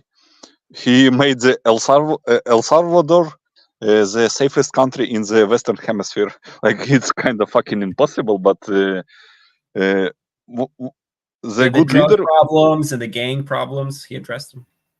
Yeah, like what good leader, strong leader makes for the country. Now we have Schultz that is complete like fucking cooked and cock. Like, did you see the story from the Spiegel that the guy that Germany placed like under investigation, like Ukrainian guy that allegedly blew up Nord Stream, flew from Poland, flew from Poland. From Warsaw on Ukrainian embassy transport. Like, okay, like it's a joke. Even if he, first of all, even if he was in a diplomatic car, he still had to present his passport on the border. Yeah, but it's just they just spitting on Germany. Like, did you hear what Petr Pavel from Czech Republic president said to Germany? That it was even legitimate, that it was a legitimate target. But the thing is, yeah, that it it's was amazing. legitimate target, and Germany should shut up and be aware that they used Russian energy. It's their fault for using Russian gas. Germans are the biggest cocks in the world, man. Duda said something even more interesting. He said, like, the people that were responsible for it should shut up first. So he was like remembering the Germans, something that we knew before, that the Germans knew in advance that the Nord Stream was going to be blown up. That is more or less accepted. That the Germans were warned by several countries that there was about to happening something. Now, why the Germans are blaming the Poles and the Ukrainians is something very interesting. First of all, it's the narrative. It's because it's the narrative. They cannot blame United States. The narrative doesn't have to be believed. The narrative just has to be put out there and then memory hold. Yes, exactly. They cannot blame the true mastermind behind that. Yes, of course not. But there are more games around it. And that's why I find it very interesting as well, because many of these people were really pissed off. So in a way, the Germans prepared this new narrative, yes, with the idea that they know they had to cut the package they give to the support package they give to Ukraine.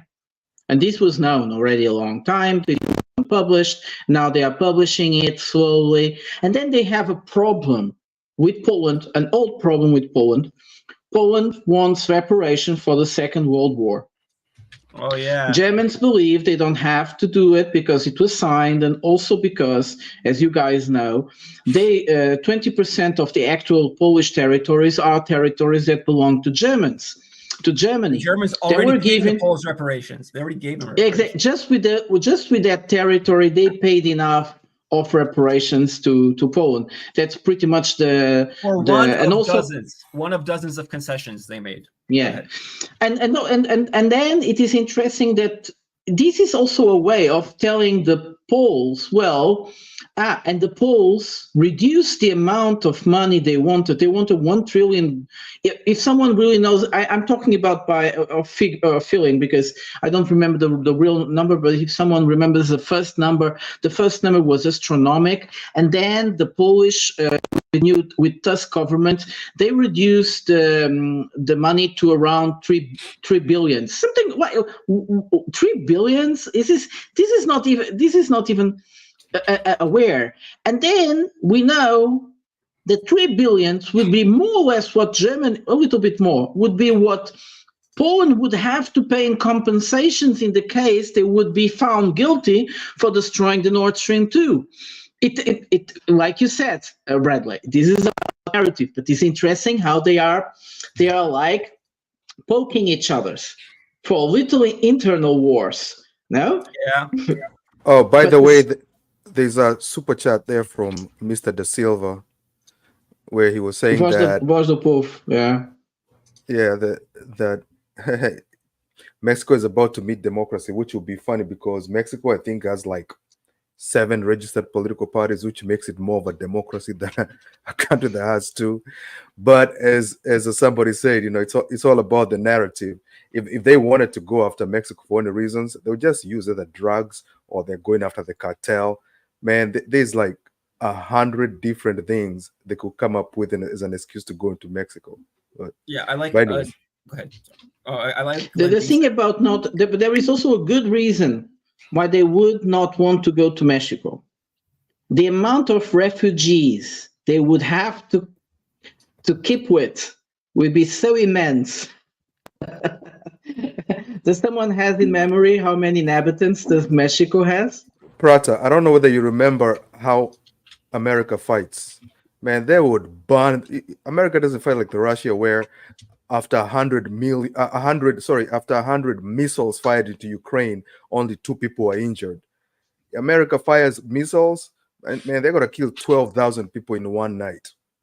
So I don't think they would actually take in any refugees. That's the thing. If they do that, and that's why it's hard for them to invade Mexico. Mexico is like 10 times Iraq, but with much harder terrain and a shit ton of paramilitary organizations that are armed to the teeth, mobile, undetectable, mixed with the population. It would be insane to invade Mexico. It would be like a population that has feelings about the Americans. By the way, yeah, they remember the last invasion, and they're like not happy about it. So it would be a nightmare. It would be a debacle. I mean, sure they would wreck the joint, and they'd probably win eventually. Though I don't think so, because Americans' will for fighting and their recruitment problems are pretty severe. But Mexico, man, that would be a hell of a fight. Like in the jungle, on the mountains, in the desert, jungle and mountains and desert. But Machiavelli's saying, Machiavelli's saying American-style invasion is not a real invasion. No, it's a destruction of everything. Yeah, but that's the thing. They fight like Israel. It's the other way around, but yeah, you're right. So I like kind of what Glenn Deason says about this when he talks about the true layout of like the quote unquote rules-based international order. You need to talk to David, to David about rules-based order. Oh yeah. So like he brings up the examples of both the Donbass and of Kosovo. So in Kosovo, does the rules-based, international order rule in the direction of self-determination or territorial sovereignty? Well, we all know it was self-determination. In fact, we're justified in violating the territorial sovereignty of Yugoslavia and bombing their, energy infrastructure, bridges, roads, to ensure self-determination and independence, right? But when it comes to the Donbass, is it self-determination or territorial sovereignty? It's territorial sovereignty, right? So what's up with this double standard? Well, it's not that it's a double standard. It's that the standard is not what you're told, right? And the standard is kind of like what we say. I don't want to say what we say goes. The rules-based order is about who has the power to nominate things. Yeah. To nominate things. You see, who has the power? The power of international institutions on their side. Yes, more sure. Well, they are not completely controlled by the West, like some people like to say. And by the way, this international rules-based order, I tried to investigate a bit more, is a term that already, although it is not, it really just started to spread around 2017. Before that, people were not talking about rules-based order. The term is a bit older. But what they were talking about, and that's what the person you were referring to, was talking about, is about international law.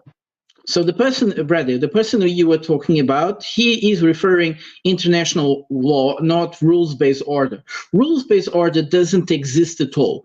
This is something that is a political concept that Western politicians, especially after 2007, started to use all the time, repeating ad eternum, like, what was that? War of aggression and unprovoked invasion, full-scale invasion, all that shit.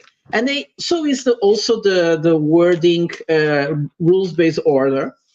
And it's something very strange because it makes no sense. There is international law, yes. What they want to do is like impose the power of naming things, like a rule. No, so the thing about Kosovo is nothing to do with international order. That was an experiment. Can we bombard a country? Can we bombard a country? A sovereign nation, breaking all international accepted rules and get away with it? They did. They invented all type of things, and they did the same in Iraq. And then really big was in first they did the in Iraq, then they did it really on big scale on Yugoslavia, and that By the way, did you guys see the video? Did you guys see the video where I think it was like a, what do you call them? Like one of those focus groups or whatever, but it was like a whole bunch of lawyers, and they were being taught about the legal words to use and the words they need to use when they speak to the media and whatever about Ukraine getting into Kursk, right? So I did not see this. Yeah, so they were basically preparing them on the words to use, and I believe that video going to public was an anomaly, but I think that is how most of these people are trained. The words to use, what to say. It is crazy. And when people say that, you know, there are things going on in the background, they say, oh, you're a conspiracy theorist. Man, I always say I'm a conspiracy theorist because everything is a conspiracy. Like, for real, everything is a conspiracy. Before you see what's in front of you, there's a lot of things that have been worked on the back end. And what you're seeing is just a very I have nice conspired with my roommate to watch Star Trek later this evening. There's a conspiracy theory going on in my apartment right now. Bigari, talk. About rules-based order, like why we would appreciate, I think, this analogy. In Europe on your South 4, if you are strong enough, you can go to other country, click on diplomatic actions, and demand a province without a war. And if country refuses, you go to war. Or they can give up the province without a war. And you don't need to go to war. That's how politics works in real life, not like what people with liberal ideals want to present. It's like we have some great councils in United Nations and all that stuff. If you are strong enough, you can dictate your views. Yeah, like exactly. So, okay, so a great example is like, I'll bring this up to people that are extremely romantic, for example, about the Soviet Union. You know, they're like, oh, well, you know, the Americans do all this naughty stuff. Not unlike the Soviet Union. I'm like, listen, that's not how power works. Let's say, for example, I have the power to do what I need to do and upset you, right? I can do it. I need to do it. I need to do it for my national security. I need to do it for my national economy. I'm going to do it because I can and I need to. And I have that option, you know? So it would be... the same is happening in South China Sea right now. Like it's happening all around the world. Like, yeah, great what was that powers. saying? The powerful do what they will, and the weak do what they must. So yes, and weak need to recognize that they are weak. That's the problem of Ukraine, for example, of And the Chihuahua of states. Armenia. Oh, Ukraine Chihuahua You states need to be friendly. You don't need to be like, oh man, I will defeat Russia in the 1v1 war. Like, you But are they fucking didn't have, retarded. wait, but they didn't have to be friendly. See, this is the thing. So they would have had to have been friendly just by the way that, you know, natural way that politics moves. You can, you know, you're either going to have a fight with your neighbor, or you're going to eventually have some kind of a agreement. Me and my neighbor have a fight about who gets that parking space. Either we're going to have a fight about it, or we're going to have an agreement. We can't avoid each other. We're neighbors. But what if my neighbor gets to say, but I have management on my side, right? Management says I can take your parking space, my parking spaces on the streets, right? I don't have to be friends with you. I don't have to make a deal. And that's what happened with places like Poland and Lithuania, those kind of Chihuahua states, Ukraine as well, where it's like, well, you have to be friends with Russia, but you don't have to be, right? You could say, well, I'm part of NATO, you know, I can show you the finger. I get to dip out of the way that this normally naturally works. And I think any small country in the world realize that the international law and all this structure that exists to protect the smaller ones, it's not there to protect them. It's just to convince them to follow the rules. They are the ones that have to follow the rules. Yeah. And when we decided that the rules are not applicable like the way everybody thinks it should be applicable, then the bigger ones, they will start doing things like you were saying. It is very interesting, though, that you picked up the Chihuahuas plus the big Labrador, the Poles. I think they are really talking about the management. There is some very strange talks about in the Polish government about historical Polish territory in Belarusia. In Belarusia, but in Belarusia suddenly they are now.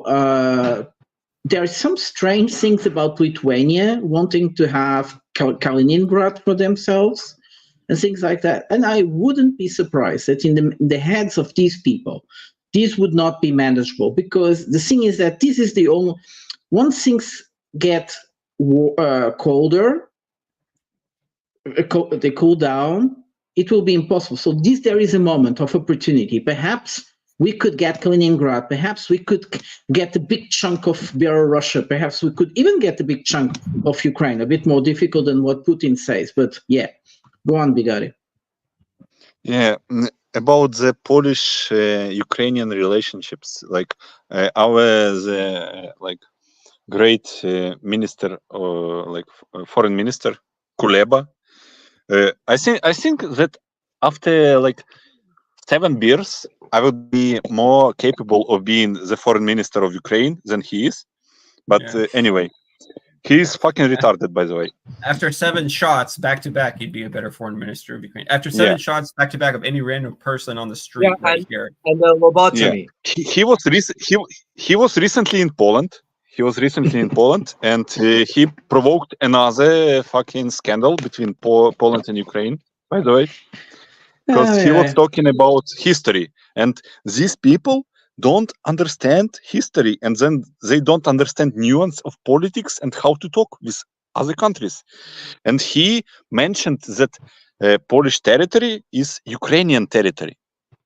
So he basically said that he was trying to excuse why the massacre existed, and he said that Ukrainians were expelled from Ukrainian territories in Poland. Yeah. So they were So basically, he basically laid the claims to Polish territory.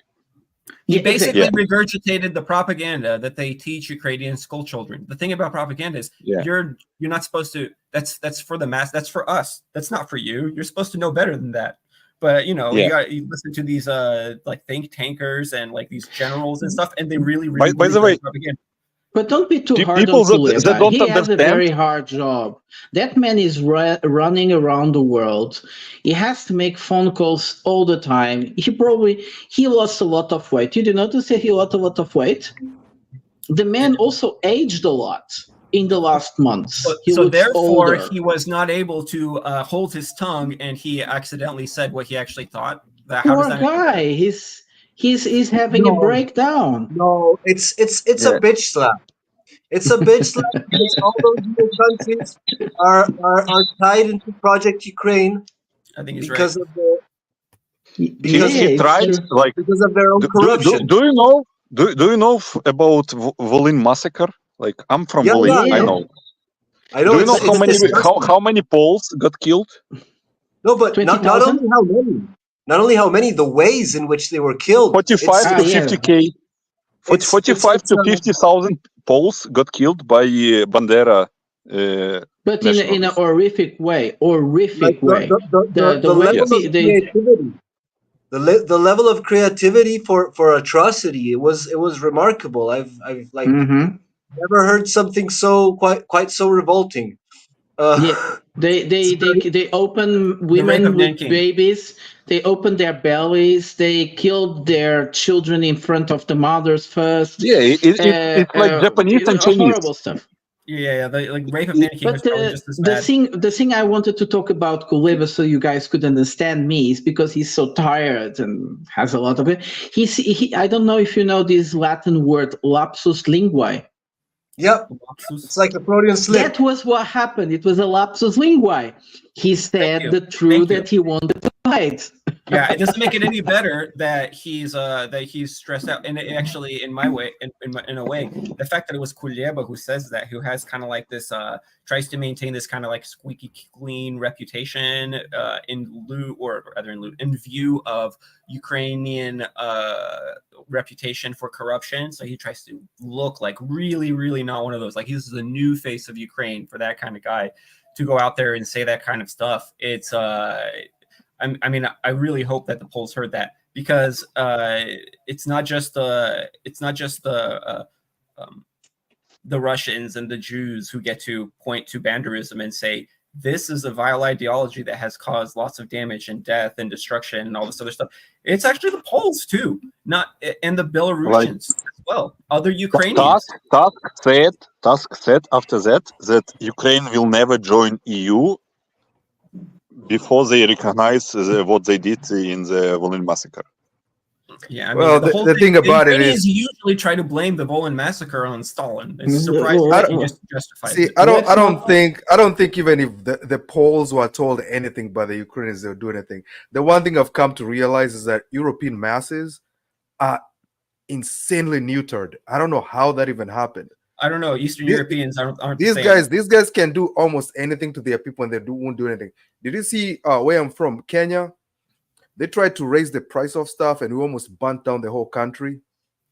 Like, if you mess with the populations down there, if you piss them off, they're gonna come for you. The president was running away. Members of parliament were all hiding in their girlfriends' houses and everything. The point is, I have seen Europeans get insulted. I have seen everybody say anything, but the population doesn't do anything. Yeah, they think that they're being like the bigger adults, and they're like, yeah, we're like. In most countries, that inflation that we had after the beginning of the war would have provoked riots on the streets, because it was around 20%, perhaps a little bit more, because it's the perceived inflation was very high. The perceived inflation, well, the one they calculated was low, but the perceived inflation was very high. But in most countries, I know that many countries have like chronic 10, 20% inflation. It's true, and that wouldn't mean anything. But countries like in Europe, they were so stable in terms of inflation, and suddenly we have these hikes in inflation like crazy. How did people didn't go to the streets. I remember when I was a kid, whenever inflation was high in Portugal, the left-wing parties, the syndicates, the workers' unions, they would go to the streets and make three-day strike. There was nothing like that in Europe. The syndicates, the unions, the left-wing parties, they organize almost no demonstrations. The exception made, of course, is our friends in France. They love a good strike, but that's something different. But see, the other thing also is political illiteracy, and I'll give you an example. So I go to the US all the time. The US, when a bill is passed, nobody knows what it is. Nobody knows what's in it. You have to wait for your favorite TV show or your favorite YouTuber to tell you whether you need to like that bill or you need to hate it, right? Now, in Kenya, everybody reads the damn bills. They will, on their phones, they will read a 900-page document. Young people, they will read a 900-page document and say, we don't want it. Which is crazy, because I thought every time I had people going against something in Western nations, I thought it's because they completely understand what is wrong with it. But when you listen to them getting interviewed in the streets, they have no idea what they're talking about. Now, obviously, those countries make those legal documents very complicated to understand. True. Yeah. They put a whole lot of garbage in there that the average person can understand. But still, the public has been and I don't blame the public at all, but the public has been completely detached from from the actual governance of their societies. So they have to wait to be told. I mean, you can pass the worst bill ever as long as all sides of the political spectrum agree. You can say we're going to be killing 20 mothers at night, and it will pass as long as both agree, because the public will not read it. Even when they read it, they'll think they've misunderstood it. That is if they do understand it. But yeah, that's something I noticed that. Yeah, and I give you a good example. People don't even know how the governments actually run. Yeah, and I give you a good example, Macchiati, which I think it's like prosperous. It was the farmer strikes some months ago in Germany, the Benelux, France. And the thing is that the propaganda was so strong, nobody understood why the farmers were actually striking. They made it so believe that they were just right-wing farmers, like all the farmers of a country now are right-wing, you see? They made people believe there is no reason for the farmers to strike. They are just being selfish, and they don't want to adapt. And we never knew, really, there was not really an explanation to tell people why are they against the new rules that European Union is trying to impose to them. Go on, Bikadi. Yeah, I just want to expand on this point. Like, if you listen like to RFK Jr., for example, when he talks about Ukraine or somebody else, like I watched the RFK speech via some reaction on YouTube channel, and the guy had his chat on the screen, and people were saying like, "Oh, fucking Russian propaganda," when he talked about why Russia invaded Ukraine. Like, people don't understand it. Like, they are so conditioned to think that what they are told is true. It's unbelievable. They don't understand the basic history that happened 25 years ago. Like, what do you want, like, from ordinary people? Like, they think that Russia is invading Ukraine because Putin is imperialist that wants to recreate the Russian Empire. He's about to die. They don't understand nuances. He's about to die. Putin is about to die, and he wants to leave his message in the world. That was the first explanation, do you remember? The other one was Putin got crazy. He's become senile, and that was the reason why he's invaded Ukraine. So it's impressive. And now they stopped doing it. Do you remember? Do you notice? See, I don't know if you by the way, if you say after those 9 heart attacks. Yeah. If you say that Putin invaded Ukraine for other reasons that something evil and nefarious. Yes, in Ukraine, you are going to jail. By the way. Yeah, same thing in America. You can't. I've heard a German person also refer to this. I don't know. I can't speak German, but he uses a term called Putin understander. You can't be a Putin understander. In Ukraine, there is a law. The law that is like whitewashing Russian aggression. Like if you understand history and understand NATO expansion and geopolitics, you are whitewashing Russian aggression, and you're going to jail. I love those terminologies. But on the other hand, Putin psychologically is very important to the West. Here's the reason why: the Western public, even the dumbest one of all, has been aware or suspicious that they are the bad guys. This whole time they've been like, no, the dumbest ones don't.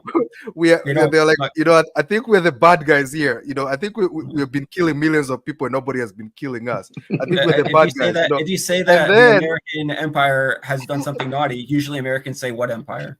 And then Putin invades Ukraine, and they're like, "Oh my God, we're not the bad guys anymore." Okay, that guy right there, that guy's a bad guy. Hold up. But it's also because of Russia. No. It's also because the Russians have the Americans have like this psychological thing about the Russians. So like it's like how many Americans can find Ukraine on a map? Even now, probably in like the single digits of a percentage. You gave them a freaking globe and it wasn't marked, and you're like, "Where's Ukraine roughly?" They would have a hard time finding it.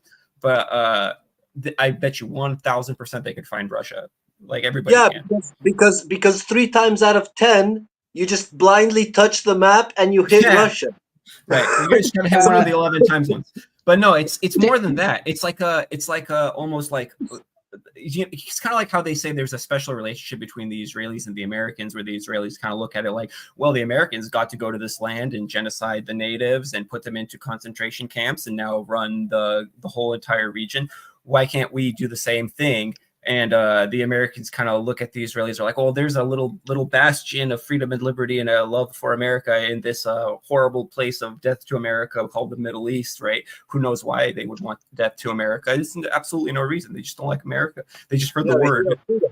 Yeah, exactly. I wanted to pick up something very interesting that lately has become more and more repetitive, which is like, the fear of Russia. Why would it be so bad for Europe or for the West if Russia wins the war?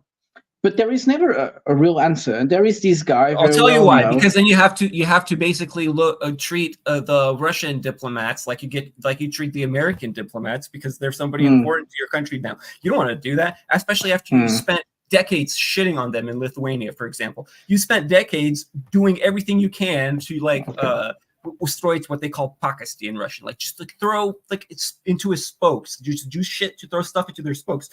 There's gonna be a reckoning at some point. Anyway, sorry. But there is this very well-known Markus Reisner. He's an Austrian officer, and he makes an analysis of the Ukrainian war from month to month or while to while, and they're very good. They're really very good. Although he is completely pro-Western. And he is very well. He has become very popular in Germany, and they are inviting him for all the talk shows. And it's impressive because when he speaks like an Austrian officer, a real working Austrian officer, he makes those amazing analysis of what happened. But when he goes to the talk shows, he starts talking the normal shit, but he's still very respected because he tries to maintain some distance. Objectivity. And he was asking objectivity. Yeah. And he was asked by one of what happens if Russia wins the war? And he got, but because they all get very nervous just about thinking it. And he said, because we will have difficult to get all the resources we have been having until now to maintain our lifestyle. Oh, man, he was really honest. We won't be able. Yeah, but they are losing the shame of saying these things, which is very interesting. If Russia wins, they believe they will be unable with a strong Russia to start to go to all these countries and steal their resources like they used to. And they are in panic. It is completely stupid, but they are completely in panic. Yeah, that's what you should hear. Every time you hear them say, we're defending our way of life, that's what you should be hearing. You should be hearing, oh, our way of life means we get to have like an exploitative relationship with post-USSR states where, you know, they literally do things like break apart their nuclear weapons with highly refined uranium to dilute it and send it to us so that we could put it into our nuclear reactors. You know, why the American establishment can't. But this thinking is very, small. Just to finish, this thinking is really very small, because when other people developed, it means that we can supply them more of our higher technology. It means it was a win-win situation for everybody. What the West has been doing, which is to block the development of the other countries around the world, it doesn't bring any win to them. What happened on the end was that the Western countries disindustrialized. It all went to China, and now it's China, which is trying to develop some poorer countries in order to be able to be sure in the future they will be able to supply them with products of higher quality. Okay, Wade has once explained us, this is not so simple.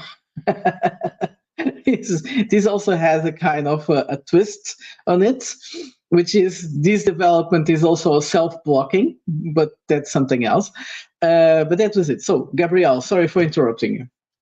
No, yeah, I was gonna like emphasize on the point that I agree with you. First of all, that it's a self-defeating strategy. But I'd argue that sometimes like better than to. I've seen this. You know, I haven't heard theories about it, but I've seen this in the practice. You know, like of especially in the development of the financial system and geopolitics.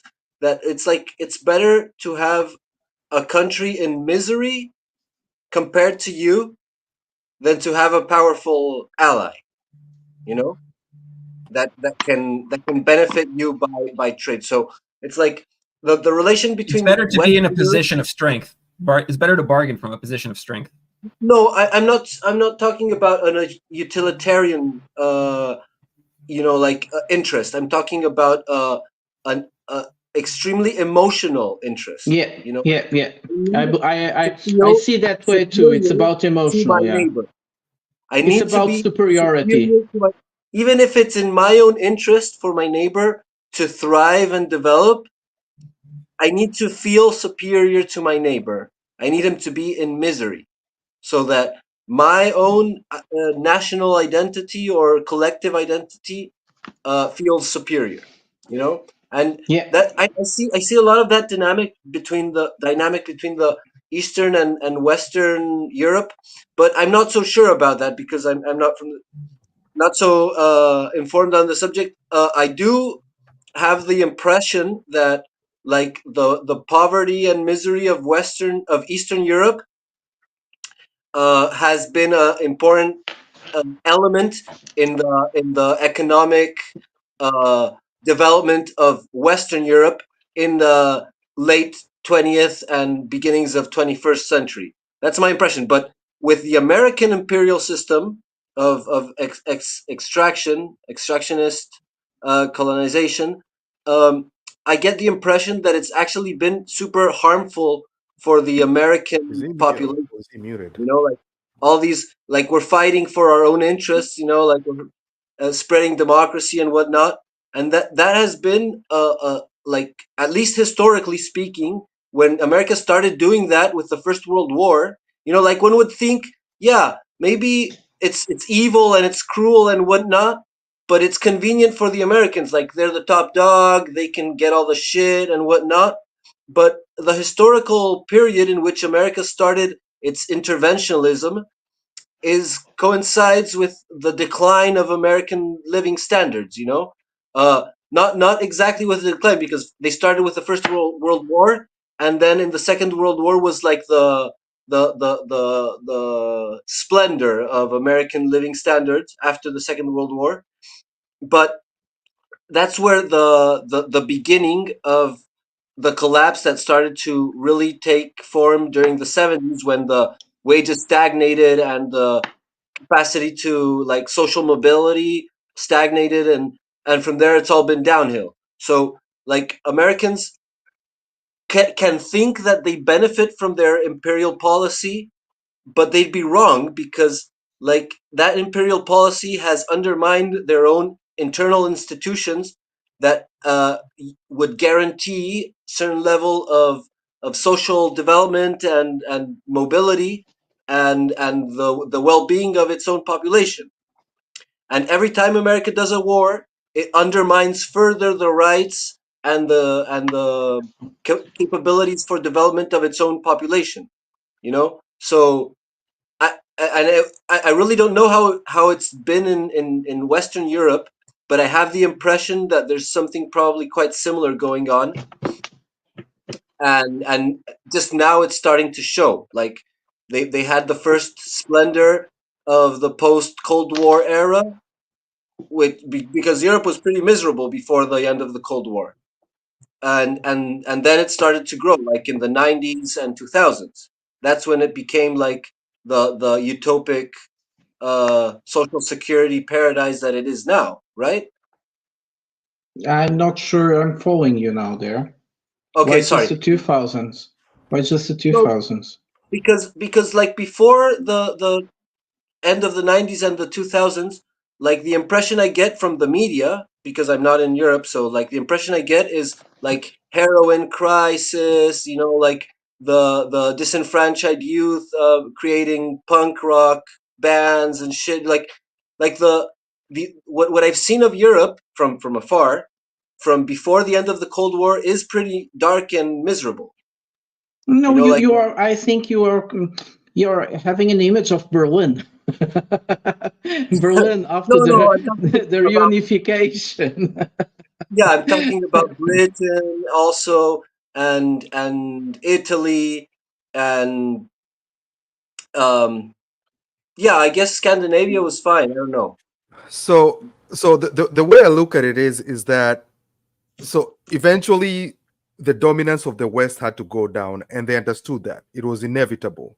You can't hold on to that sport forever. And secondly, they stopped investing in diplomacy as much as they should have, and using less what do you call it, soft power. If you look at how, like, let's say in the US, they appoint their ambassadors. These people have no experience. Most of it is just gifts. You donate 9 million to the president promises you ambassadorship to whatever country, and some of these countries are very important, but they don't seem to care about that. But so eventually I think that had to happen. Now their main adversary technically happens to be China, and they have said it over and over and over, and they understand that there's nothing they can do to China, because I don't think they can go to war with them. So they do their best they can to kind of frustrate them. It's a game they play. I think Russia just happens to be the one stumbling block that they have to deal with, you know, and this is very important to them. So I've had people talking as if the West did this war, especially, and it does its aggression in the world due to ego. It's more about money than anything else, but ego does help. It greases the whole apparatus, but ego does play a part of it. For example, in Ukraine, there was some leaked documents a couple of weeks ago that showed that still the State Department of the United States still has over 13,000 employees working in Ukraine. And they also have their children with them in a war zone. That is how invested they are in this conflict. So this is not just a tiny chess game. They believe that this conflict is absolutely necessary for them to survive, and their access to what they call the third world or the global south is dependent on this conflict. Yeah. So they're all in. They're putting so much of theirs. They have lost. People don't even realize the United States, for example, has lost a lot of people in Ukraine. A lot of them. Every time you had NATO's the MOD, Russian MOD, say that they have struck an underground bunker, and there was a general and whatever and a whole bunch of officers there. And then the West says it's BS. But then a week later, you hear a helicopter full of 9 Marines crashed, and another general was flying a plane, and then it crashed and burned. But that general was supposed to be in Poland, but then it just happened to be in Baltimore, right? So they have lost a lot of people. So this war is very, very important to them. And I don't think it's just about ego. I think they believe their survival and or their dominance, because those two things can be intertwined. If they don't have those 800 bases all over the world, I don't think domestically they would be able to survive. I think they're too far drunk in general imperialism that they can't go back from it. If they go back from it, their whole identity collapses, and they would have to reform themselves again into a whole new country. Well, yeah, it is a matter. Let's see. Sirkan has having his finger a long time. Oh, please, I didn't see it. It was outside the camera. Hi, Sirkan. Sorry. Hi. No, I think the bigger was the before me, but he got bored and went away. Anyway, to be on the topic of this conversation, I had a conversation earlier this day, which revolves about the future of NATO. And I think it's a very important topic in the discussion about the whole outcome of war in Ukraine, because it is about future NATO. And if, well, maybe better said, when Ukrainian resistance collapses at some point, whether it be in a year or 3 years, doesn't really matter, at some point, it will definitely, I think, lead to serious restructuring of NATO. And I don't think it's going to break up like the way Russians speculate it will, but I think it's going to fracture into several smaller semi-alliances or sub-alliances. You will have Poland running the show in the east. You will have a couple of Western countries doing their own post-colonial shit. You will have Southern Europe and Balkan countries with their own problems. And I don't think it's going to survive in the way it is right now. I think it will be formally existing, but it's probably going to fracture in this like a regional sub-alliances. Now, I'm interested to hear your opinions. Well, Gabriel was speaking. If he doesn't come back, I will go on. I think the Western societies decided on the big, well, in 2019, they noticed that the economy of the world has moved to Asia. And this they were saying about, they were talking about it open. Then on the end of 2019, the pandemic started. And then in 2021, the world's economy restarted, but it restarted in Asia. It was the first time, I think, for many centuries that the world economy was started by impulse in Asia. And this showed that the strength of the world's economy and also financial is definitely moving to Asia, and they couldn't do anything about it. I remember telling people, we are going to face a very big war because the West is not going to go down without a fight. And I think somewhere in time, someone, a very, very smart one, decided to create a line of action. And although everything in the Russian war went wrong, they haven't been able to reform this line of action. I think the deep state in the US has been touching the same button all the time, not understanding they need to re-adequate. We saw big movements in Africa and showing that they want more autonomy and more autonomy. It doesn't matter if Russia wins or doesn't win. They are not going to get the old world back. It's over. Okay, they could destroy China and leave everybody else dependent on the West. But then who would produce all the little stuff that we need to have this modern life? And yes, and I think a lot of it also has to do with the complex of superiority that especially in the north of Europe has become self-explanatory. It's like we are the chosen by God. We are the ones that always be superior. And we have the other ones, they want to be at our level. This is not possible. This is not possible. So, okay, you can go to all these capitals in the north of Europe, and you go to other capitals in the New World now. And if you are someone that really troubles, you understand, well, Europe has stagnated a long time in the development. You see stuffs happening in big cities in Asia that are unthinkable in big cities in Europe. We still have very old infrastructure.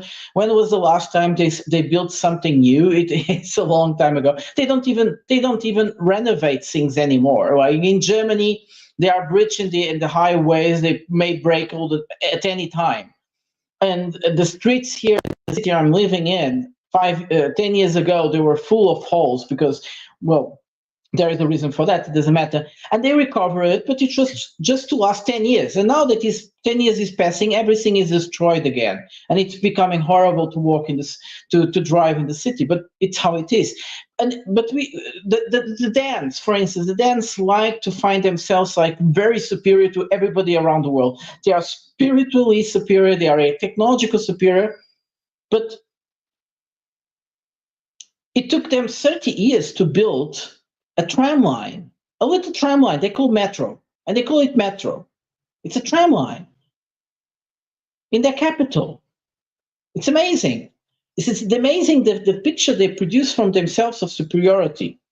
Now, going back to your point, Sirklan, I think that, and I'm sorry, and once there was the guy from Sweden here, and he said a couple of things, and then I attacked him.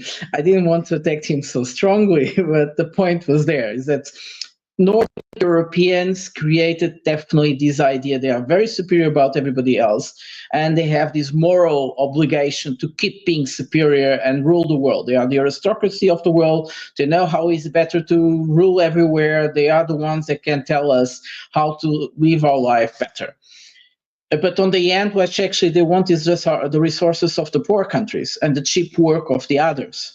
That's the thing, because they don't want to work more than 30 hours a week. Well, it's legitimate to not wanting to work so long in the week. It's wonderful, actually. But then you also have to work enough for you to have food on your table. That's the point. So, Serkan, I have the exactly same theory about this. When this war is over, and my point is that Russia doesn't need to lose. When this war is over, there will be a split in many groups in the Western world. It doesn't mean that the split is dramatically profound. It means that the split will become more and more accentuated. He's already there. For instance, there are many countries in Europe that didn't accept this line of action that NATO decided to follow in the European Union. They just shut up. The only ones that were never shut up was the Hungarians, and now the Slovaks are speaking loud too. But there were many countries in Europe that didn't want things to develop in this way. And they are blaming the others for what happened. Of course, if Russia wins, the blaming will be bigger. But what everybody expects is that Europe will start to splitting into blocks of action. I have been saying in this forum from many times, I find it very difficult to believe that Western Europe, with its the Western countries in Europe, in the European Union, the Western countries of the European Union, which is probably Portugal, Spain, France, and Italy, and the Benelux. I find it difficult for these countries to keep with this stupidity, this oniric superiority that the Nordics, the Eastern Europeans, and even a big part of Germany impose into the European. Also, their control over the narrative of the European Union. I find that the Southern Europeans and Western Europeans are a bit fed up with all this story. This is my position. So this is one, a big one. The other one is definitely Austria and Hungary, and probably with Slovakia. They will form a big group as well. The Germans will have to decide to whom they will, but I think they will go to the Nordics will be with the Eastern Europeans, well, the Baltics, Poland, together. That's more or less my feeling. Where these divisions will fall, will these splittings be inside of the NATO? Will these splittings be inside of the European Union? Well, kind of. altogether. Sorry, talk too long. Well, that was super interesting. Yeah, and we kind of see it start to happen already. But yeah, like what's that gonna do to, because I guess Europe has sort of thrived this latest period through the Union. Like the Union, I don't know if it was the Union itself, but it probably had something to do. It also had a lot to do with the collapse of the 2008. But a big chunk of Europe suffered heavily. You know, especially I don't know. It was in Portugal, but in Spain, Greece, it was pretty bad. I guess Portugal was also affected, right? Yeah, 2011. It was the big crisis came to Europe. It's a consequence of 2008, but the crisis of 2011 is the one that had Europe almost splitting apart. Yeah, and Portugal was also very badly affected. The question is because, yeah, like the European sort of compounded the capacity for like wealth of Europe, though some countries were more affected than others. You know, like I don't know, like most of the industry got concentrated in Germany, and a lot of peripheral states lost their industrial capacity and ended up being like tourism locations and nothing else. You know, like Greece and a little bit Spain as well. I don't know how it was in And Portugal. You know, and so, but it was like convenient at first, you know, but then after the 2008, they suffered like the consequences of their centralization of their economy, like all the peripheral countries sort of exteriorized their economy to the Union, and then they became kind of like puppet states of the policy of the Union. So, like, the question is, like, how could they sustain themselves, like, as a bloc individually anymore? You know, like, is it even possible if they've been all these years like centralizing their economy and how could they possibly survive without the European Union now? No, they actually were almost destroying in those 2 years, 2011, 2012. The European Union was on the brink of self-destruction. The things were really bad. The rich countries in the north, but mostly to facilitate their own disgraced financial system, their banking system, they created, and this is the moment I think European Union become very bad, and it goes back to what we were saying about this sense of superiority. The Nordic countries and the Germans as well, they created this image that the Southern Europeans are lazy, they don't work, and they did this for the sense of superiority started there. Before we had this kind of policy, we are nice to each other, we kind of respect each other. That was the moment when you had politicians from these Nordic countries and Germany's making these disgracing in public other completely big nations. Greece was the worst case. The Portuguese were like the poor guys that actually work very hard but were caught into so Portugal was like the moderated system. The Greeks were really bad, the Italians were really bad, and so on. But let's say that Portugal didn't lose, Portugal or Spain or Southern Italy, or Greece, they didn't lose their industry to Germany. They lost their industry to the Eastern European countries. Yeah. Wow. Cheaper work, better working classic, and this was supported with money of the European Union. Let's not forget it. They paid fabrics to move to Romania, Bulgaria, Poland, and so on. The Germans profit from industrialization from France and North Italy. So what happened with the big industries, the car industries and so on, that were before very strong in Italy, in North Italy and in France, they almost disappeared. Who buys a Renault? Who cares about Renault? Everybody wants Volkswagen. But I was talking about the car industry. There's much more there. There was much more there that the Germans were able to do. And the tactics they used to get that, nowadays we know, they were not very acceptable.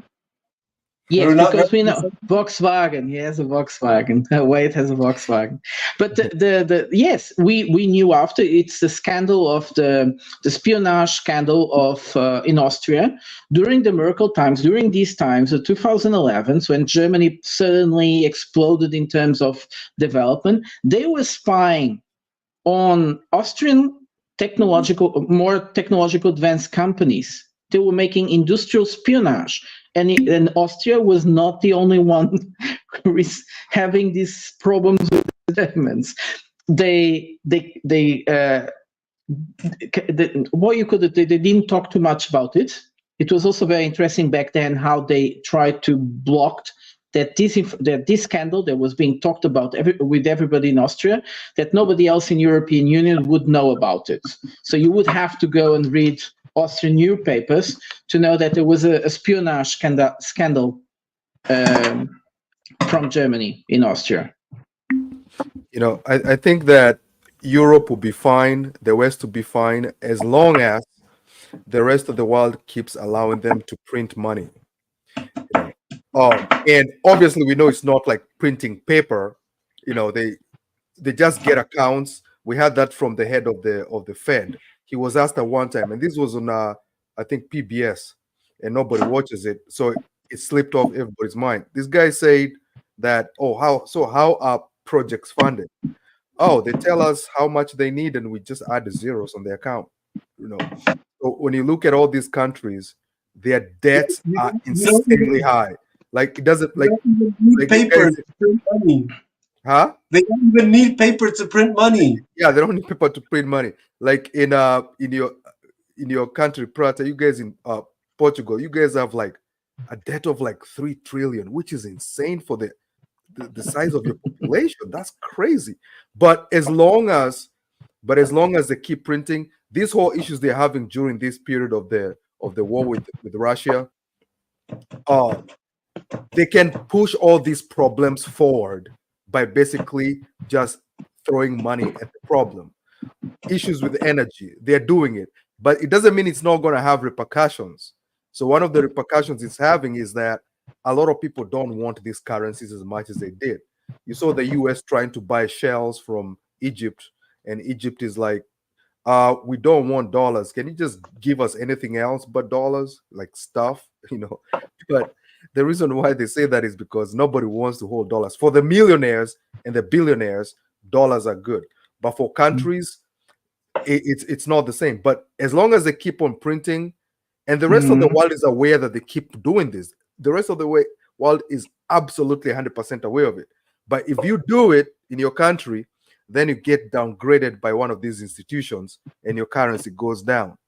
But and the first time I got there, I was young when I first read about the Tehran embassy, what do you call it, hostage situation, and that the Iranians, when they went to the U.S. embassy, they found that the CIA had $20 plates to print $20 for themselves, you know.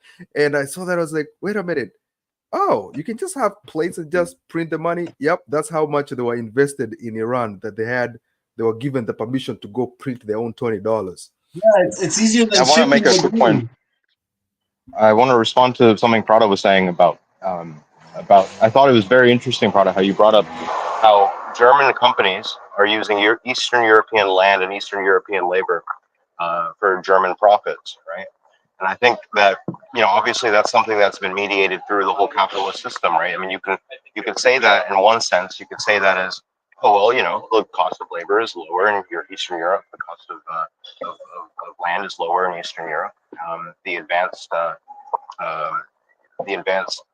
economic engines of the German car industry are in Germany, right? So it makes sense then from a basic sort of economic point of view that you can maximize that by putting German factories in Eastern Europe, right? But from another point of view, what that really represents is that the work and the labor of Eastern Europe is flowing into Germany.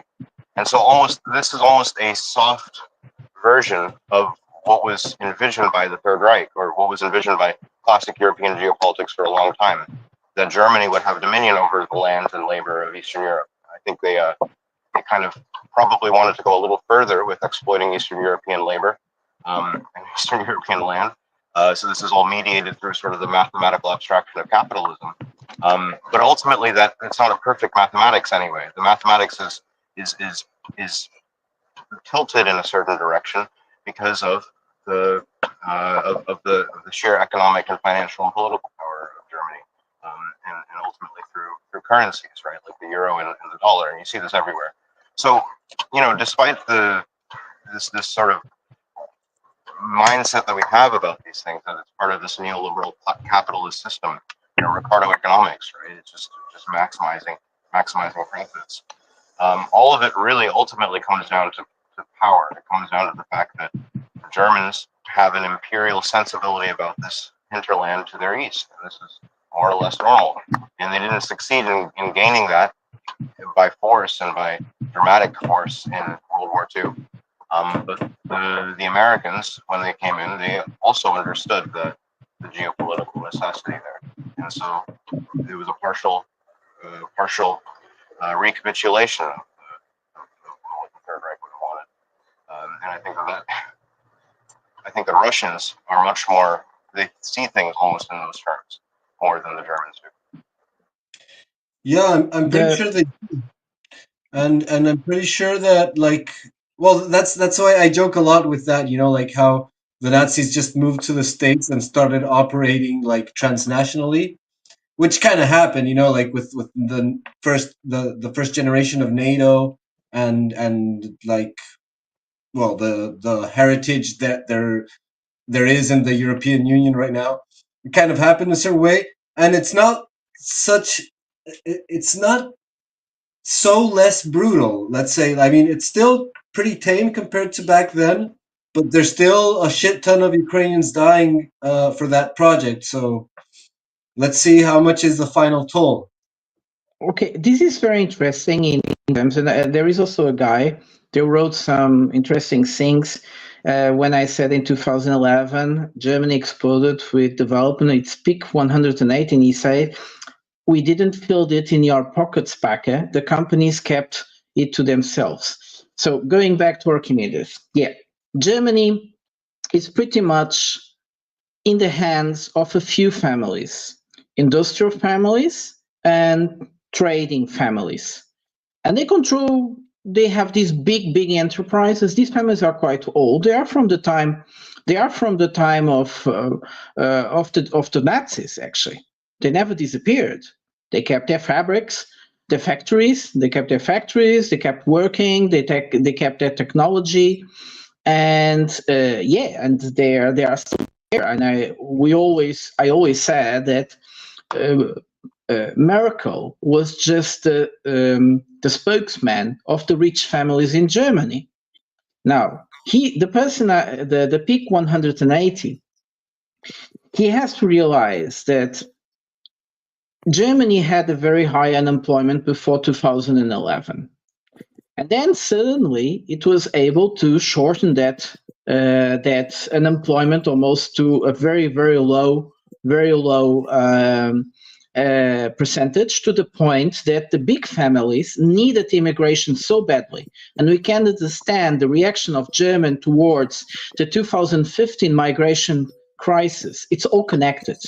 The big enterprises were struggling to keep the factories in Germany. So like Archimedes said, they were expanding more and more factories to Poland, Bulgaria, and Romania as much as they could. Yes, there was the plan before Archimedes, of course, especially moving the industry capacity of Southern Europe towards Eastern Europe. It was a very easy job. They had very cheap wages. They have infrastructure. It's big highways direct to Germany. Perfect. You don't have high mountain and so on. So it was perfect. But this in 2011, really, they start developed. The Germans didn't have any rise in their salaries. That's true. He's saying the true thing. The Germans didn't notice it. Well, they noticed they had more job available. But the loans didn't rise up, and one of the reasons was the extreme import of immigrants to the country. It become very expensive. It doesn't matter to go around with, but it's one of the reasons. So sorry for this question. Okay.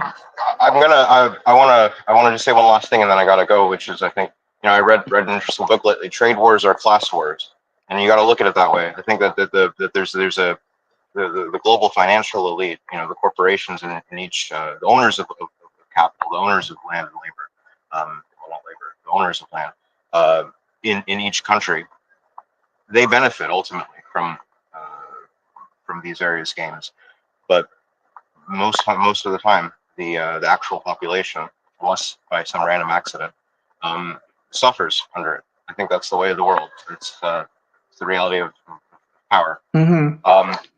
But yeah, I wanna put you guys on that track, and I'm curious what Craig's jumping in for. Good to see you as always. So just for finishing, we have to understand that. Just for finishing, we have to understand that this Eastern Europe wouldn't have had the ability to get out of the old communist system towards a complete new capitalism system if this wasn't done.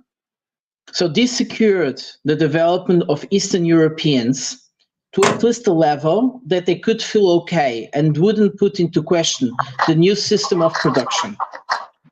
Do you see Archimedes? So this was all planned also inside of the European Union, these policies. It wasn't really the idea they have to support Germany. Of course, Germany made as much, they wanted the best for themselves. It's so clear, it's obvious, but it was also wanted in the networks of thinking and making policy of the European Unions. And then is where our elites like Portuguese, Spanish, and French are as guilty as charged for what happened. So, sorry. Whoever wants to jump in, please. I think, Gabriel, you were talking, I cut you. Well, Archimedes asked me a specific question, and I would like to answer it. Please, go ahead. Anyway, I just want to expand what he just said about trade wars being class wars. And I'll give you a very specific example of it. This recent trend to tariff Chinese EVs at 100%. Well, who is it that would buy a US $10,000, $12,000 BYD Seagull, right? Who would be buying it? I mean, poor people would be buying that. Yeah. People that can't afford financing would be saving up and trading in and buying that car. And it's not $100,000 cars being tariffed at 100%. It's $10,000 cars being tariffed. So trade wars are a grand way to pretend that people have interests in a country when they don't, and basically getting the poor to share the pain that's really hitting the investors in, for instance, the big auto companies. Now, you could argue auto workers benefit from it too, but they actually don't. If I'm an auto worker and I work in a factory making something that has 2,000 moving parts, and that's being replaced by a new technology that needs only 20 moving parts to do the same thing, then I am absolutely screwed if I stay in that 2,000 working part job making cars for an extra 2 years, rather than forcing my whole industry to move over and make something that really has 2,000 moving parts still, like a robot. If I do that, I have a job for the next 25 years. If I don't, then I'll be wiped out by the 20 moving parts cars that are made somewhere else because of the protectionism in my industry.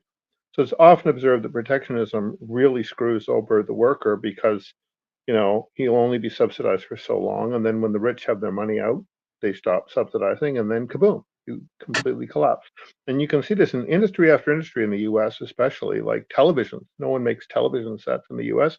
They used to be complex things that needed vacuum tubes and so on, and that took a lot of supply chain and a lot of expertise. Then they became these things you made out of stock parts, LCDs and a few chips, and they made them in China.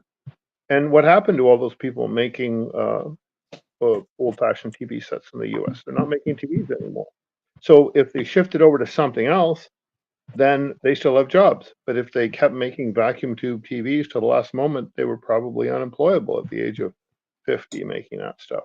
So this is a really big issue, that these sanctions and trade wars that the West is getting into very often have very petty motives, and they're not going to help the West adapt, they're going to just screw the West's working class. And the issue you were just discussing about the Eastern Europe transition, I'm going to link it to that, when that happened, you desperately had to support all these people who were thrown out of work in state-owned enterprises in Eastern Europe, and including in Russia. And it was a very difficult transition. And in some countries, like Russia and Ukraine, it failed. It did not actually produce competitive, export-capable industries and investment. It did in a couple of specialized sectors. Ukraine sort of had an aerospace industry before it was destroyed in this war. They had food exports, but that got crushed by European sort of meddling. So essentially, these countries that didn't adapt very well are exactly the places where the war is happening right now between Russia and Ukraine. So when we look at this whole picture, it's time to share like that manufacturing skill and wealth. It's a good thing if Mexico is making BYD cars that replace expensive, 2,000 moving part cars in Detroit with 20 moving part cars made in Mexico. That means the Americans can make something more complicated that creates more value, like a giant agricultural robot or something. By not making that transition and not sharing that wealth and trying to protect your legacy industry, the West is doing incredible damage to Africa, to Latin America, to India, to the Mideast, to anybody that has the skills to make those new, simpler technologies. We're really screwing them over by forcing essentially this complex sanctions regime and these things. The one advantage, and I'm going to drop on this point, let somebody else take it, is that sanctions and tariffs do one other thing.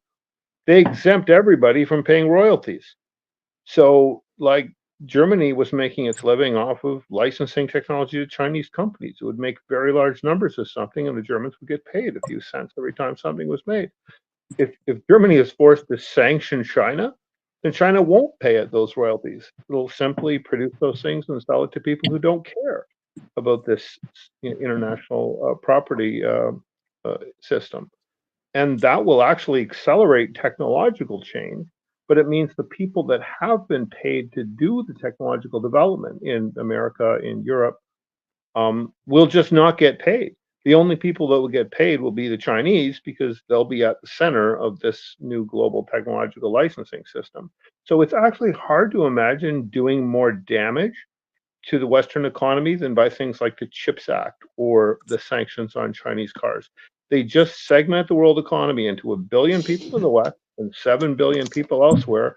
Those 7 billion people will go by one set of rules, which will be very accelerated development, very free technological exchange, as the 1 billion in the West are screwed trying to negotiate intellectual property agreements for a market that is now 1/8 as big as their old market was. And I don't see any way out of that. I think that's a death spiral for the Western economy. It can never compete with China on those terms, and China will be the dominant economic power within probably 10 years, unless there's a massive reversal of course here.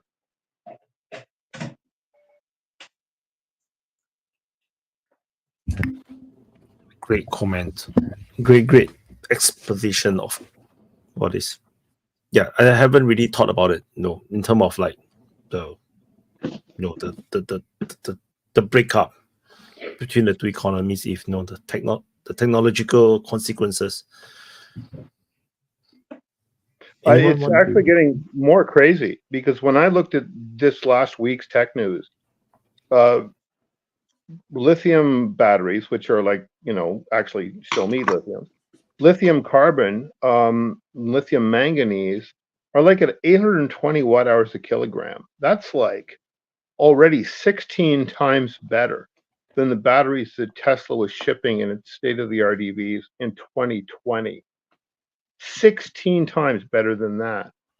820 watt hours a kilogram. And they're pushing 1,000, like 1 kilogram of battery holding 1 kilowatt hour of energy is what that means. And when you use sodium with no lithium at all, commercial batteries are already at 1/3 of that.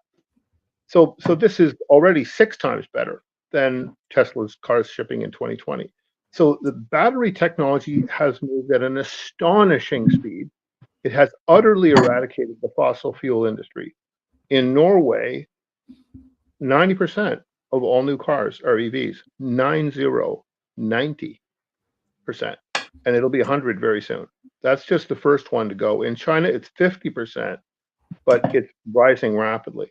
So if you're sitting in like the fossil fuel industry, this is your death knell. You're done. It's over. And there's other industries like driving or, manual labor. There's people selling robots that look like the GIMP from Pulp Fiction for like $15,000. I don't know if I want that robot. I'm sorry to interrupt you for a second. Perhaps Sweden can cope with 100% of cars moved by electricity. Norway. But not many countries in Europe, especially now, have the possibility of supplying electricity to such an amount of cars riding in their roads. This is impossible. And if we talk about countries in Africa that have a huge deficit of energy, yes, wait, Chess, I'll give you a right.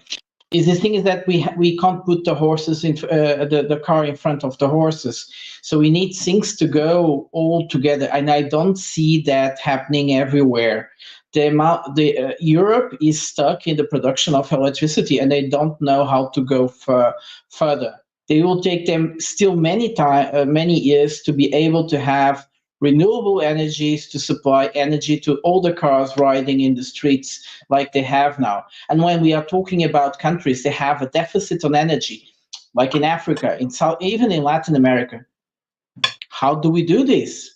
So you don't produce fossil fuel motors for Europe, but you produce them for Africa, where the demand is increasing every day. It seems like a good argument, but here's why it isn't. And the fact that actually completely destroys that entire line of reasoning is that it actually takes more electricity to refine a liter of diesel or gasoline than it does to run a electric vehicle for that same distance. That is, they use electricity to refine. Yes, they use heat. They use heat. Electricity in the refining process. It's electricity input. And heat is part of it, but it's not typically electrically derived heat. They use what's called refinery fuels in refineries, which is typically the grades of fuel they don't need. They will burn them off to generate heat. But there is an electricity input as well. It's in the pumping, it's in the refining, it's in the cracking, it's in the sensors, it's in everything else. And the amount of electricity that it takes to actually generate fossil fuels is wholly 100% wasted, because you're putting it into the fossil fuel, and it essentially almost as if the fossil fuel has no inherent energy, because the amount of energy you put in, and again, this is why the batteries are so critical. If you can put it into something like an 820 watt hour per kilogram battery, I think we have to check those numbers. With all due respect, I think we would have to check those numbers, because if that was true, CH, we would have it would be a question of economy. We wouldn't have the need to have fossil fuels to run our cars. Especially in Europe, where there is, but in Europe there is the will. There is the will to do that, but we don't have enough electric production for that. This is actually completely false. You're already wasting that much energy, electrical energy, to refine the fuel. You're just wrong. The reason it hasn't happened yet is because 820 watt hours per kilogram is a new number. The battery with the will in Europe, like there is now, with the will in Europe there is now, I find it difficult to believe. Please repeat your statement. What did you say about the amount of electricity used in refining versus what? That to refine a liter of fuel, let's say you're going, give me a number, 10 kilometers with a liter of fuel, right? If you refine that liter of fuel, the amount of electricity that it takes to do the refining, if you, instead of refining fuel, put it into a battery, would take you the same distance as the fuel when burnt, with no extraction, with no refining, with no pollution. No, see, I remember you now. You are the guy who doesn't like nuclear energy. Now I remember you. I And do not. It is there's a lot of complete things. economic There's a joke. lot of things you say that I came to look. I can't remember, but I looked up a lot of things you said, and some of the things you said were incorrect. So on this one you're as gonna well, have to tell I me will what, not because I take. don't believe you. Yes, no, I will. Trust me, I will look for. I will look for what I looked at, and Average I will over on contact a you. nuclear project is 150%. If they And say I it'll would. cost 10 billion, it'll be 15, and it will take 10 years, not 3. That's just the average. Some countries it's worse than that. China is building a fleet of thorium reactors. That is a technology the Americans and the Russians both abandoned because of its very, very, very complex and expensive fuel chain. We'll see if the Chinese can make it work while building 20 of the same reactor. But it's an experiment because they've never done this before. The nuclear industry lies like crazy. Everything they say is a lie. Nobody who has anything to do with uranium or mining or plutonium or selling nuclear reactors is ever telling you the truth. They lie about as much as military industrial contractors, and their cost overruns are about as bad. So they're lying for the same reason. So on most of the things you've said about energy, whether it's nuclear energy or what you're talking about right now, so it seems you know something, but most of the world doesn't know it. All these economists don't know it. Correct. All My these job scientists don't know it. No, scientists know it. Engineers generally don't, because engineers don't keep up in sciences. And they're also not economists. Look, if you look at all of the power generation investment on the planet Earth, right? Only 1% of it, 1% of power generation investment is in nuclear. 1%. Something like 70% is going into like offshore wind and solar on rooftops and things like that. Like a vastly greater number. So it's you that's arguing with the experts, not me. I'm just saying they're right to make these investment decisions. You're the one, if you're promoting nuclear, are saying they're wrong to invest only 1%. So I'm saying the world already does agree with me. As for EVs, the world, all the world's auto companies have made some plan to convert over at some speed to a completely electric line. In China, it's faster. In Norway, it's faster. In America, it's slower. In Germany, it's about midway. But they wouldn't have done that if all their own engineers and all the scientists that they consulted with trillions of dollars at stake hadn't all said exactly what I just said, which is absolutely inevitable transition. Can I ask you a question? Like, if nuclear energy is so inefficient, then how come submarines have? Here's the issue with submarines. Submarines have always had electric motors and drive, right? Always. The classic submarines from like World War II and World War I, actually, for over 100 years, they've been diesel electrics. They do not run their drives with diesel. They run their drives with electric motors. They charge batteries, and those batteries run the electric run the motors, right? It's called a diesel electric drivetrain or a serial hybrid, right? Also, locomotives do the same thing, right? And the reason they do this is because an electric engine is 5 times more efficient than a combustion engine at turning energy into motion. If you burn something, fuel, you're wasting a lot of the energy in heat. And if you vary the speed that you're trying to get with something like a mechanical transmission, you're wasting vast amounts in friction. A bunch of joules. Speed. What is the difference between having electricity being produced from fossil fuels, and energy consumed in a car because it's electric? But if electric, vastly different.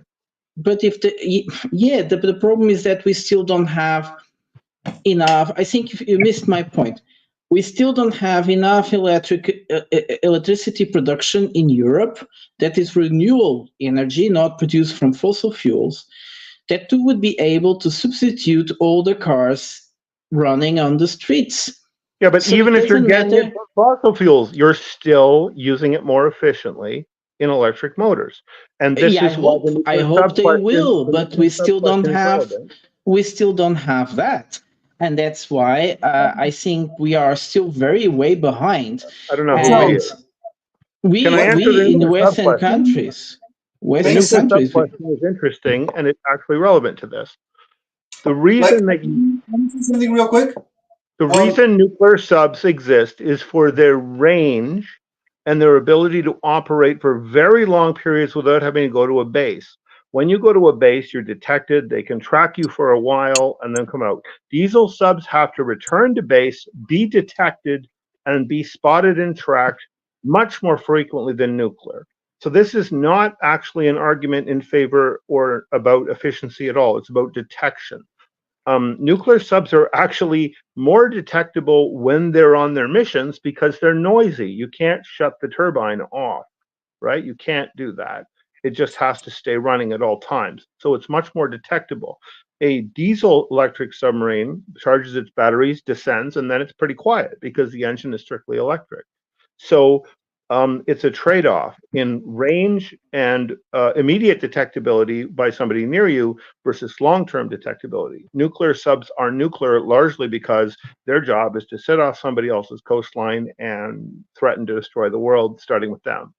That's their only job. It's their only function. So nuclear subs are nuclear, and other subs generally are not for that reason. I understand the argument of like electric transmission of energy being much more efficient than mechanical, simply because you have a lot less of waste of energy through rotation and friction. You know, because every transmission of like if instead of transmitting the energy of the explosion of the fuel to the wheels, you put it on a generator, it's just one motion. You know, all the energy is concentrated just in the cycling of the dynamo. But so it doesn't have to do all that strange mechanics of transmitting through the I can't remember, but through the transmission. So that makes a lot of sense. That's more efficient to. But the problem there is the battery. So like the problem there is the capacity of the battery and the durability of the battery. So yes, past tense, that was the problem. I'm telling you, at about 600 watt hours per kilogram, it's not a problem. Somewhere around 600, an electric car that has the same range as a gas one does not have any weight difference. It's the same weight at about 600. As you get down to like 800 higher or 1200 or something like that, your electric car starts to weigh a lot less than a gas car. Actually, they will end up weighing considerably less once the carbon fiber technology is fully incorporated and once everyone's using aluminum casting the way Tesla is. So they'll end up weighing much less. Like a typical American SUV, like say a 15-year-old Dodge Journey or something, is like an 1,800 kilogram car. That's insane, and that's about what first second generation EVs were weighing. Is like kind of like a very heavy gas car, but they're dropping radically because when you get that kind of energy density, you're talking about something approaching. You know, it's getting to about. It's not a high percentage, like 7-8% of the energy density of fossil fuels, but you do not need this huge hunk of metal to do the combustion in. The conversion of fossil into electricity is insanely inefficient. If you look at a hydrogen fuel cell converter, you can put that on a small airplane. It weighs about 30-40 kilograms. If you try to put, like for a megawatt, have you ever seen a megawatt diesel generator? It weighs tons. So like the efficiency of trying to turn fossil into electricity is really terrible, but the efficiency of trying to turn hydrogen into electricity is really, really good in weight terms. So in things like aviation, you'll probably see the transition happen faster. Now, the problem that we have had up till now is we just didn't have good batteries. And I don't think that was fundamental chemistry stopping us. I think that was a lack of research stopping it. There was a lot of suppression of research and underinvestment. The fact that we just saw in the last 5 years the performance improved by 16 or 20 times proves that there must have been a long period when we could have researched this more and we didn't. So I think we're to address Prada's point about the energy grids and the power capacity. I just did address it, I think, thoroughly by saying you're already spending that much to refine the fuel. the final fuel refining is happening in Europe as crude oil is being brought in. But another answer to that is to say that the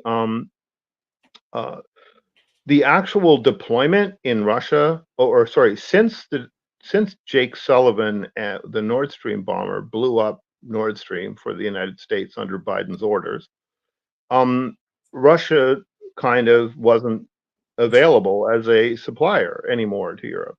And the Americans, you know, opportunistically bragged about the fact they could now sell a bunch of LNG to Europe. But LNG turns out to be an absolutely terrible choice from a security point of view, because every big LNG sphere on the tanker has the explosive power of a Hiroshima bomb. So if you're worried about like energy security, you don't go to LNG. That's just putting Hiroshima bombs in your ports every time a ship lands. That's insane, and only an idiot would do it. So some countries in Europe are stupid and actually are building LNG ports. But most of them that are doing that are also deploying a lot of offshore wind turbines. The latest offshore wind turbines, some of the Chinese ones, for instance, are like massively huge, 15, 20 megawatts in a single turbine, which is kind of crazy, like the size of it. And if you put it offshore, you can maintain it by ship. And if you can maintain it by ship, its size almost doesn't matter, because you can build ships kind of arbitrarily large. And the Chinese have two ships, one of which that just does nothing but build the platforms, and another of which it puts on the turbines. And those gigantic ships are in action like 24/7. They build a fleet of those ships, and you will see practically a new deployment of massive wind turbines, essentially bop, bop, bop, one per day. And the deployment speed that China already has for wind turbines is already pretty crazy. And these offshore ones, being so huge, are adding massively to their grid. Once they duplicate those ships that actually put them in place, you'll see them sold to Europe, you'll see them sold in Africa, you'll see them everywhere that there's a significant offshore wind current. And that will, again, just completely eradicate any argument about energy supply, really. One of the great things you have when you have electric cars is you've got this pile of batteries floating around. Well, if there's a lot of wind power and you don't have an immediate use for it, charge up the cars. Then the cars aren't doing anything. And then when you put them into a bidirectional charger, which is already mandatory in places like, say, California, it'll charge your house back. So if you don't feel like paying 40 cents a kilowatt hour, you can get, you know, it out of your car for 0 cents a kilowatt hour. And then you can charge it back up again at 3 cents a kilowatt hour when the wind is blowing. So as long as you have a decent, actually responsive variable pricing scheme on electricity, then you're rewarding people for doing this load shifting. And then all the electric car batteries serve as a giant battery. Even when they wear out, they're still useful in grid support. You can put a whole pile of them together. So this has already happened in many jurisdictions. And anyone who tells you it's not going to happen or it'll be slow, there are countries that will be slow at it, but those countries will just be economically destroyed.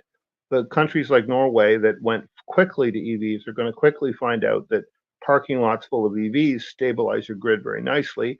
And that that plus your hydro dams, you know, they're not going to face any kind of a problem. They can export all the fossil they're digging up. And in countries that are going too slow, they're still wasting that same amount of electricity just refining the crude oil that they get. So this is a transition that every country should be pursuing as fast as possible, both for a resilience point of view and from an energy waste avoidance point of view. CH, I believe these decisions are political motivated. We could have started with, if we were really thinking about these serious, we could have started these long ago. Many of these technologies could have been developed long ago, or were already developed, but they didn't have the industrial capacity. There wasn't industrial capacity to make them available to everybody. This philosophy of conversion is also a kind of a mirage. The Europeans, when they decided to go for hydrogen, they didn't do it for the sake of climate change or ecology or whatever. They did it for a political reason. They wanted to be more autonomous in terms of energy supplies, because this has been there for a long time. And when they did and choose hydrogen like the substitute of natural gas, they were dreaming too loud. First of all, the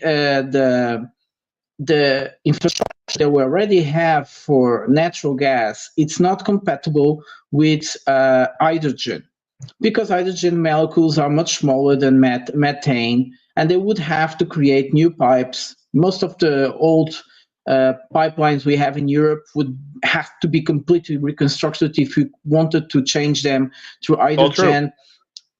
And so it's the point. And also when we thought about making electrical cars, there was not enough places where you could charge your car. And it's like the velocity of conversion is very different from country to country. It doesn't mean that they don't want to or they are slow in it. It's just because they don't have the capacity to do it as fast as they wish to.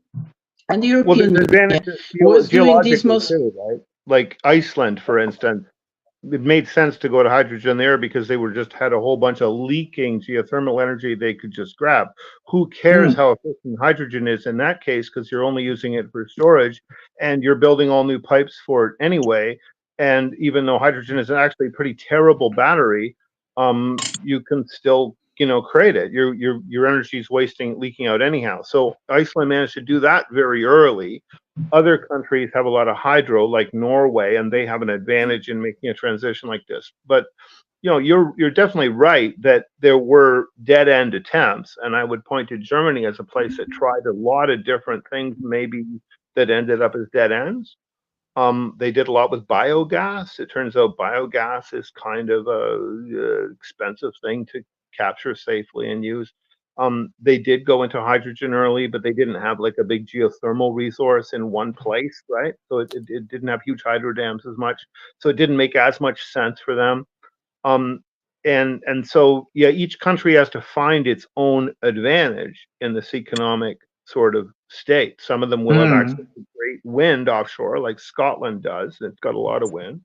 Others are very sunny, right? Like Italy or Spain. Spain deployed a lot of solar. So like you just have to look for what you're good at. What the Germans are good at is reducing the amount of wasted electricity by making really efficient devices. I just said that they patent a lot of things and then they license them to China and then they get paid from China for their invention. And screwing that up with sanctions and tariffs is a really big mistake and disaster for Germany. Germany may be in a position where it doesn't have any great natural advantages, but it has a great intellectual advantage. But it will lose that advantage if it can't make royalty-bearing deals with China because they're being told by America to sanction China. So this is the sorry to interrupt, to cut you guys off, but I'm gonna go. But before I go, there's something I wanted to tell Wyatt. So there's a time back you had I can't remember who was there, but I think you had history legends on or something, and you had said that you don't see what else Ukraine can do but to invade Russia. And some people in the comment section thought you were crazy. I didn't think about it that much, but you are actually right. You're actually right. It was an option. I mean, I don't know how wise it is, but you were right about that. Oh, by the way, that would be interesting to know. Wait, do you think it was a wise thing to do now that it happened? It would have been if they had done this like 1.5 years ago. They do it now. It's not going to make much difference. But at least it's something.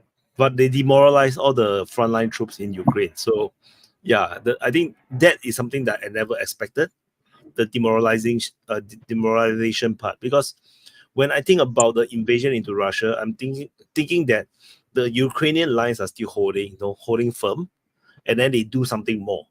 Like the whole firm line, then they invade into Russia, getting more. So that's something. But they're losing inside Ukraine, and then they go for Russia. I think that's kind of like a double whammy. So, but they were losing in January when you said that, though. Still, like, I mean, they weren't winning when you said that. So, when it was kind of a Hail Mary idea. I think when I first mentioned it was like before the 2023 counteroffensive. So yeah, I did you're giving them awful advice. You're a double agent. You give them advice, but it's bad advice. No, he didn't. This has been talked. This has been talked and has been done before. The Ukrainians try to see the effect of the incursion into Russia. Didn't work very well because the force was small, but they did try. Now the question is, are they preparing another one? I think the question is it if it's only he's not a double agent because it's not really two countries. He's a hero of the Soviet Union for suggesting something that will end the war faster. Because there is something very interesting. There is something very interesting that happened.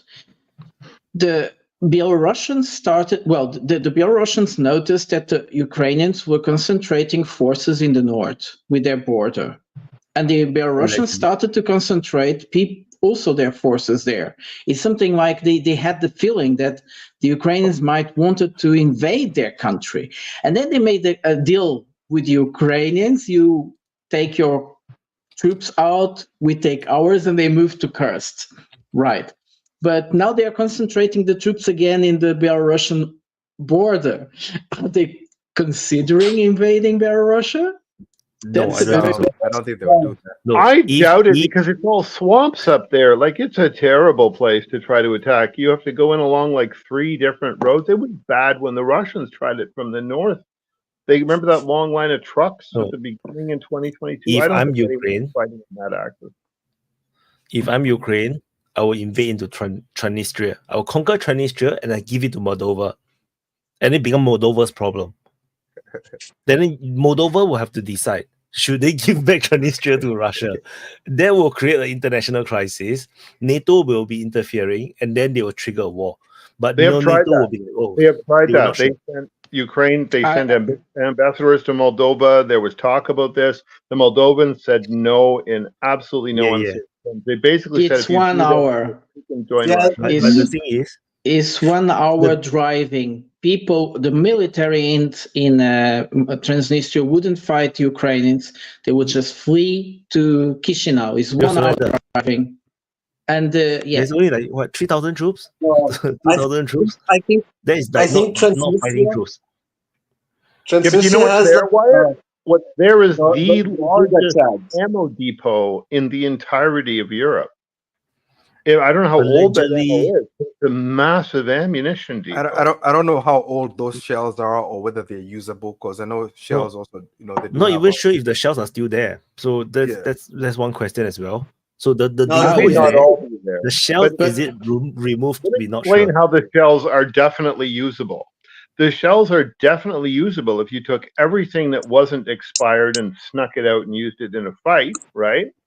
And then, like, if you're attacking you, you'll use them. But the other way they're useful is everything that's expired will just be blown up, you know, in a booby trap the minute that any. Yeah, they would not let the Ukrainians to get it, obviously. But that's what the Russians are going to do. They are going to detonate it. They said they will. Of course they will. They'll detonate it the minute that any NATO troops walk in there. Like, it'll just be NATO troops, yes.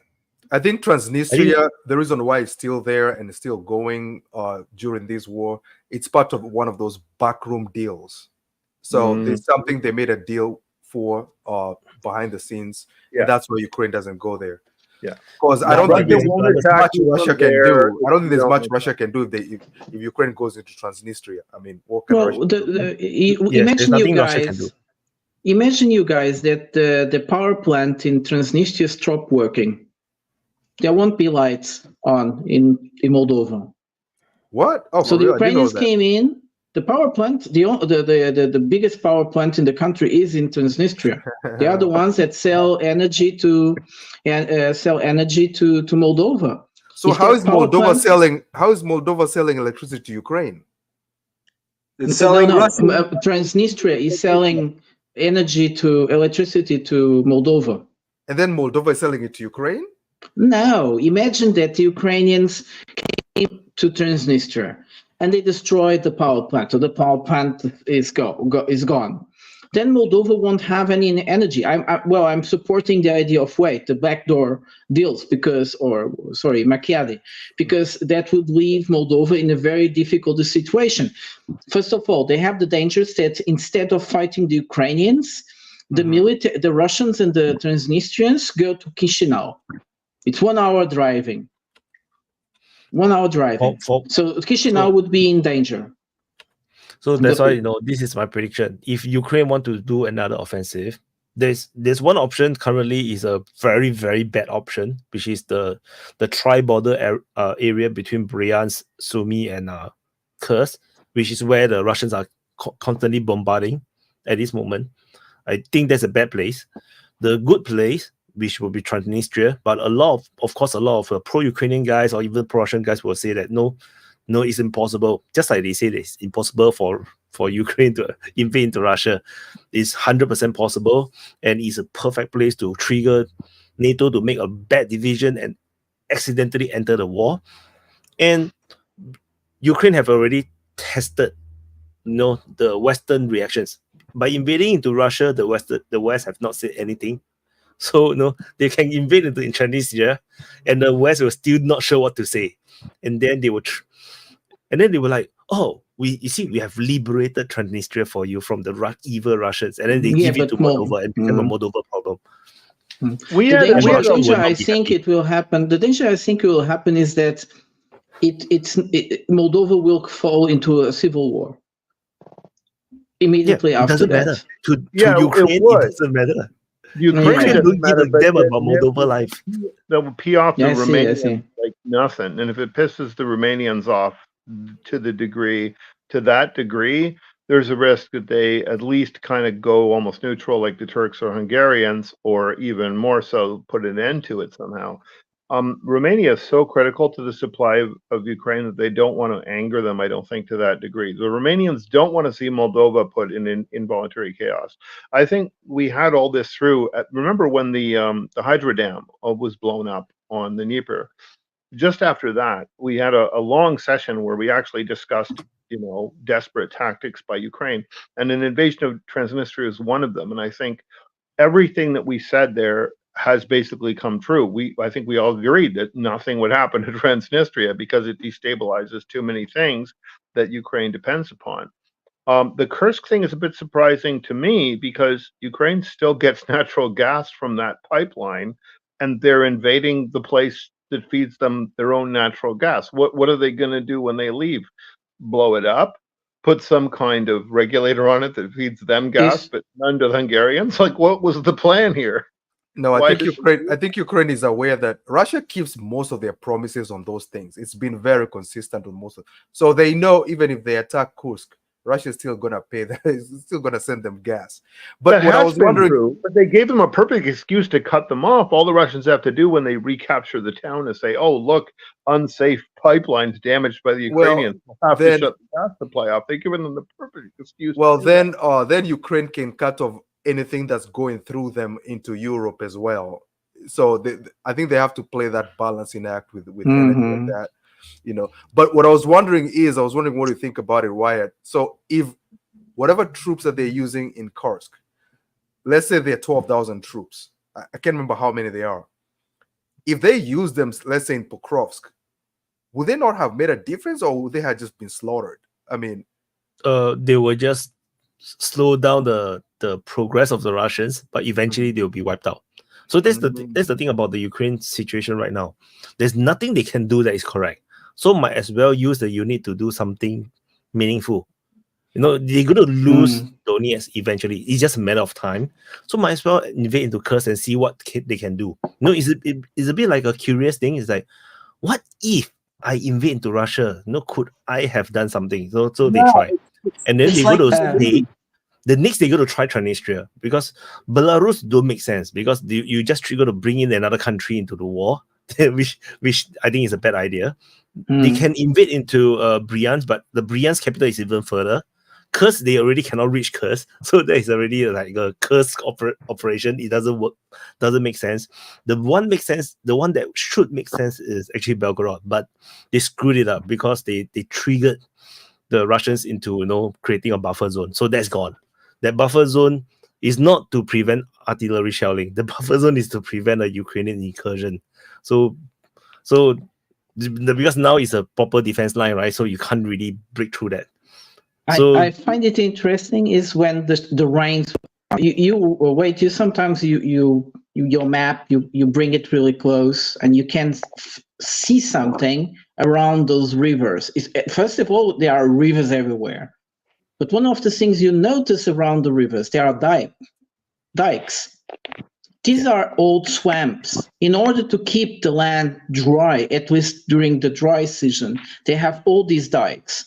Once the train came and the Russian dams, yes, well, protections. Thank you something keep else. the land wet or keep the land dry.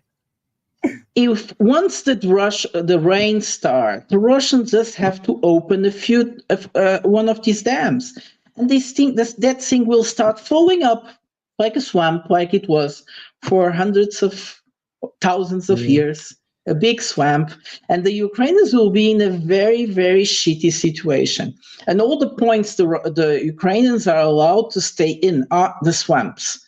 They haven't conquered any high ground at all. Absolutely right. Absolutely right. And it's the same situation as Kherson. Remember, Kherson City is in this low-lying swamp area, and there was a dam up above it that could easily flood the whole city. It was a terrible place for the Russians to sit, so they pulled out of it. And once they pulled out of it, there was really no vulnerability. So that Dnieper front has now been stable for a long time. There are a lot of places like this in Ukraine, reclaimed low land that's swampy, and you do not want to go through it, and you do not want to get trapped in it. I mean, the Russian tactics are always the same on these flat terrains.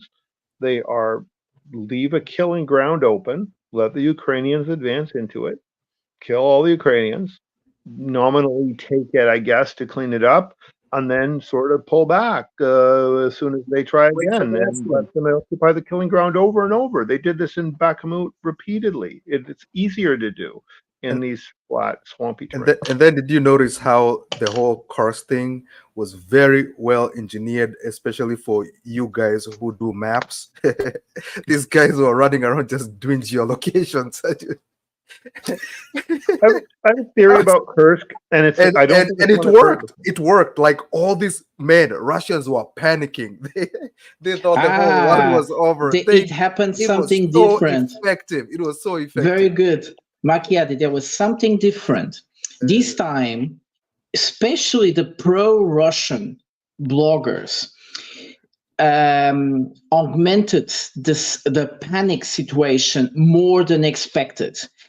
People in Russia will start saying, are they being paid by the Ukrainians to do that? The interesting thing about it was that I was getting so much in YouTube, so much offers to see videos of Russian bloggers that I never watched, just to watch them being hysterical about what was going to happen. It's like there was an offer on it to make it bigger, so to say. And I think one of the ideas on the beginning was to create some panic on the Russian troops to start fleeing without no control. But Wade is the expert on military. He's the one, if this works, if this is doctrine or not. Mariatov talked about that. I'm not so sure about it, but no, my observation is that the Kursk offensive is slightly unusual. It's the fact that the Russian main force take a super long time to arrive. And another thing is that the Russian air force and the drone force reaction is damn fast. From the first day the Ukrainians enter, they are endlessly getting bombarded by drone strikes, missile strikes, helicopter strikes, air strikes. That is ridiculous. How can their reaction be this quick? No, you should be in shock. You don't know where the Ukrainians are. But immediately you saw airstrike, helicopter strikes, on the Ukrainian forces right from the beginning, and drone strikes, Lancers. How much Lancers would you place at the border region, in that region? Why are they so ready? So there must be certain forces that already know that the Ukrainians are going to come, but then they let all these conscripts and then the border guards be stupid. It's like they are like the Pearl Harbor sailors. They're like, what the fuck is that? And then they got bombed. It's like, oh, these outrageous Japanese. But actually in Washington, they already know that the Japanese are coming. No, it's a kind of situation where certain forces, they already know the Ukrainians are coming, but other forces are not supposed to know, to keep it a secret. So the Ukrainians basically drive into a trap, essentially. And you can see that from my reporting, the front line didn't really change a lot. Like it's very minimal, and it's just endless bombardments, endless drone strikes. And the Ukrainians have not really have the chance to really engage, a lot with the Russian main force. Like they didn't really have the ground battle. Most of the time they're just getting bombarded and killed off. So it's only until these last 1-2 weeks that we actually see battles between the ground forces. But even that, the Ukrainians are still getting taken out mostly by drones and air strikes and artillery strikes. So it's pretty sad for the Ukrainians actually. But it's okay. They get a lot of money. They get a lot of improvement in donations. Slava Ukraini, and I got something to talk about, and it boosts the channel. So I'm very happy. So good job, Ukraine. Yeah, the PR element is critical. I tend to agree that that's a big part of it, to appear to do something as opposed to just lose. The Kursk nuclear plant definitely, I think, was a target that they failed to hit. And it maybe they also thought they could pull some shenanigans or get some bargaining power to taking the pipeline head. But my theory about what really made the decision happen to it is a bit different than what I've heard other people say. I think fundamentally you had some of these high quality, well-trained, highly motivated, Nazis with Cossack haircut type troops sitting there with all that NATO equipment, Challengers and whatever. And they had to find something to do with them other than let them sit them in Pokrovsk to die. They couldn't just pull them out and pull them back because that looks cowardly. So you find something heroic but temporary for them to do. Go into Kursk, go take the nuclear plant, and then, of course, you'll heroically be forced out eventually, and then you'll go back to, partying in Kiev, and they'll never send you back to Pokrovsk. But you will have been evacuated from Pokrovsk with honor, I think, would be sort of their way of thinking. Yeah. But at least we can make a Hollywood movie out of it. Yeah, because that's the PR element, right? And the heroic Azov. You heard what Bagari said. They're always lionizing this particular unit and its ideology and everything else. It's all part of the narrative. But to think that the Russians wouldn't react to the attempt of capture of a power plant. There is the doctrine of using of nuclear weapons is you can never use a nuclear weapon in very, very few cases. One of them is to prevent a greater evil, a greater harm. And that would be a case of a greater harm. The Ukrainians trying to taking off a nuclear power plant that is working, that is really working. It's not like Zaporizhia, which is already being disconnected. No, it's a working power plant that could explode. So the Russians would have the right to use a nuclear weapon. But then they have to use a nuclear weapon on their own territory, which looks pretty painful. I don't think triggering a nuclear it means it will response be on was Kiev. the It will idea. be on Kiev or any other city to basically deter them from. But that doesn't prevent the threat to the Kursk plant. Like, you don't get to nuke Kiev because Kiev soldiers are at a nuke plant. That doesn't fit the preventing greater harm paradigm. But the area the Ukrainians occupied is wasteland. The Russians wouldn't lose much.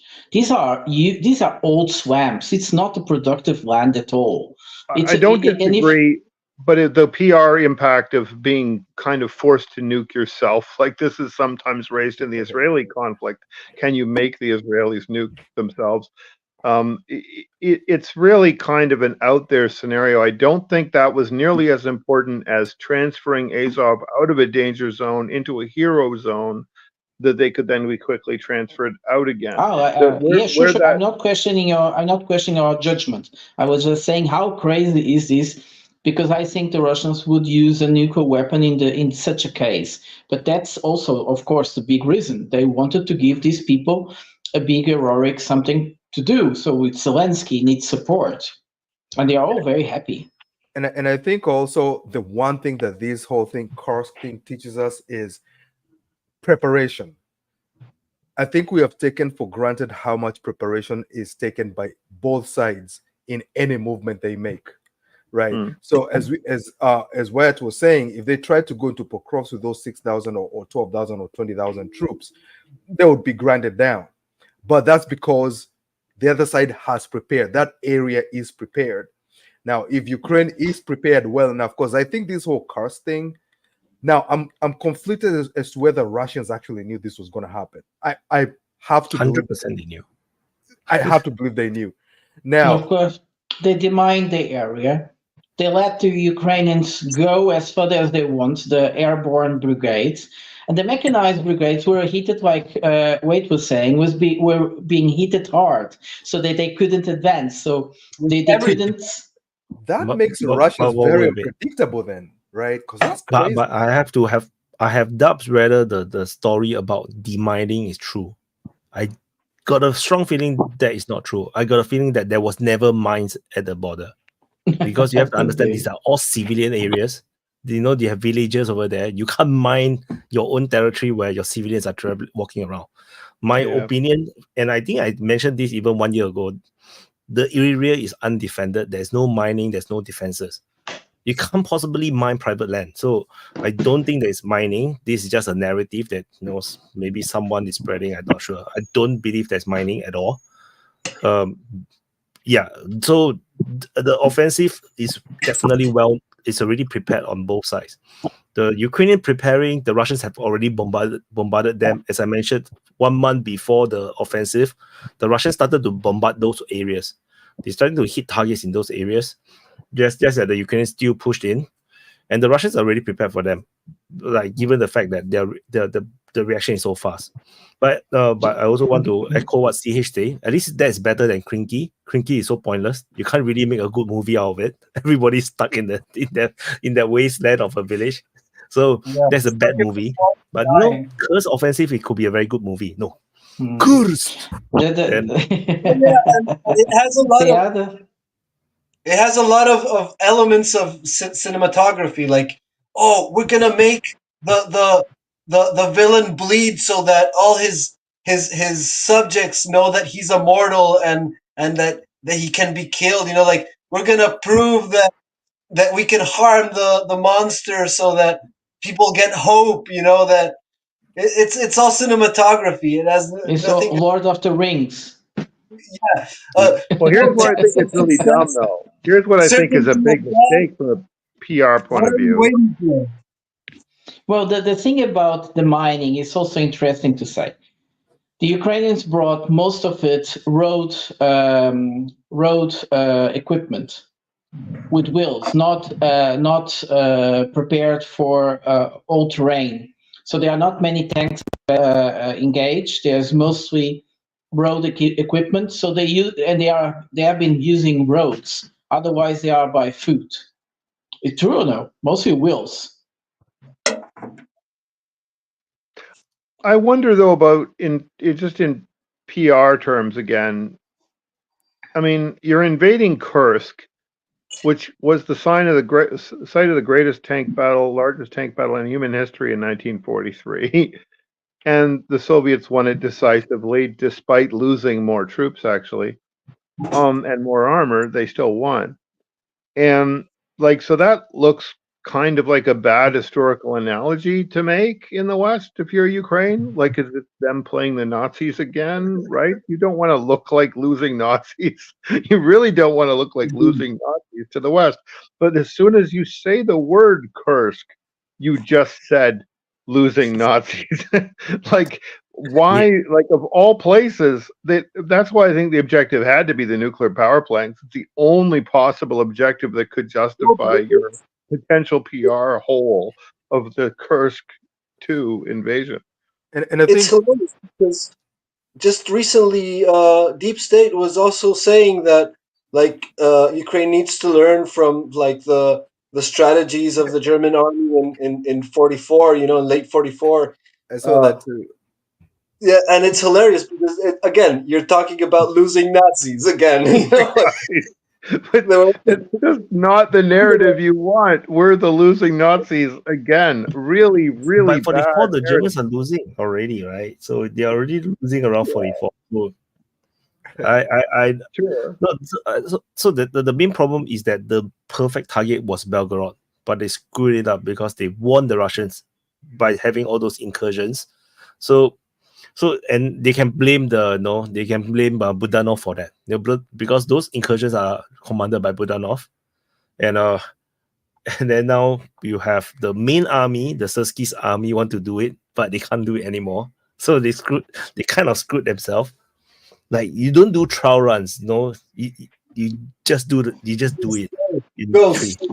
Yeah, that's almost like introducing a form of immunity. It's like you're giving somebody a weaker disease and they gain immunity because you're stirring the hive. And that's the thing about preparation. Ukrainians were saying that they were surprised by the Kharkov offensive, right? And when I look back, I'm like, that can't be possible, because literally even Putin made a point of making it almost open he's going to do it. He met with the leaders of the northern group and on camera wished them luck. I'm like, wait a minute, how can you tell me you're surprised? He's literally telling you he's about to do it, and I don't know why Putin did that. But I think he also knew that Ukrainians kind of knew. It's very hard to move huge numbers of troops now without them knowing. But I don't get why Ukrainians say they were surprised unless they didn't have enough. They're definitely not surprised. It's just that they were surprised that the defenses that they ordered was not there. That's all. If you look at the incursion, the Russians didn't really go very far. But the fact that I think the Russians also never planned to go very far, which I mentioned right in the beginning of the offensive. I see that this is not a real offensive. No, this is a diversion. And clearly they didn't go far. And they really held a line where it's very easily defendable. They have all the high grounds. The Ukrainians are all on the lower grounds. So it's never about penetrating. It's always about being on the high ground in front of the killing ground with the defensive benefits.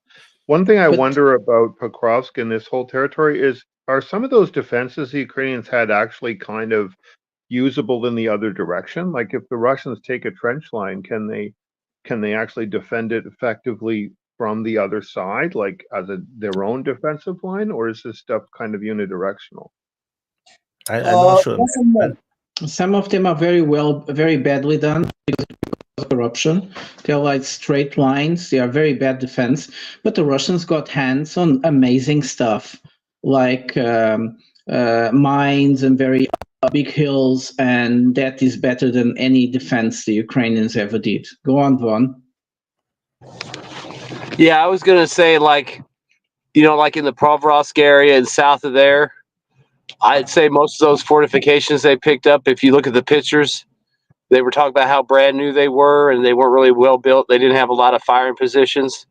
So I think they could take them, but they might not be as desirable either way, just because they were kind of unfinished. I mean, some of them look good with the logs, but there's nothing camouflaged or built up. So, unless they push far enough past it where they can move some guys up to, maybe fix them up, they might. But, I mean, I'm sure they'll use them no matter what, but they might not be good to go either way, because it looked like a lot of them were, like they said, a lot of them were hand dug in a straight line, no zigzags, so it's probably hit or miss. And does that mean it's the last line of got... defense? Like, is that really it at Pokrovsk? Are they done? There's no more Ukrainian lines of defense? Because that kind of suggests there's still a lot of.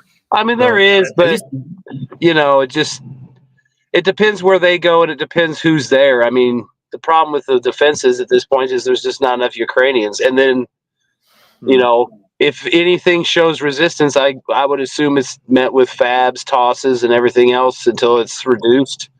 Because like that guy said that Lancaster interviewed, he specifically talked about the wall of fire. They locate a target, they hit it with aircraft and artillery, and then they move up and clear it. So that's what I think, and there it's just going way faster because there's just less troops. So, I mean, are they even dropping as many fabs as they were 2 weeks ago? Because there's probably a lot less targets now. Because there were just, It's basically what we have always talked about, especially in the early days of the open mic, where we talk about, like, why the hell is modern warfare still fought in a trench trenches, and then we say that these just open targets and whatnot. So now we are seeing the effect where the Russians are ready to do all these airstrikes, and we are seeing exactly why trench warfare is supposed to be a thing of a past. So now we are seeing exactly what it is. Yeah, and I've seen some people on Reddit, because you have noticed these videos that are showing that Russians walking into like villages or towns that have not been damaged. You're like, wait a minute, what's happening? So there are these Reddit channels I follow just for the psychology of it. Man, these people, they're pro-Ukraine. These people are losing their minds. They're like, they believe there's a conspiracy that Ukraine agreed with with Russia to cede that territory, and that's why the Russians are moving into cities that are barely touched. And I'm like, wait a minute, you people want Ukrainian cities to be demolished, or what are you talking about? Well, I mean, if they had enough troops, they wouldn't have agreed to cede the territory. So it doesn't sound any better. They ceded it. It's like, take it, cede it. Either way, it's bad. And there's civilians there. They are not like true those aren't believers. evacuated places. Julian Hopke from The Build made that comment as well, like Macchiati was saying. They didn't even have time to bomb their buildings when leaving. Why wait? Because the Russians would take over those buildings, and they're like fortress. So the Ukrainians should destroy them before the Russians arrive. That would be a waste of ammunition, a waste of housing. Oh my God. Yeah, but the logic behind is like you're saying. It's sounds like they have never been through the military. If you've been through the military for a while, yeah. If you've been through the military, it's not so easy to bomb and destroy a single building. As infantry, you need very big bombs. It's not so simple. And you can get bombed while you're doing it. Like what's happened in Gaza now is the IDF has lost troops going and trying to blow up hospitals, schools, all tall buildings and whatever. They send in demolition teams, which are specialized troops, and those guys get taken out by snipers. That's been happening a lot in Gaza. It's actually a risk. It's a military operation like anything else. And if you deploy time and energy and weapons and people to it, you're not doing something else. So it really isn't that easy to just create a scorched earth, reinforced concrete building. Imagine getting hit by an FPV drone when you're holding a T-62 mine. Exactly. Yeah, you're walking with explosives in your hand. Very bad. I find the Redditors' faith in the Ukrainians are so weak. Oh my God. If they really support, must have faith. They can't possibly make a backroom deal with the Russians. If they do, then why the hell are you supporting Ukraine? It's a contradiction, right? It's a contradiction. There is another theory very interesting that the Russians, the Ukrainians triggered the Russians by saying they wanted to have peace talks. So in November, they were preparing a new peace talks. We're having, I don't know if it is true, but the Russians didn't deny it, that in Doha, no, not Doha, in Qatar, they were having negotiations for ceasefire on energetic infrastructure. And they say that that was also one of the maneuvers from Zelensky, trying to make the Russians believe they wanted to have peace talks, and the Russians Istanbul, yeah, it's just Istanbul, right? During those days, the early days, I 2-3 days before the Istanbul talk, I was telling in a SIP rap, nothing's gonna happen, nothing's gonna happen. And then everybody was too triggered. Oh, it's Boris Johnson's fault. Come on, the Ukrainians are calling for the death of the Russians, all the way to the point of the negotiation, the signing of the deal. It can't possibly be signed because this stuff is just PR for people who barely read. In the case of the energy thing, energy pact or whatever, I can guarantee you that the first item in it was the same as has been in every Ukrainian demand, which is give us back the Zaporozhye nuclear power plant. Let our troops over the Dnieper in a nuclear facility. And then let us screech to the IEA if you try to do anything. It's the stupidest possible demand, would actually increase the risk of a nuclear incident very terribly. But it's in every list of Ukrainian demands. This just shows they're not serious. It is 100% the Ukrainians. 100% the Ukrainians is going to attack from the Zaporizhzhia nuclear power plant southward and cut the Russians in half. No question. They but would land every kind of ship in there and explode from that. And then the only way the Russians could stop it would be to shoot at the plant, and then they would screech about that. So only a complete idiot would actually think this would help anything. But the IEA, the International Atomic Energy Association, facilitated and caused this because when they were on site at Zaporizhzhia plant, they did not clearly say in their report, Ukraine is shelling this plant and it needs to stop doing so. Had they done that, neither a Kursk seizure or this crazy repeated peace blocking demand would be recurring. So this is another example of international institutions obeying bad orders from the West and not doing their actual jobs. Now, I think the IAEA should just be disbanded because it's at this point just a detriment to humanity. It's clearly captured by Western intelligence agencies. Oh, but you hate nuclear. You hate nuclear, so let's not go into that. But you are right. The argument is valid, but you also know that you have your own personal reasons. Yeah, but not personal. But even leave aside the economics, okay? We have just proven that nuclear plants are hazards to have in your country because sure. But let's and that they're not being regulated properly because the IAEA is corrupted. So if we agree on those things, that's more reason to get rid of nuclear. Sure. But there is another point. Wait, the IAEA cannot stop the Ukrainians from shelling the nuclear power plant. They can't stop the Iranians to build their own nuclear weapons. They can't do anything. Everything they do is a failure. Well, I give them credit because at least they report there was shelling on the Kursk. They said there was. So at that point, you have to be a complete idiot to think it's the Russians who are like hitting their own nuclear power plant. But at least they said like, hey, there were drones that were hitting it. Yeah, it looks like a shell. There's no shelling. It looks like a shell. It sounds like a shell. It must be a shell. That's what they did. If they are living in Russia, if they don't report, that it's actually shelling, they might actually die on the street from some weird accidents, I think go back. I think the only person who was really suckered with the whole peace thing, man, I think China fell for it.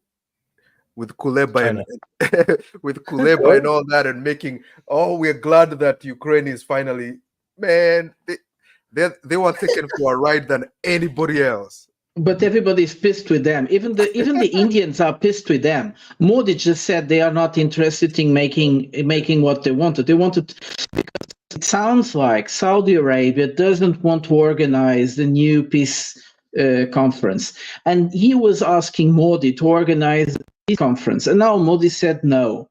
So it's also quite very interesting. What's the point? Yeah, Russia is winning because they are not serious, and this is just.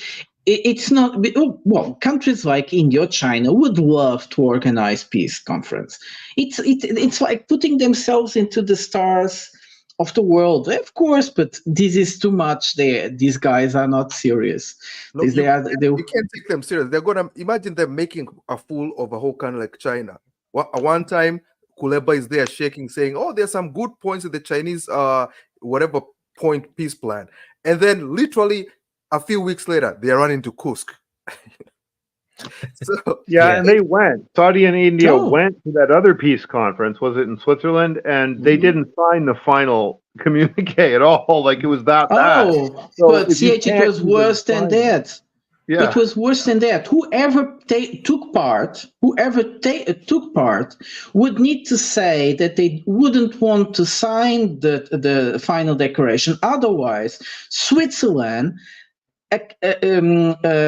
accepted for granted that this country signed the declaration. They automatically signed if you do not reject that. Amazing! How do you auto-sign a peace declaration you haven't read?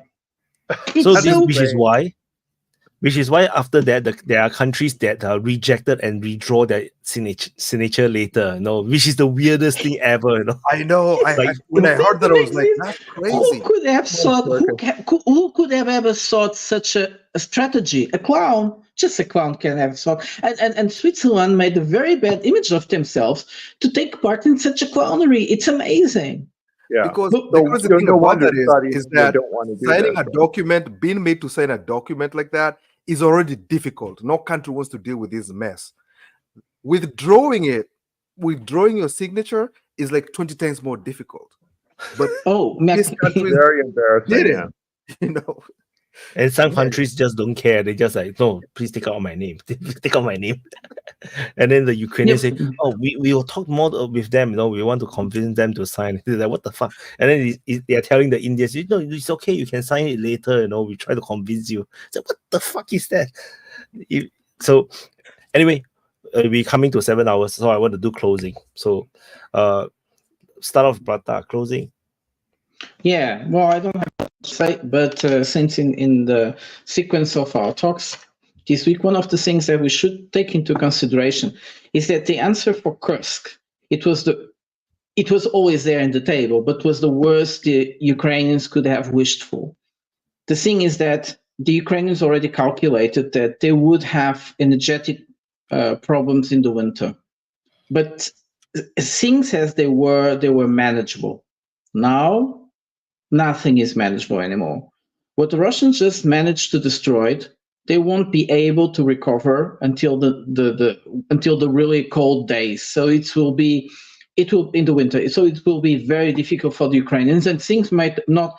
The Ukrainians may be preparing something even worse. So this is still not there. So Ukrainians actually signed a kind of a death sentence, their own death sentence. I mean, the population.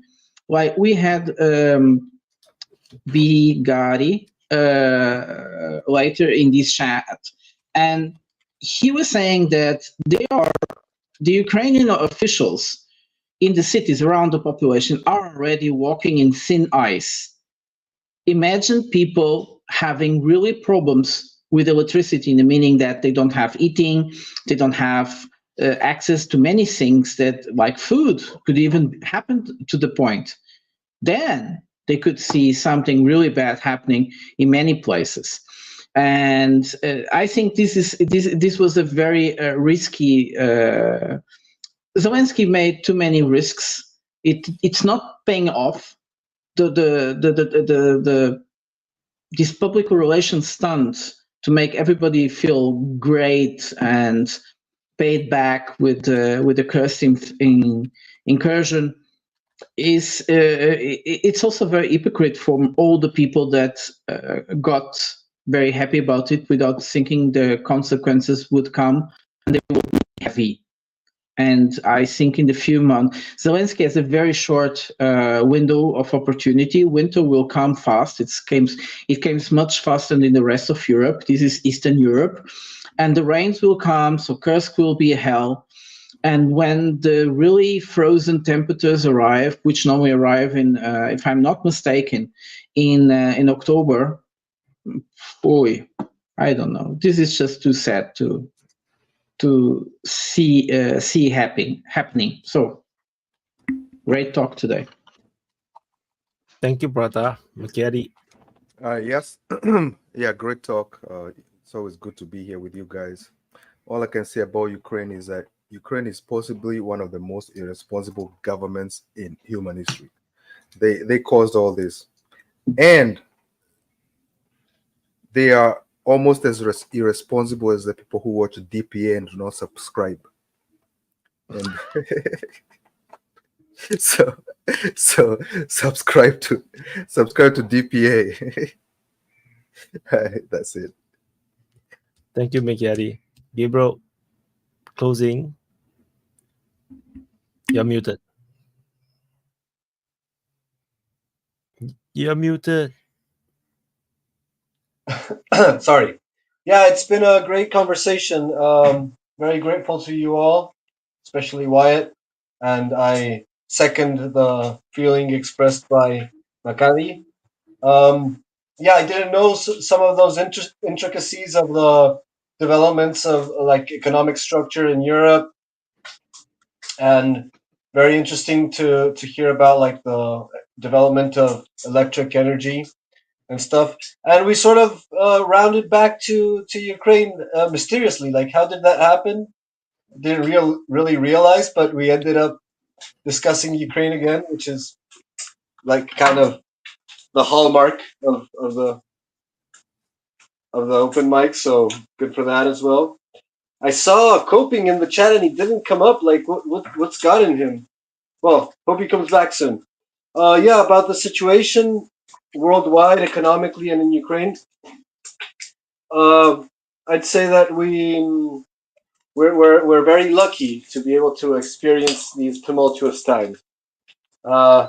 It's not exactly rare in history. Like, everyone's suffered a share of hardships, but we're in a brave new world, and it's becoming more interesting than ever. Yeah, they probably won't invade Transnistria because in Transnistria are like the basest base, you know? It's the base of the base, Transnistria. So they're all like the genetically modified experiments of the Soviet Union, who was stayed there, you know, the super soldiers. And so that's why they haven't done anything. And the same with Kaliningrad, so be careful, you know? Think that the Baltic Lake is NATO Lake, you know, the Baltic Sea is NATO Lake, but like quoting the Watchman from Alan Moore, I'm not locked in here with you. You guys are locked in here with me. And that's my finishing thought. That's the same thing with Kursk, you know, like when the Russians are encircled in Kursk, it's like, I'm not encircled, you're here encircled. So no, that's kind of like what's going on. Good luck, guys. Lovely to hear you and see you. See you later. Thank you, Gabriel. Hail Hydra. CH. Very good. Very good. Well, I'm going to third Macchiati's excellent observation that it's perhaps the most irresponsible government in recorded human history. It truly, I can't see any future for any of these tactics. And when you consider that the president has outrun his term and isn't legally the president of Ukraine anymore, it gets even more ridiculous. Whether or not you like Putin's referendums, he has held them. There has been some opportunity for feedback. There have been Russian elections of people to the Duma. The people in these places that Russia is holding have had an opportunity to express themselves of some kind. And Ukraine has not done that. And the reason they haven't done that is because I don't think this war would continue if they elected a government that actually represented themselves. And if they held a referendum on whether they should fight to the death for Crimea, I think the answer would be no. So it is not a democracy. It is not a fight for a democracy. At this point, it's probably a fight for the credibility of the United States government as a guarantor of proxy wars. I think this war fizzles out pretty quickly in November as soon as the election is over, because there won't be a reason to put money into it anymore. It's already lost. There's wars they think they can win in the Mideast and in Taiwan, but they'd rather spend the money and the equipment on. They've run out of old equipment. And I think you'll start to see, just like you saw the blame for Nord Stream magically transferred to Ukraine, which is hilarious and insane. But nonetheless, they did say it, right? They blamed Ukraine for that and said it was unauthorized. They'll do more of that. They'll start telling truth. And I watched a 9-episode documentary on Netflix about the Cold War. It's got some good stuff in it, but everything admitting that the United States did things that are bad kind of stops cold with Eisenhower, as if they haven't done anything bad since. So it's ridiculous propaganda in that sense. But one interesting fact about it is they go heavily into the entire Cold War background of the current conflict, and it's just dripping with every fact that they want to tell, and with all of your favorite neocon analysts. They interview Kaja Kallas, they interview Jen Stoltenberg, like as if these people are the experts. but they never mentioned Bucha once, not once, right? Not even one time. That's amazing to me. This was such a huge piece of narrative that they used to kill the peace talks in 2022, and now they won't mention it at all. And the reason, as we've discussed before in this channel, is because when you look at the actual facts that the BBC documentaries investigating the facts, they can only attribute about the first 50 deaths to Russia. And the rest of them are somehow magically unexplained, except they die of flechettes from ammo that only Ukraine was using, and they're shot in the back when Ukraine shows up. And there's audio of SFU actually saying, you know, can we shoot people? Yes, you can if they have Russian rations, etc. So that's been explained, but it hasn't been explained to the public. And I think when they really want to throw Zelensky under the bus, they will expose the follow-on false flag at Bucha. Likewise, I think if they wanted to throw Netanyahu under the bus, there's a follow-on false flag on October 7th, where most of the civilian casualties are caused by IDF shelling. So these are very disposable wars. You can kind of end them quickly by just admitting the truth about how they got started or continued. And then you can start using more heavy phrases, like, here's a phrase that you're going to hear soon, not just from people against the war, but eventually from people who want to divorce themselves from the war. Genocide by conscription.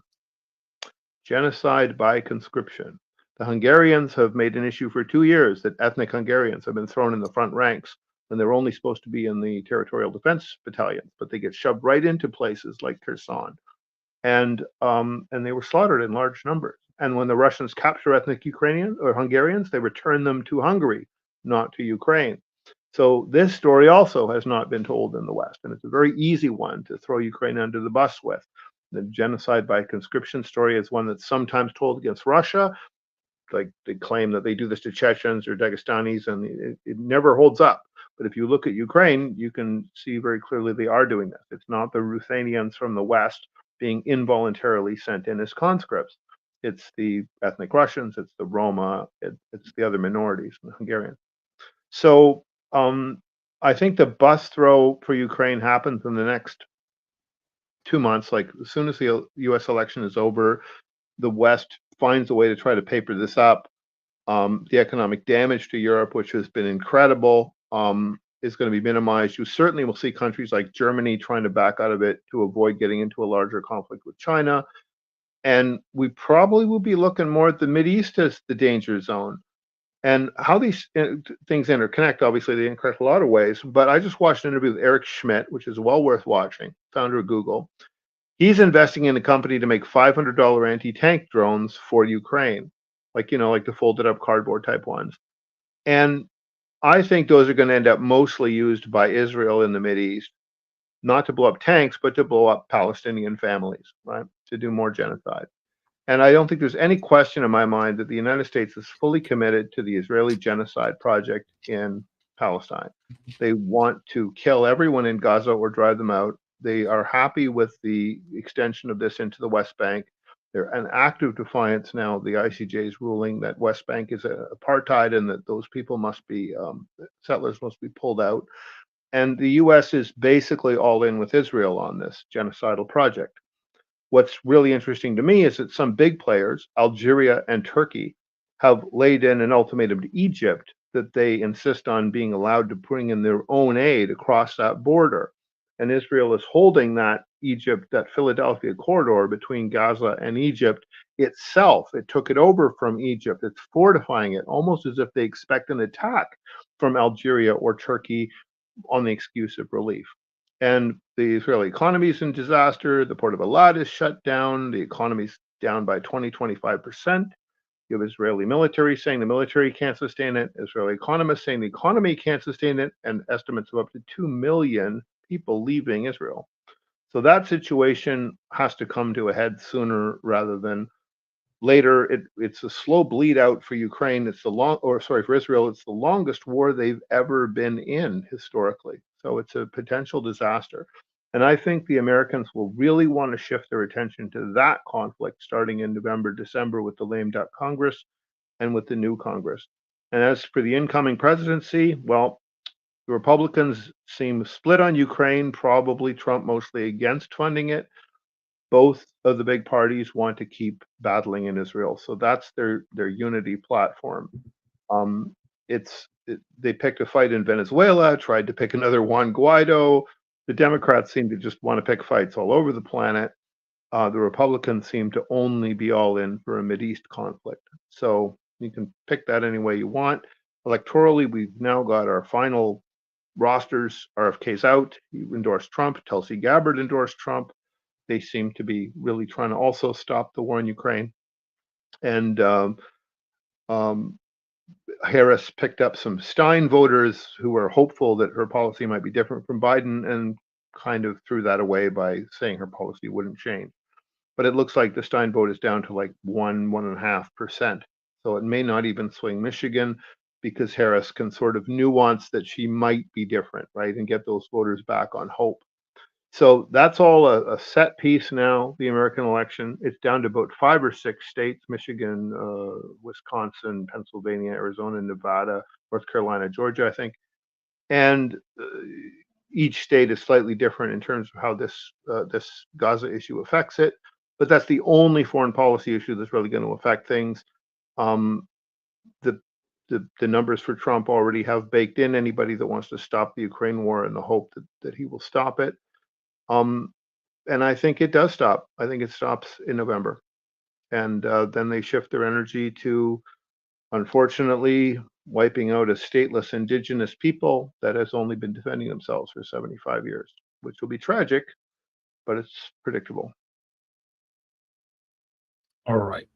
Thank you, Craig. All right. I'll see you guys next week. Thank you for chatting. And I will remove Gabriel to the backstage. And thank you everyone for watching. So it's my turn to do closing. And I think this is a great open mic. But it had a pretty slow start at the beginning. And maybe because the past week, not a lot of exciting event happening, and nobody give a damn about Brazil. the title, nobody give a damn about Brazil, and yeah, I find the talk about the batteries are interesting, and then all this speculation about the Ukraine stuff. Yeah, so I do think that the Ukrainians don't have a lot of options. The Kursk offensive is run its cost. It looks like they are still going to fopper down and fiper down on the offensive at this moment. So I think that will still continue, but I think they need to find a new direction to trigger the headlines back to them. They'll probably go for Transnistria. I think that's an easy, soft target to go for, and there's nothing Russia can do about it. They're going to conquer it easily. They're going to give it to Moldova, and then they're going to create an international crisis. And yeah, I think that is one of the only thing they can do. I don't think they will pick a fight with Belarus, because Belarus military is totally intact. I don't think they will do it.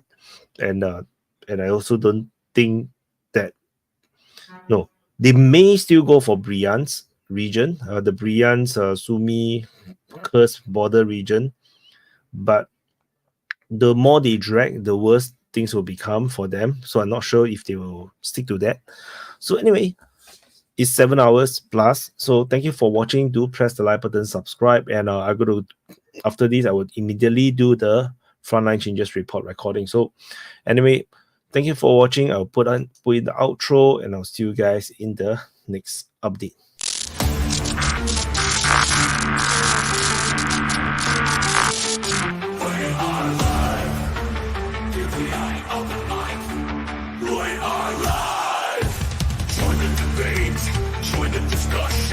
Share your voice, share your opinion, swallow your ego, expand your mind. DPA Open Mic, free speech, so DPA Open Mic, we are live. DPA Open Mic, we are live. Don't hold back, 'cause here we go. Let's go, let's go. We are live. Let's go, we are live. DPA Open Mic, we are live.